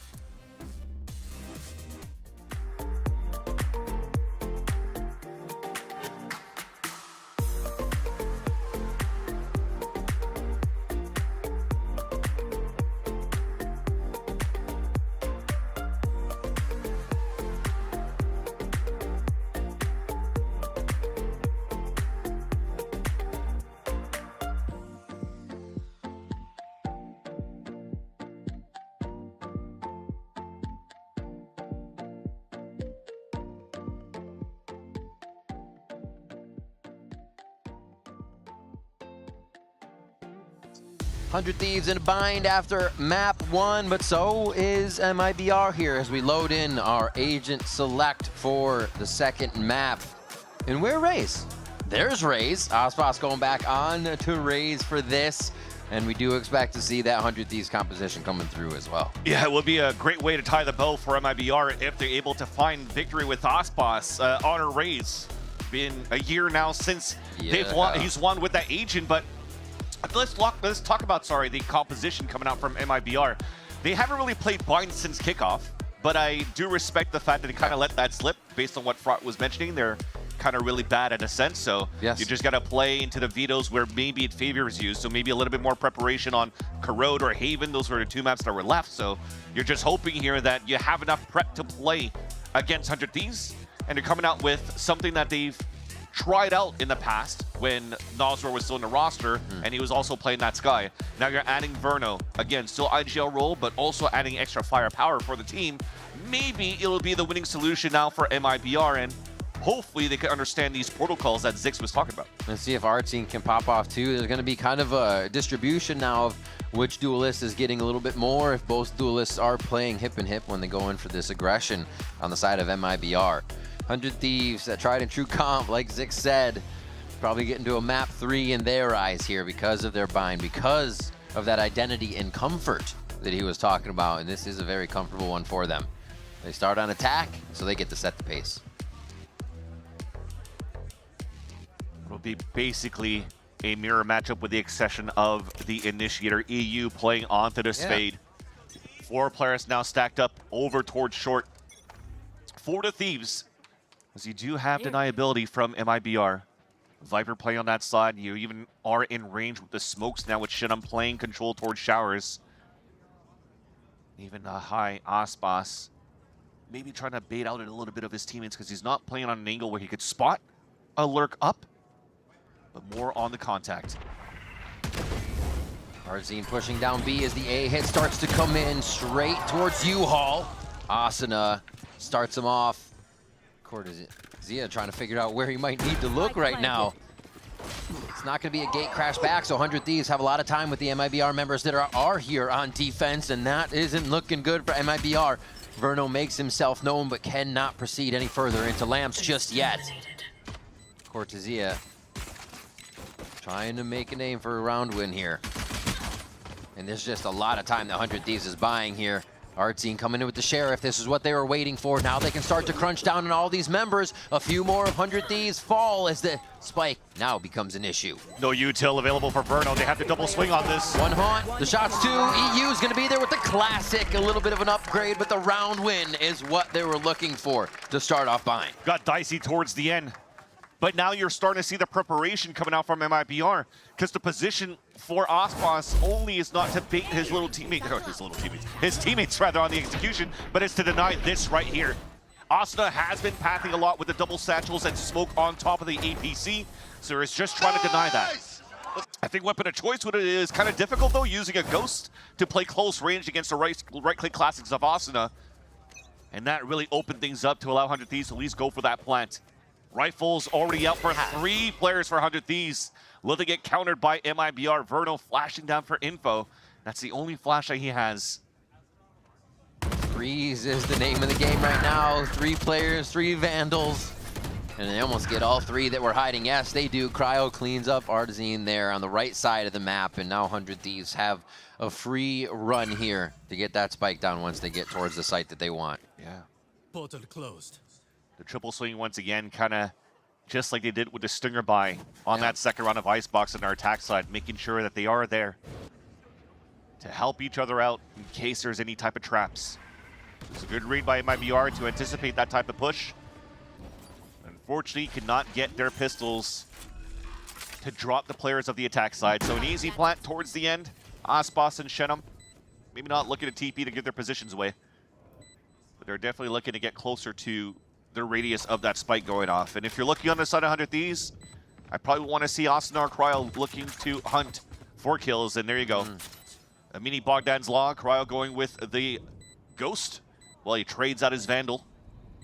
He's now already pushing towards that spawn. Asuna's watching where that TP could happen, so again, both duelists understanding where they can maximize their position. Oh, I don't want to peek that again. Oh no! Not enough bullets there, but Ospas is still there. And they'll come away with this. 2 orbs on top of that, only with the Ghost. So dropping a player, dying to Ospas, getting closer to the dimensional drift instead of leveraging the showstopper. So expect here 100 Thieves to play a little bit of a spam game once they get this available now for Cryo. MIBR has been pretty aggressive over towards B. They did just lose a fight towards Showers, but now after Icebox, we are going to see them back in kind of that comeback position. It's only a few rounds, but if bonus goes to 100 Thieves, we are going to have to see 100 Thieves come together and try to find the defense that's going to work against this aggressive attack. And 100 Thieves decide to slow down their bonus, actually. Yeah, definitely slowing things down, and I almost feel like Xander let himself get hit by the flash here on that B side thrown by Verno. So trying to keep them at bay. Crowd trying to move forward where you can have a get out of jail free card with the TP left behind. Just holding the angle, trying to see if they're able to get some shots, some picks. Exactly. Even Haunt thrown towards the Showers, not being shot in the very beginning, allowing EU to creep up, and it'll now have to become the duel fight. Ooh. Looks like Shenum didn't want to swing that to punish. See how much they're considering each one of these plays. A nice dog through the teleporter, though, gives a bit of an idea of what's going on that attack side. Exactly. Boombot and dog only spots EU. So, but MIBR are not going for the fast rotate yet. They're just going to take control of short A so they can fast TP and take control of Hookah maybe after, but... Well, here goes Ospas now. They're starting to finally lean towards that B side with the push up towards mid on A. And 100 Thieves was doing the same thing on Icebox, right to the front door, and then crash it down with little to no knowledge that it's going to happen. Oh, missed by Asuna. They don't have the upper hand there. He goes down to Ospas's nade, actually dumped into the corner, as it's a fast trade on both sides, leaving it even at 3. Verno says, give that advantage right back. Another kill for Verno inside the tub as he's pinched in. And the last few shots necessary gives him the 4K to pick up the bonus round for MIBR. I just asked the question of the extra firepower from Verno on this guy for MIBR if it could make the difference. And it definitely does. Fortunately, you see 100 Thieves kind of scaling one by one, and the idea around that we're trying to do in the first place was just trying to satchel Asuna on top of the shed. so they could find players flooding back from the spawn, but that missing and also dying from the pain shells. Yeah. Just unfortunately here didn't give a chance for 100 Thieves to really set up for the whole back control and take towards that B site. And I think it's also because of a flash being thrown by, where was Vernal from the tin? Couldn't get on the top. Yeah. Right over again. You see him have to hit the truck a little bit, but this is pretty much pistol round play here coming from 100 Thieves. And they keep cooking. Oh my gosh, okay. Asana's getting a little flicky right now. This means it's gonna be good. And he could make it great with a few more shots. Jumps around the corner! Cass behind him. EU there as well for kills. Really just being a distraction in the air, but making it look great the whole time. Talk about 100 Thieves sandwich right there. I mean, they closed in on that U-Haul very quickly. But the pathing utilized by Asana, for me, it almost looks like the old school Asana from like 2020 100 Thieves of how much value he gets from the satchels and the space that he gains. Caught Artazine out in the open and off guard and really allowed 100 Thieves to start pushing that momentum back into the A site. Very, very nicely done here by Asana. Showstopper available going into the next round, as well as the Nightfall. Cortezia, an important weapon to save going into the next round. Man, and I think that's what we look for when you do see 100 Thieves going back to bind, right? They may have had a bit of a flub towards B, but they said, okay, let's get back to a regular everyone protocol. We're not going to do anything fancy. It's just blast forward, and they're behind. And look how fast they actually get up to where Asane is, right? They're helping him here quite quick. And he's drawing all eyes so that can happen, so they can run just past teleporter inside. Oh my God. They're just flooding inside. I love it. Man, yeah. It is tough. There's almost no delay to what 100 Thieves were doing there. Straight W key. And they were able to get to the enemy lines on that one. Triple swing with the stimmy. Verno jump spotting. I mean, it is a lower buy that you have for the side of MIBR. Weapon saved by Cortezia. Aspas buying. I mean, this is still an investment of a Guardian and a small shield.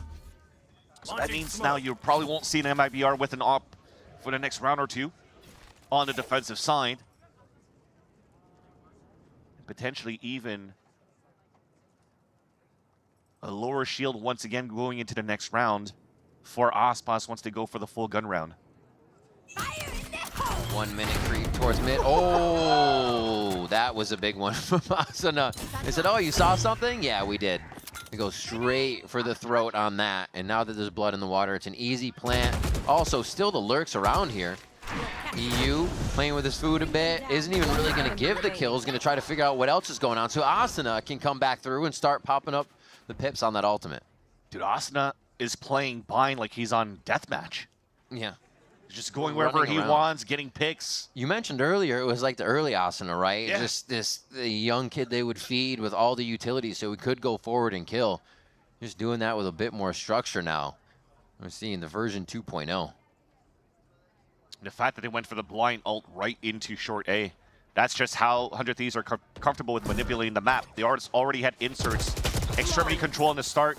Inserts towards showers. There's nobody there. It's been very quiet from Hookah. So you would expect here that MIBR is looking for map control in the lower buy with aggression towards short. Also gets great value out of that showstopper. Even Xander picks up a kill to support.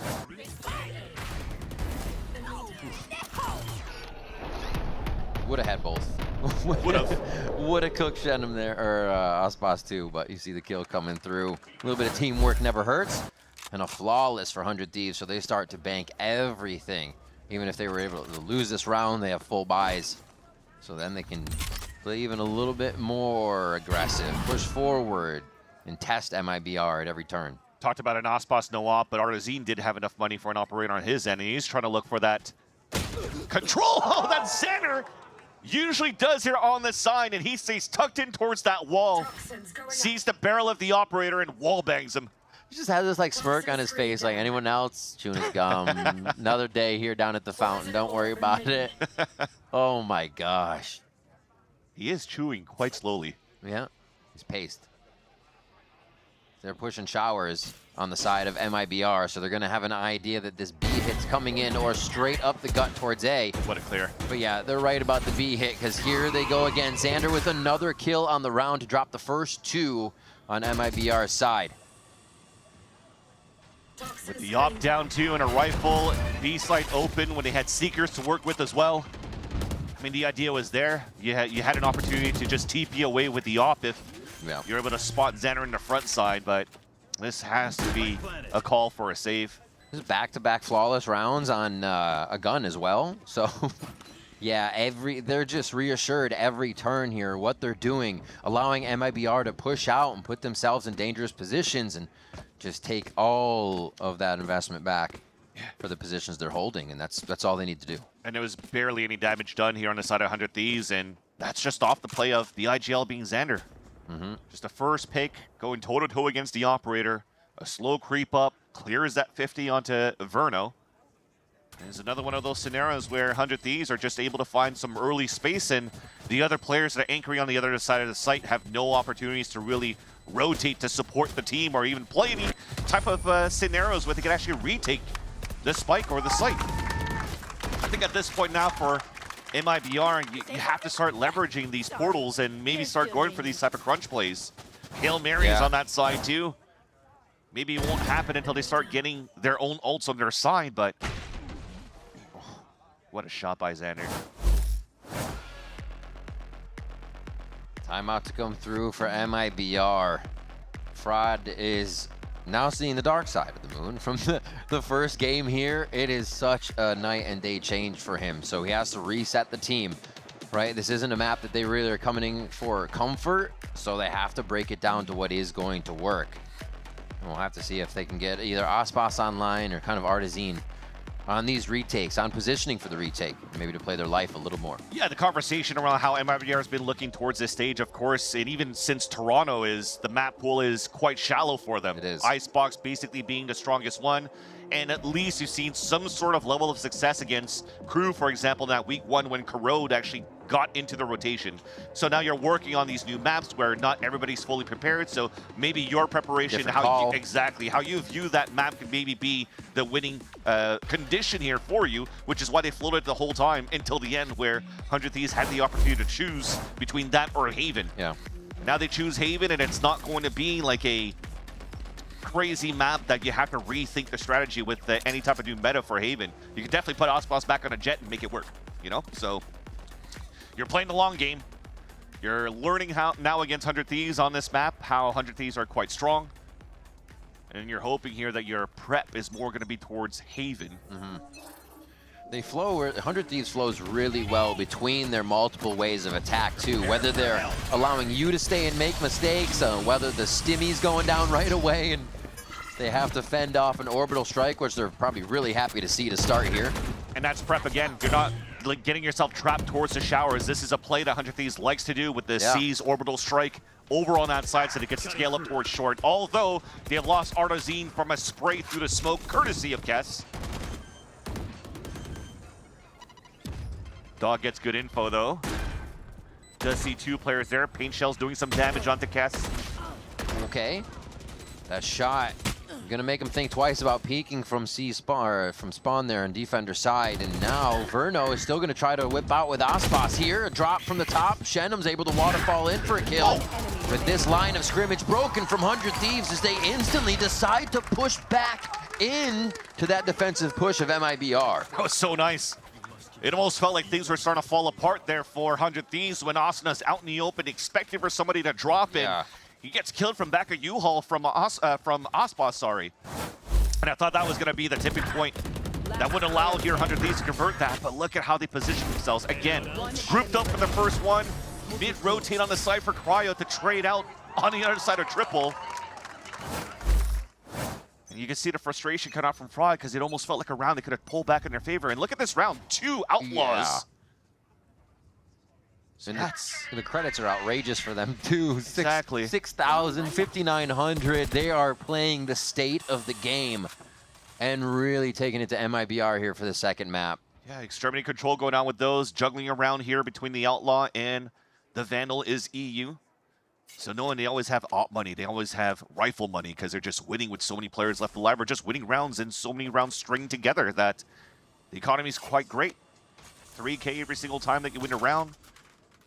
With a spike, that's spike plant rather, that's 300 credits on top of that. They are flowing every single one of these rounds on the attack side. And this buy looks viable enough for MIBR too to string some of these 4 ults together. Some of those they can use for the round. Verno is not going to have the Seekers on this one as he gets taken out. Trying to use that U-tilt right through the doorway. 100 Thieves is punishing every step and move of MIBR right now. Ospas has Showstopper though. He might want to try to use this one, but he gets seized. And that's Asuna actually getting info. What a pick by Cryo. Crazy. They got people jumping across the screen. There's multiple things going on in front of Ospas, and he can't even find a target. Jet Dash 2.0 basically on how Asuna satcheled across. Jeez, the chaos 100 Thieves is creating right now. I'm not even, putting it on MIBR that they're making mistakes. It's just, what do you look at? What are you trying to find, right? It's so many things being thrown at you. The protocols are just hitting right now for 100 Thieves. Cortezia, you saw that they tried to deny info with a pit a few ago. Judge around the corner. Oh, in the gut. Kess once again finding his groove as his Brimstone. That was his debut map, debut agent, 400 Thieves on this map, and he did an excellent job controlling U-Haul on the defense with Judge's rifles, not giving a chance here for Energy to really set up. And this time around, he's making sure that he's like the second, third man able to trade out for 100 Thieves. Yeah. Didn't he just ult the other round too, and he's like, what, 2 away? Yeah. Man, they're just cycling these ults here, keeping the speed up and keeping MIBR guessing. A lot of A play here from 100 Thieves, but it's different attacks, and they're still touching on B. Xander's always touching on B in most of these zones. Just to give him something else to think about so MIBR doesn't have the full rotate right away. Yeah, and that's the thing too. I don't think 100 Thieves lost that many players throughout these rounds as first bloods or first deaths rather, so consistently pushing Xander on this side, not getting punished. We don't really know what that second step for 100 Thieves is going to be, playing at a disadvantage. As maybe it's the reason why you're seeing so much value on this side, but we're going to hold that thought. We actually have extremity control here with Ospas with this ult. So they do want to try to find a leverage control here of the ults, the portals. Are they going through? Are they dogging? Are they going through? Are they following? Oh, they didn't. It seemed like it was going to be crazy, Vans, but they decided to hold off for now. Exactly. It's still fine because the dog goes back towards showers. It sees nobody there. So if you're funneling players towards that long B side, Showstopper is still good. But what a call in the mid-round here from Xander to just re-hit for the split towards the A site. There's not too much stall happening on that side, so you almost have to kind of second-guess off Jiggle Peaks. Shenum might die, but it's going to give the call for the Showstopper to come through the portal. It's the best chance they're going to have here. Even though Shenum's low, they have a lot of info, and Ospas with the jump onto B, they can kind of pinpoint what we have here. But Cryo's going to open this up like a present for the rest of the 100 Thieves squad and let them know it is safe to enter A. So we're doing 0 of that. We want to leverage our Showstopper for the retake after the plant. So a double flank, but look at the forward positioning from Kess already at the market. And the beautiful plant by, what is that, Xander there? Making sure it doesn't get hit by any of the utility coming over from default hits. Kess is already watching the flank. They have an answer for everything MIBR is trying to do on defense. Got him pinging towards short. It has to be a big 1v1 against Ospas in back of short A. Okay, there's 2 kills they very much need to get back into this round, but Cryo still gives 100 Thieves 1 back. 3v3 at very, very low HP on the side of MIBR makes this near impossible, as it's just Shenum trying to tiptoe out before he's found, and he is by EU. That's another full kill round and spike down for 100 Thieves. Again, it almost felt like the positioning was there to get maximum value off portals, off ults. And by having that double flank, at some point, once you reach out towards that market, you have to start walking. So when you start walking, what does that mean?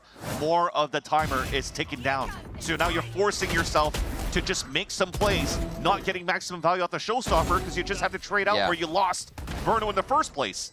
And even when Ospas got the kill with the Showstopper, he landed with 8 HP. How do you want to retake the site after that? With no time left, no HP, no map control for the retake, and instantly Fraud calls out another timeout. It's tough. It seems like nowhere in the safe where a site is safe to play.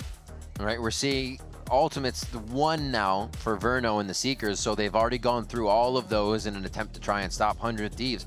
They need to find something else that works. 100 Thieves continues to vary it up, so what consistency can MIBR go off of?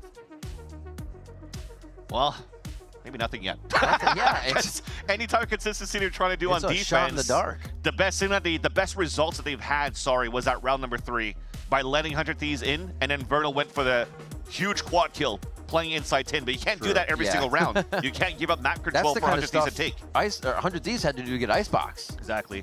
And also on the side of MIBR, you're playing like this double duelist instead, so you are trying to leverage a little bit of that map control space that you can with Artazine. You don't have like a season in you could do to try to stall out for a hit, so you definitely want to try to go forward facing and try to fight. But the forward facing has more been towards the B side, with none of the duelists really trying to push forward for these fights. It's always Verno trying to find information. Maybe once Artazine went out with the op, and as soon as I got punished, he never did it again. And how many repetitive A hits did we just get for now?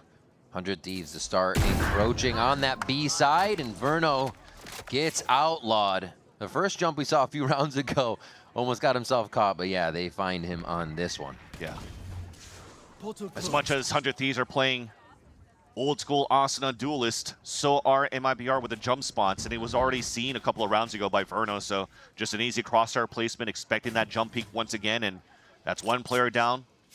Look at the rotate that it pulls. Now you could activate for 100 Thieves to scale up for the map and find some information. So now with the clear, I think he saw one and no more, but enough for them to know quite a bit is pushed up into Hookah for a quick play. So they're going to head towards that A side. Everything on Artazine now to make the calls and the Bucky shots to slow them down if he finds anybody trying to get into his lamps. Did have good value with the Judge earlier on. This time the pathing though for 100 Thieves is leave that U-Haul control, and especially with that Prowler, they know that Judge is, the Bucky is in there. And the movements they're taking, the fact that they have time to Prowler and find means they're free to get into the site, but you're right, do they have the timing to turn around to know that it's 3 members behind them? A nade comes in to alert a little bit, but the shots are still going to do the damage. Now Asna's in a high point too on top of towels. Should be easy for him here. Ooh, trade? No. They couldn't get it. A great crossfire from 100 Thieves and a finishing kill from Cryo with the Odin? Question mark?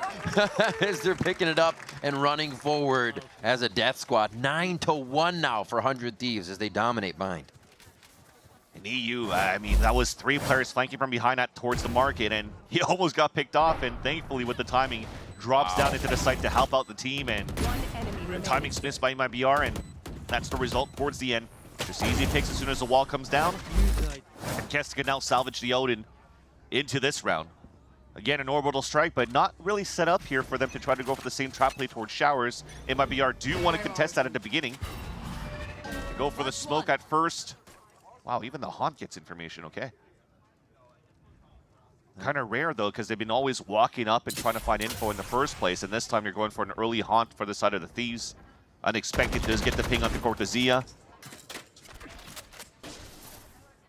You're really keeping MIBR guessing on what kind of play they're going to see. It's got to be so annoying. You're trying to push out and get extremity control somewhere, and then 100 Thieves will play fast, cut audio for 30 seconds, and then do something else. Yeah, it didn't look like 100 Thieves really wanted to commit to fight towards that long B side first, because EU had the Outlaw, juggles it away, picks up his Vandal and the Spike.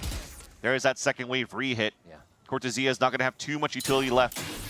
After this orb comes down, that's no more stalls except for Verno's util, so that's why they're going to have to stick together here for the side of MIBR. You called it. Delay is the name of the game. But the door is open. 100 Thieves can now pass go if they want to try to get into B, but it's going to be a teleport, and they're waiting. But they know. Asuna instantly turns around with everybody checking an angle outside the open door. Teleporter. Oh, boy. Ooh, that was close. Aspas playing on the edge of death here as he keeps that position and may have a timing to get back. He waits for somebody, so that's going to give 100 Thieves the site. And now MIBR forced into the post plant. Thankfully, Seekers, paint shells are still alive here for Aspas with 31 HP. That might be the win con. As the spike is now planted, everybody's getting set up. The re-heal onto Artazine. All right. There's a it gonna find? Who's it gonna muddle? Oh my gosh, Cortezia coming up with 3. What a perfect spot to drop in the site, having full view of where the 100 Thieves defensive positions were, and they just have one more to seek out in Cryo. He puts himself in a good position. He puts himself in a great position, but Aspas is there. It takes a few, but they get enough for another round. You would have imagined what the scenario could have been if Aspas actually did get taken down. Again, I wanted to commend the 6th Sense for 100 Thieves, going through the portal and even checking out towards their spawn to spot the 2 players, punish the first. And Aspas even got dinged through the wall, and that was just enough for him to be the saving grace until Cortezia, just before, Cortezia got this beautiful 3 kill on his side. Now they're finally able to salvage a round. Similar sights as what 100 Thieves were kind of facing in the first map of Icebox. Remember, a dominant first half on the side of MIBR. The 9-3. Yep. And they almost came back. Thing is, 100 Thieves have been flowing with money this whole half. They'll have a lot of util to work with. Odin once again for Cass, and change of pace though. We're already going with the dimensional drift inside the B site. Full commitment. The call out here from Asuna sees him inside that cubby, flashes out, forces a TP away, and now an open site for 100 Thieves to take. All right. So we should see a strong protocol retake here from MIBR. Spawn has gotten there pretty quick as you see them cruising back through caves and trying to get to Fountain on that other side to lurk in. The way that 100 Thieves plays, likes to work the group for elbow control, so the Prowler is finding that info. Cass rolling forward. Nightfall is actually going to go towards Spawn, looking for the fight here. Cortezia falls, Cryo as well, as 100 Thieves know they have to keep pushing forward here. They got to the site so fast, and they need to keep taking that space. It works out well and leaves Shenum by himself, looking at every possible angle just to get a 100 Thieves member down. Beautiful snake bite too. That also delays and dissipates the molly thrown by Shenum, and he can't even tap the spike. There's util stall. You're winning on time here, so no 9-3 curse. 100 Thieves will end the half 10-2 in their favor on the attack. What an attack side for 100 Thieves, especially to be coming off of Icebox. As they did, they said, you know what, that momentum almost carried us to OT. Let's just take it right into pistol and the first half of bind. Yeah, great display of attack side for 100 Thieves. The push coming through, Odin getting value once again. This time, Kess opening things up. Just great map manipulation. No answers coming out from MIBR, but thankfully here, they could now dictate the pace on their attack side as we're looking to switch sides. All right, we do have another half to go through, but first, Elizabeth is hanging out with 100 Thieves, Sunny. Thank you so much, Rivington and Vincily. And I'm joined by 100 Thieves, Sunny here. And you might be, this is a new signing for 100 Thieves. I believe you joined, I've stalked you correctly, July 8th is when you announced your signing. Talk to me about, because what you just said to me, I forgot how incredible, and exhilarating watching competitive VALORANT in person is. You've been co-streaming here, but now you're up here. Talk to me about being in the Riot Games arena. I love it's so intense. Everybody's screaming and cheering. It's a whole different vibe. I enjoy it so much. And we have some loud 100 Thieves fans in the audience who are making it very clear. 100 Thieves! But I want to talk to you more about how you've worked the 100 Thieves team, because 100 Thieves put you right into, you did the block party, you've done photo shoots, you've done all of this. You worked with them on the block party. Talk to me about working with the VALORANT team as a creator for 100 Thieves. I like it a lot. I had my start with VALORANT. I started streaming with VALORANT. Obviously now I do different stuff. I do more IRL stuff, but VALORANT will always have a special place in my heart. It's the reason why I started growing streaming in the first place. So anytime they need me for any VALORANT things, I'm always here. I'm always available. Can we interest you in playing VALORANT again? Thoughts? I'm gonna think about it. We're gonna think about it. Workshop that idea. We'll workshop it. Nate, talk to my people. Don't worry about it. But one last thing. I mean, I just want to. You've been with 100 Thieves for a hot second. Anything you'd like to say as like a thank you or like a shout out to anyone? They've been my second family, even though it's been such a short amount of time. Anything that I need, they're there to support me. So I love 100 Thieves. I want to see these guys succeed the same way that I feel like I'm succeeding with my own team. A classic. Give it up for Sunny, everyone. An incredible answer. Thank you so much, Sunny. But we have a game to get back to, the 100 Thieves bind. Casters, take it away.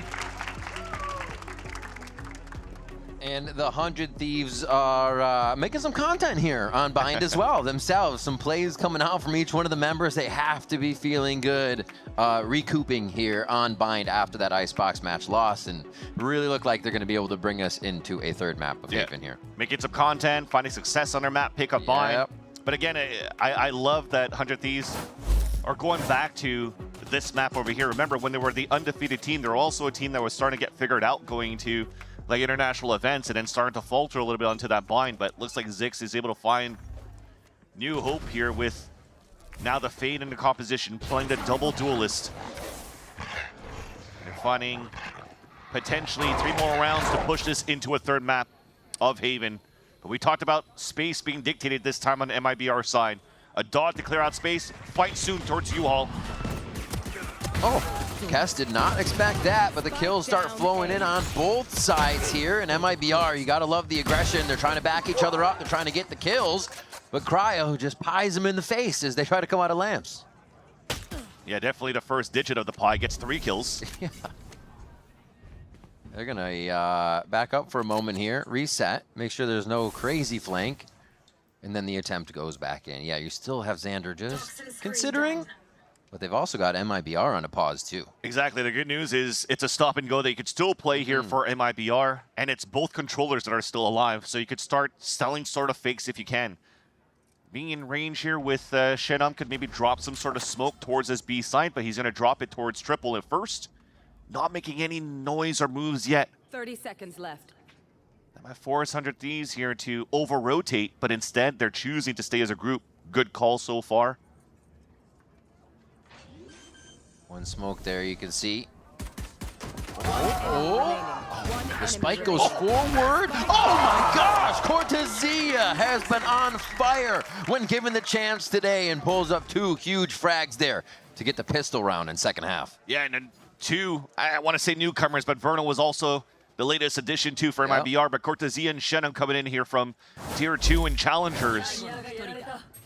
Ooh, going through the kickoff, had a slow first match, but you definitely saw the value that they could bring here, how aggressive they could be in these scenarios as support players. And you never want to see Cortezia land these shots and start standing up here, because that could be a very dangerous MIBR. It's the mustache buff. Yeah, it's grown again.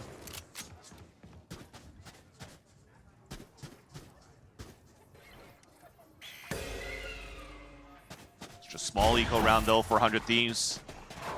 Really not trying to give their positions away. Look at him fall all the way back, but the dog already spotted too, so good for MIBR. They could choose to just get ready to fight. Oh my. 100 Thieves says we want this space back. And Cortezia is on his own adventure.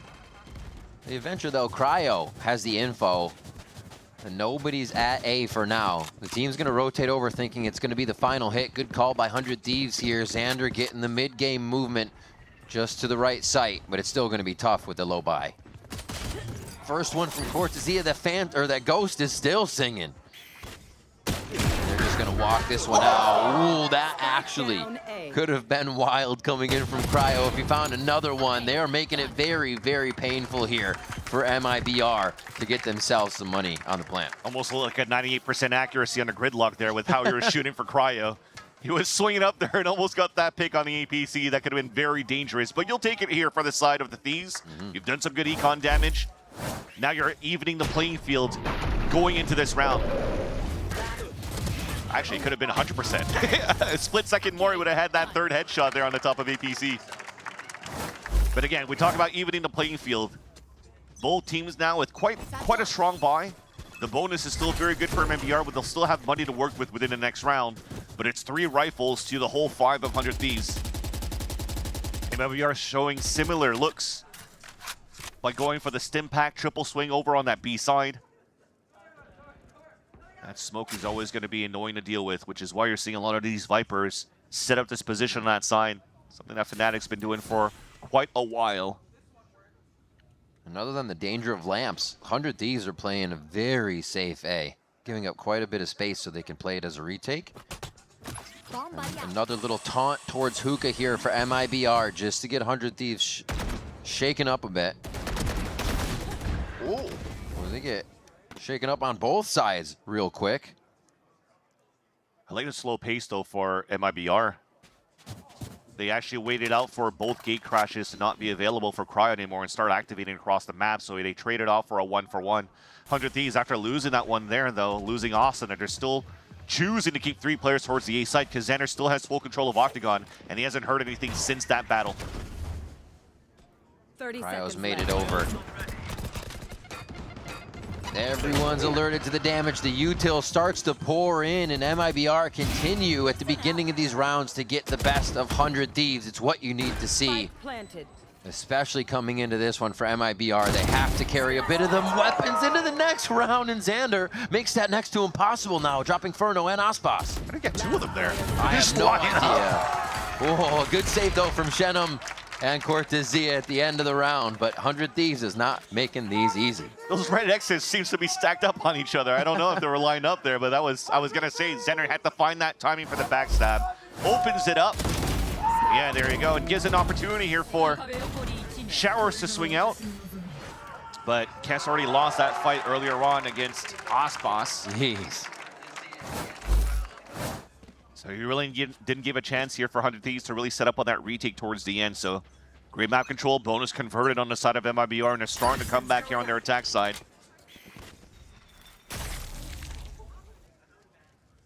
Like the start. Oh. Xander's fist was sticking out, and he doesn't want to overextend here.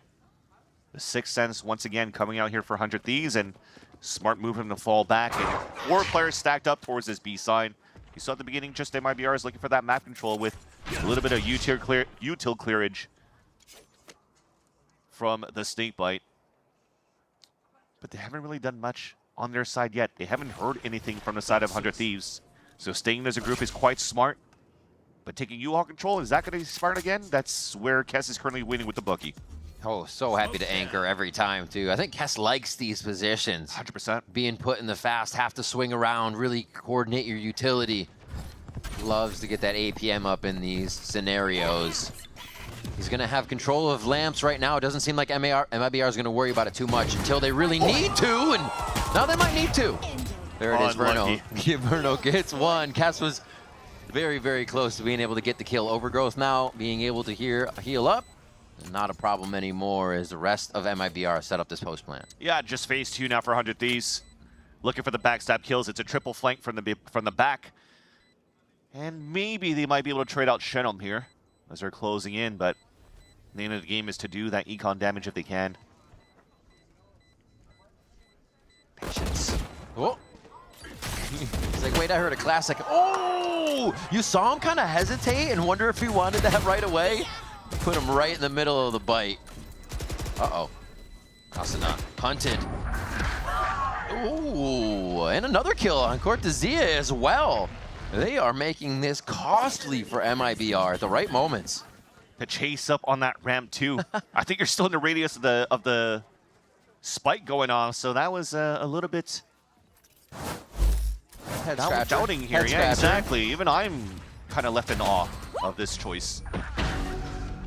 But some big damage being done on that side here for 100 Thieves, as you just mentioned. So, yeah, they'll still have a pretty good buy going into this round number 17.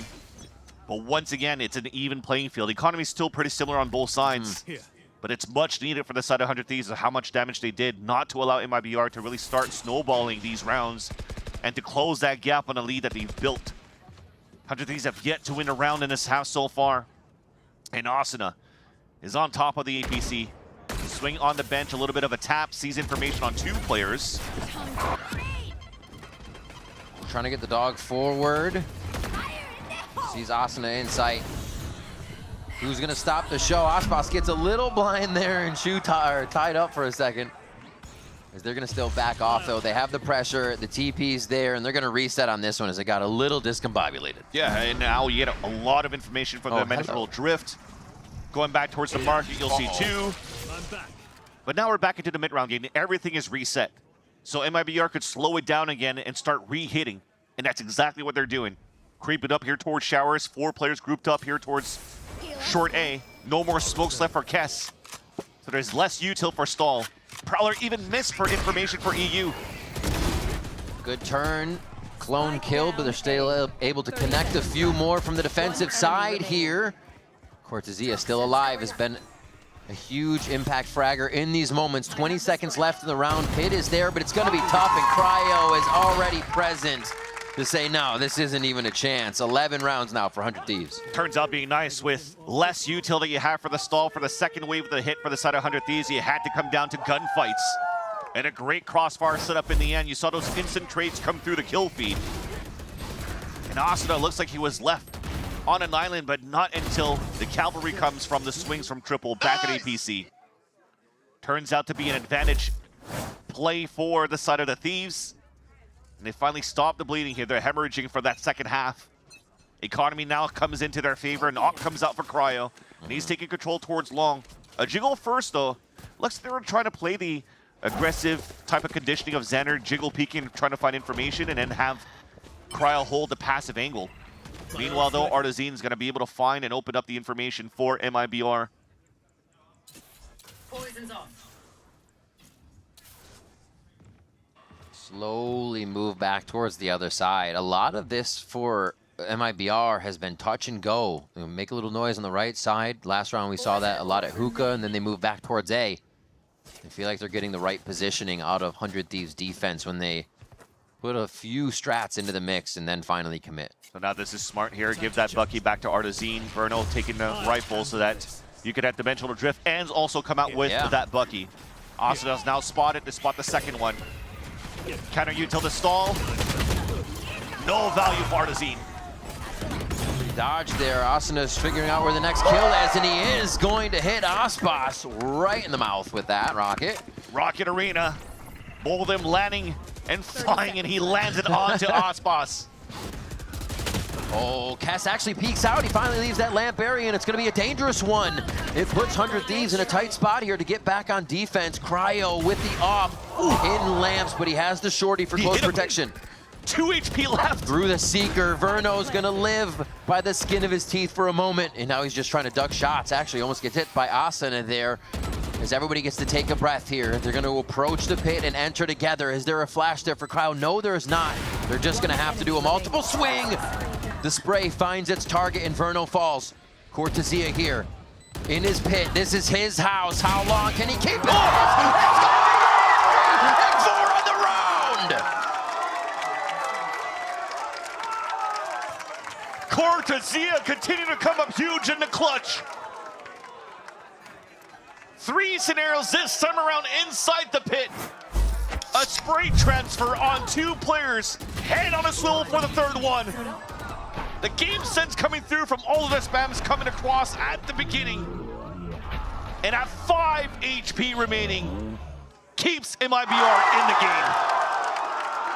And that was an incredibly high pressure moment. Not only in the game, which is the most of it all, but your teammate is a sliver of health from an op shot through the Seekers.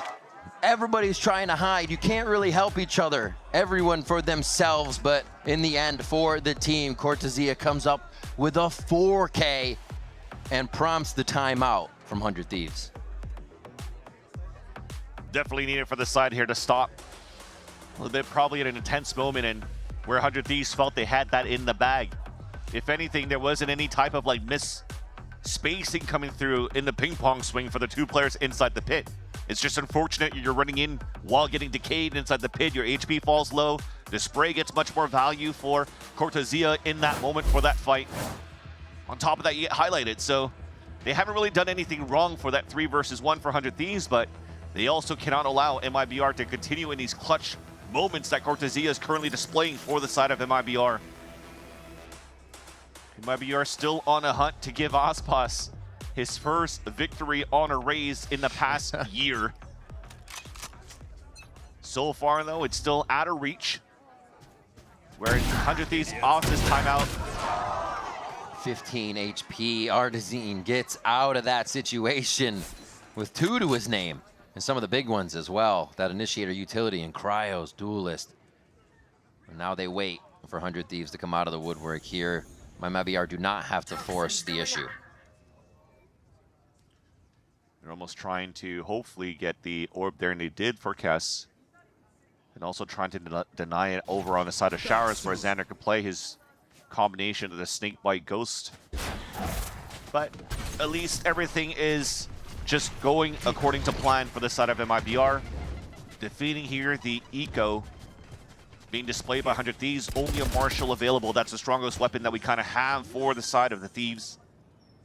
He anticipated a rotate in the mid-round towards the A site. MIBR should be able to close the gap even more by 3 rounds. Orbital Strike available for the next. And that's probably one of the strong ults that you want to leverage here going into the next round.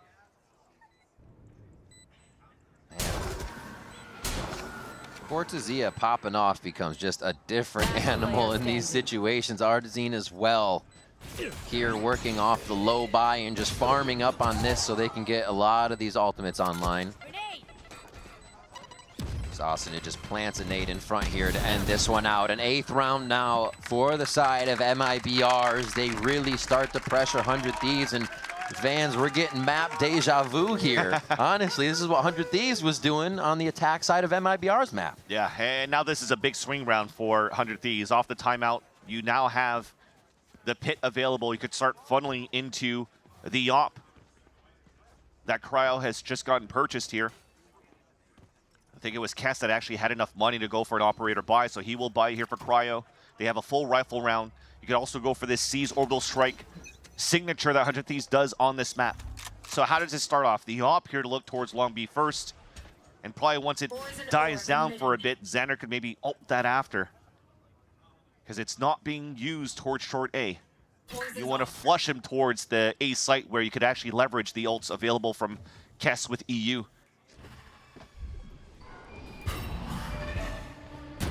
Oh, right through the top window, that little sunroof. We're able to drop the Haunted and catch Artezine off guard, realizing he's still trying to work some extremities. They're going to prowler him out, too, just to see if there's any more in here. Really committing to know they have that shower control.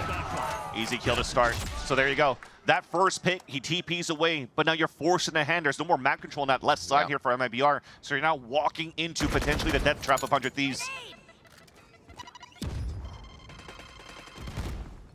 Moving up a little bit too. 100 Thieves is taking a more aggressive position on their defense. A little insert from Asuna here into the side. They get Orbital Strike back. Caesar's too late. Look at the delay. Now it's an opener. Dashing in. Osmos gets a bounce into a kill, but 100 Thieves is just going to bounce around MIBR on this one.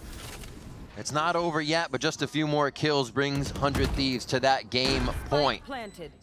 They got a little bit more work to do. That spike acting like a third now for MIBR, for them to work around it. These possible kills. Verno's going to snap to EU's face. Shenum gets one, and now they know where Cryo is with the shot. Shenum on the box. Shenum with a 3K. And another one for MIBR. Again, the C's being just a little bit too late to get good value off the Orbital Strike from Kess.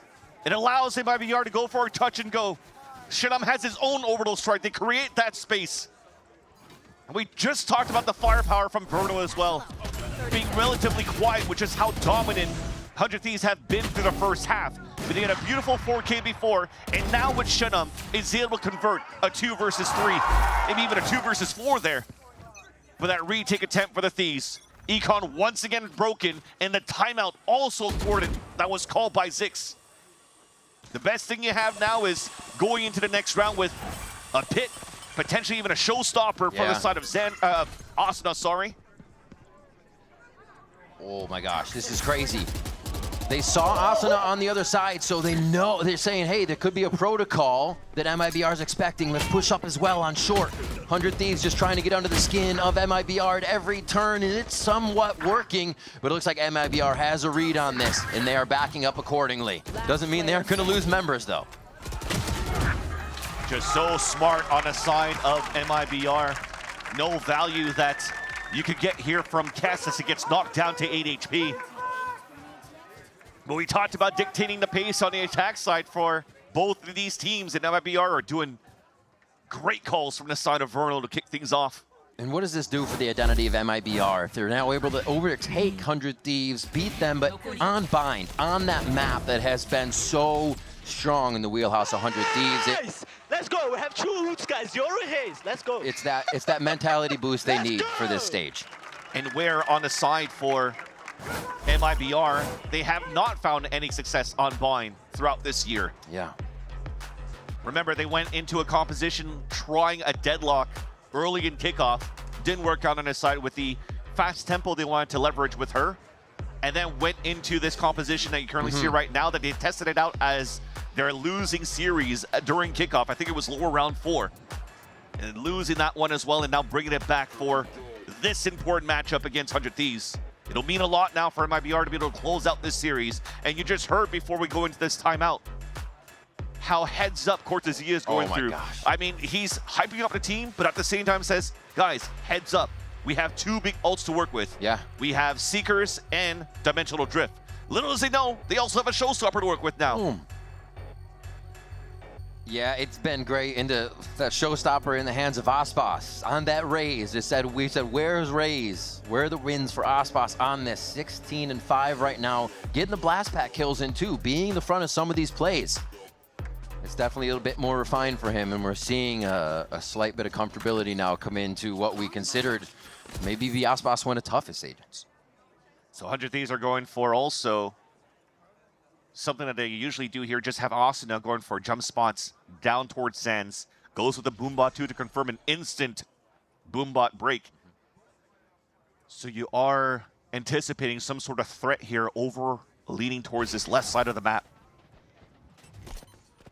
Dog going towards Hookah is actually quite nice because now it still allows your Cry to get an aggressive line with the operator down towards Long Beach. Seeing the stimmy just on the side as well, so he realizes there's more people here. The blast back out, Aspas!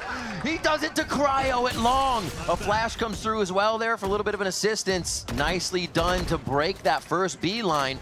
And now look, it's like they back and forth, the push and the pull, they get the ult out, and I'm sure MIBR is very happy to see this type of reaction. The thing is they were able to take that pick off, but Verno couldn't really tempo up with the rest of the team, was forced to fall back and heal up his team. So now they don't have any flashes for the next hit. It has to be Seekers to come through. So grouping up together, Seekers already coming out. Where's the hole for 100 Thieves? Passive towards the back of the A site. Don't have mollies to get in a position to deny the plant. It's all about the post plant now. MIBR looking to tie the game up, and they convert now, trying to get to the 40. Oh my gosh! Where did 100 Thieves go? Down the grave, and Cortezia stepping up for another 4K. Mr. Multi-kill for the side of MIBR on this map, dropping 25 so far on 100 Thieves' best map. Starts off with a beautiful combo, as you just saw here from the Satchel Flash. Aspas being the sacrificial lamb and still gets the pick out of that. And look at how he's so aware of the positioning of where 100 Thieves are positioned. You have to consider that there is just a stunned mentality that's hitting 100 Thieves right now with what MIBR is bringing to the table. And it repeats itself. Oh, wait, maybe a punish. Artizine manages to escape at 40 HP, and there's the regrowth. The re-heal coming back now for Vernal, but again, the scenario's just the same. Buy, lose, save, and now it's tied 11-11.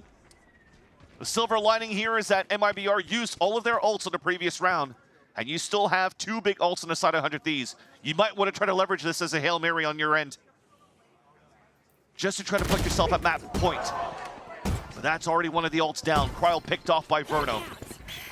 I'm sure they were expecting Artsine at this point. It's been only him in Shower's time, one after the other. Another for Verno here. Artsine's gonna click one in. They're gonna find themselves 12 on this, and it's only gonna be Asuna, and no longer is he on the map. Game and match point for the series, MIBR. And we talked about the ults that were not available for MIBR. Now 1 away from 2 big ults to create space, play the post plant. Cortezia and Shenum, the rookies from the Brazilian side, coming in from Brazil to help out on the Americas team. And it's the Viper's ult and the Orbital Strike from the Brimstone. They could try to separate around the map and play a little bit more slow this time around, but here's another big buy coming out for 100 Thieves. Desperate measures now for the side of the defense. A 2-2 setup, basically a 3-2 on this map. But they were looking for Showers control first. Op on the attack for Artizine. Here. This is the nobody wants to lose situation as well for 100 Thieves, but you still have to find a way to make a play. So push up in Showers. Kess still in that area of lamps to play defense, hold time and just delay. EU playing with fire right now is going to back up, and they've called over Asuna here to help defend on the B site. Showstopper there is ready, and Cryo can search the map. It is the final round, so we got to see these ults go off. EU still playing the off angle, though. Cortezia clearing it, spots him. Snakebite on the ground, falls back. Gaining space. This is important, though. You want to give that space for the Showstopper. Goes up. Asuna is just going to flex his muscles with this one. They will not allow him to find a target. Where he's been so good satcheling in the past, not able to satchel forward to capitalize on a trap on that side. Re-hit with the almost where he hits Kess, he's down! They cooked him in lamps! They hit him with the microwave. It's not going to be Asuna, however, putting up the fight of his life here to bring it into overtime. Cortezia is going to have to carry the world on his shoulders for this final round. Just one more time to bring the team across the line. It's going to be a sorting in his face from EU, and it's not enough just yet. 10 seconds to go, and the spike is too far away. 100 Thieves bring us to overtime. Great job by EU to stay alive. The respect given and how hot Cortezia's been on this map. Runs that clock down. You have the crossfire set up towards the end, but it wasn't until their hero play coming out from Asuna, once again trapped inside towels, and still gets value with his Vandal and some trades and support on the buddy system for 100 Thieves to push us into overtime. Asuna and EU immediately getting 4 kills, and now we're seeing extra innings for both MIBR and the Thieves.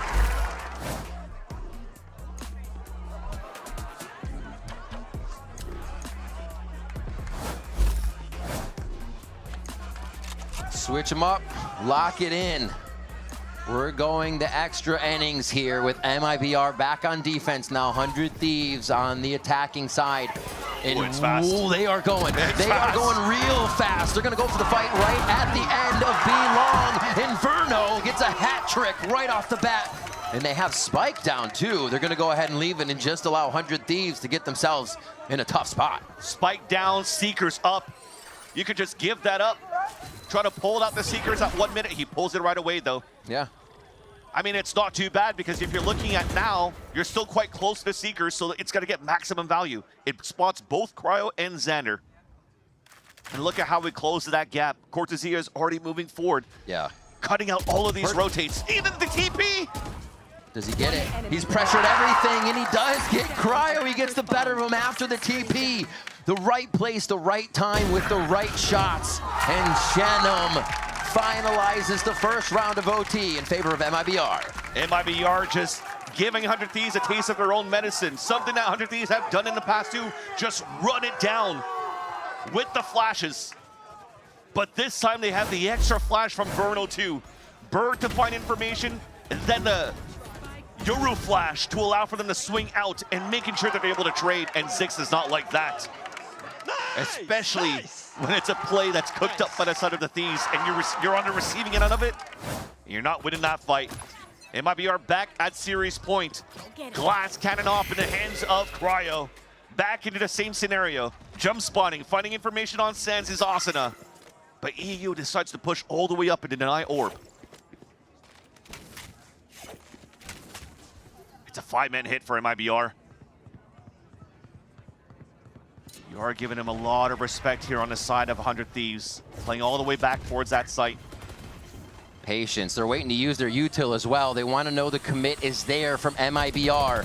Oh, they just go to push through. Artscene thinks that nobody's there. 100 Thieves get a good amount of kills real quick on this, and that is a cause for pause on the side of MIBR. Spike still in hand, and Ospas has the high ground.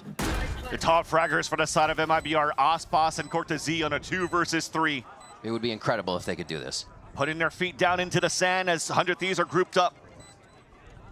Pain shells to guess out and flush out some players. Nobody towards Bents or Triple. But they don't have any scans, and they have to retake with an op 2 on Cryo. Ospas is going to get the first contact here. That's one. A second one coming through. Now they know they can play together. together on this, play off each other, and it's an operator. One of the toughest to go into the 2v1 with. He finds the Phantom at his feet. Enough bullets for the fight. Cryo to save the day here and bring it to another round of OT. Making noise, playing the bomb, playing the spike, bounces him off as he goes for half. It's gonna be Cryo getting the shot, but it's not enough. Ospas gets the win on Raze. Cortezia has a showstopper of a game, and MIBR take down 100 Thieves. The upset coming out from MIBR. A slow start onto a stage where on paper, this should have been an easy victory for 100 Thieves, but it's MIBR that came out swinging. And again, Cortezia, Ospas, Verno, Shenum, and Artazine putting up their rolls on Bind, allowing Ospas to get his finally first victory on a Raze in a year.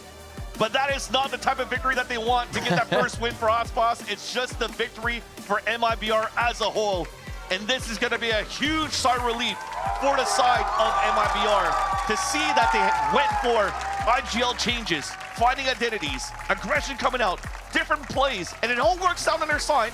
And they're also able to play the comeback game against 100 Thieves on Vine. This is going to be a revitalized MIBR in the following weeks here of Stage 2. And we see what they were talking about before for MIBR.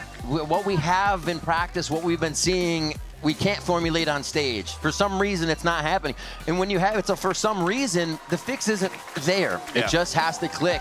You have to see it in motion. And we saw it in motion for 2 maps in a row here on their own map, which we considered to be something they need to win, but then on Bind, which was the special thing for MIBR and is going to raise that mental for the rest of Stage 2. I mean, I was just telling you during the cast, this is just preparation to just get ready for a Haven as a third map. I didn't expect this to be. I'm sure 100 Thieves thought that too. Exactly. With how it started, a 10-2 half on their side too on the attack for 100 Thieves.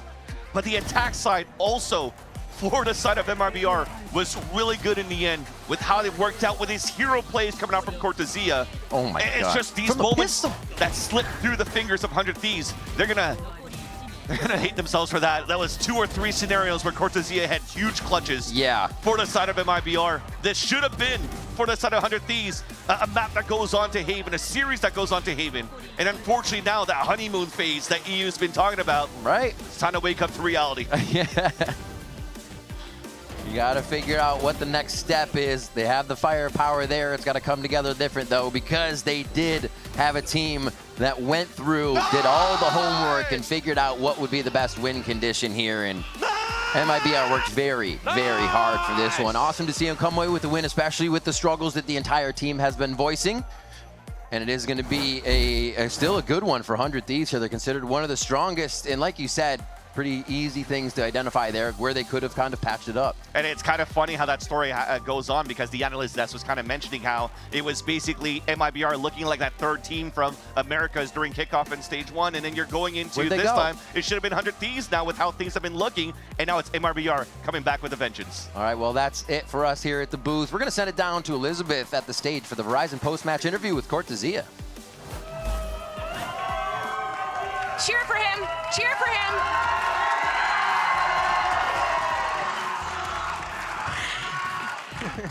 And now we listen to him. I have chills on my arm, Cortezia. You said you have chills on your arm. Yeah, me too. Because, oh my God, Cortezia. Not only you in that game, but your team, this miraculous comeback. Was it a 10-2 half? 10-2, yeah. 10-2. Brother, how? How did you come back? I don't know. It's crazy. It's crazy because, like, it was so hard to play on CT side, like on defense side. Yeah. And we were practicing so good. So we are, guys, we need to wake up, just come higher, and all that shit. And on this side, everything worked out. Everything perfect. Literally, that's one of the, not to like shoot any comebacks down, but that's one of the greatest comebacks I've ever seen, Cortezia. Do you guys agree? Because that, and to be frank, I don't think, and just between, I think not many of us expected you guys to win this game. You know, MIBR have been struggling a little bit. You know, we've been seeing, you know, this isn't the MIBR that we knew grow to, like, we saw qualify for Toronto. What's different between this MIBR and the MIBR we saw previously? Like, is it you screaming during the first pistol round, or?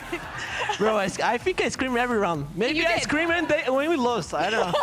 But yeah, we've been through like a hard time like as a team. We all know that, and we trying to fix that much as I can. And I don't know, like hard times make strong women. No, sorry, and women as well. Sorry, but it makes strong men. And I just want to thank God because He is my everything I have, and it's been hard, but we're trying. We're trying a lot. Well, you make it look easy. I don't think many other teams could have done that, Cortezia. And my last question for you is, where does MIBR go from here? Are you working through these hard times you're talking about? What do we keep on doing? How does MIBR qualify for playoffs and go to champs? I hope we can keep this momentum, you know, because this win was so important for us because we lost like six matches in a row since Toronto, so it was too hard for us. But now we can be more confident. We can be more comfortable on the stage, and I'm so happy about it. I'm going to ask, let's talk about your popping off, because I was shocked to see you screaming and standing up during the pistol. I was like a little taken aback. But I mean, you popped off today, sir. Yeah. You had some insane plays. What was your KD, like 26 and something? Like 27, I don't know. My bad, that's on me. You're good. But I mean, just where do you find this energy, especially at a 2-10 half? So, guys, it's do or die for us now. It's do or die for us. We know G2 is already classified for champions, and now also Sentinels, and we need to keep improving. We cannot play like we were playing before. Right. And I think this match, like do or die, just make me, okay, if I'm gonna lose, I'm gonna lose giving 100%. Yes. And I did this, and we won. You won. Look behind you. MIBR victory. Guys, give it up for Cortezia God. of MIBR. Well, we have the match point post show with your two favorites. It's Verno and Aspas.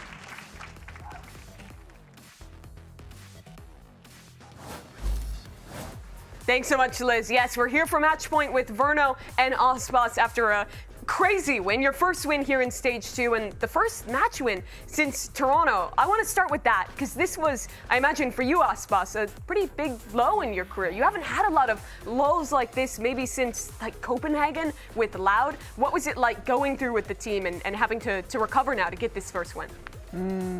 It was kind of hard, but in the end, we made through it. We're having good practice, but we are not being able to bring it to stage. But today we showed a much better form.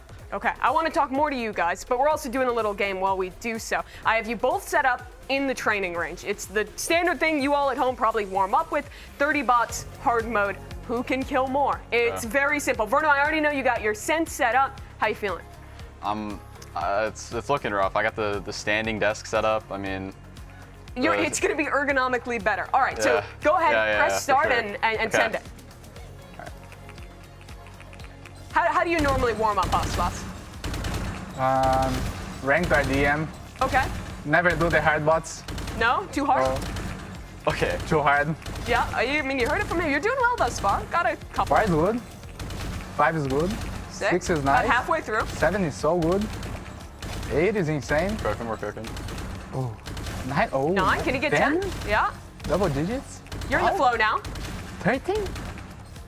Okay. Okay, 13 is too much. It is 13 not bad. Than it looks. It is really fast. Yeah. 13 is too much. I feel like practice is like an aim style that you don't normally have. Yeah. Okay, 13, honestly. Yeah, pretty good. Oh, it's 1600 DPI. You got to be careful. Yeah. well, he gets set up. I want to ask you, Verno, too, because there's a lot of talk about like changing up leadership, you taking on more of the IGL stuff for MIBR. It's still your rookie year in this team. Talk to me about the discussions the team was having after Toronto and the start of this stage, and kind of what it means now to have gotten this first match win. I mean, after the Teo meta ended, like when we were playing the most, it was like during Teo meta, but. Wait a minute. Aspas. It's on hard mode. Aspas, I'm seeing 6. It's on hard Not mode. bad. I don't. Wait, 7 good? It feels like you're playing a little slower than he was. 8 good? Hold on. I think it's glitched. Hold on, man. Hold on. Wait a minute. Let's. He's just hard mode. He's just so fast that it looks. It actually makes it like look like it slows down. He makes it look easy. Yeah. So, I mean, what's it like to play with a guy who can just like slow the game down in front of you? No, it's honestly, it's just insane. Like, you know, the last round, it was just all in slow motion, like when he was killing too. Yeah, you got him back playing Jet on Icebox. Did it feel like that in the server? Yeah, 100%. Yeah, it felt like that. But yeah, after Tejo meta, like Toronto, and right after that, like we kind of like had like we're having struggles like finding like our footing as a team. So I think we're now starting to like understand like what works for us and like how we want to play the game like going forward and like how we can like amplify our strengths the most. Yeah. Yeah, it feels like you're hitting form at the right time because a lot of people were talking about like MIBR's of 100 Thieves being like the third best team. Is you know what? We can't ignore it. Ospas, 30 out of 30. 30 out of 30. Yeah, it was easy.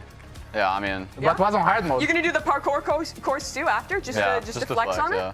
Okay. I mean, he's perfect. Oh, I wow. don't know what more to say than that. I mean, look at that. The movement too. Look at that. Look at the movement. Let's see that. Wow. Wow. Yeah, You just he's one got shot it. I tried to jump on scroll, but there's no scroll jump here. Do you have any tips for people at home to be able to aim like you? Any tips? I mean, 30 out of 30.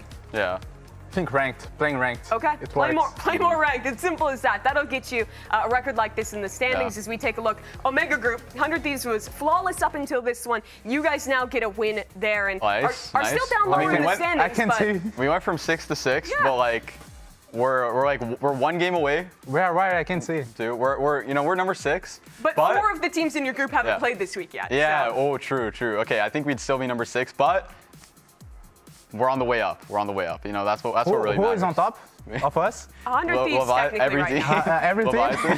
Every team?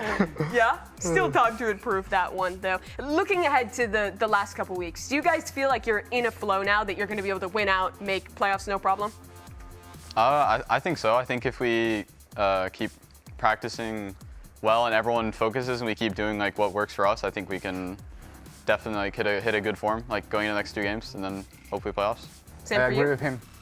Okay. Well, they're in the flow state. They're looking to get back on top here for MIBR. That'll close things out for today. Tomorrow, 2 more great matches coming up, of course. You don't want to miss G2 against EG and Loud taking on Crew. Guys, thanks so much for joining. Again, just so wonderful to see how amazing you are on the practice range. Ospas? Thank you. Yeah.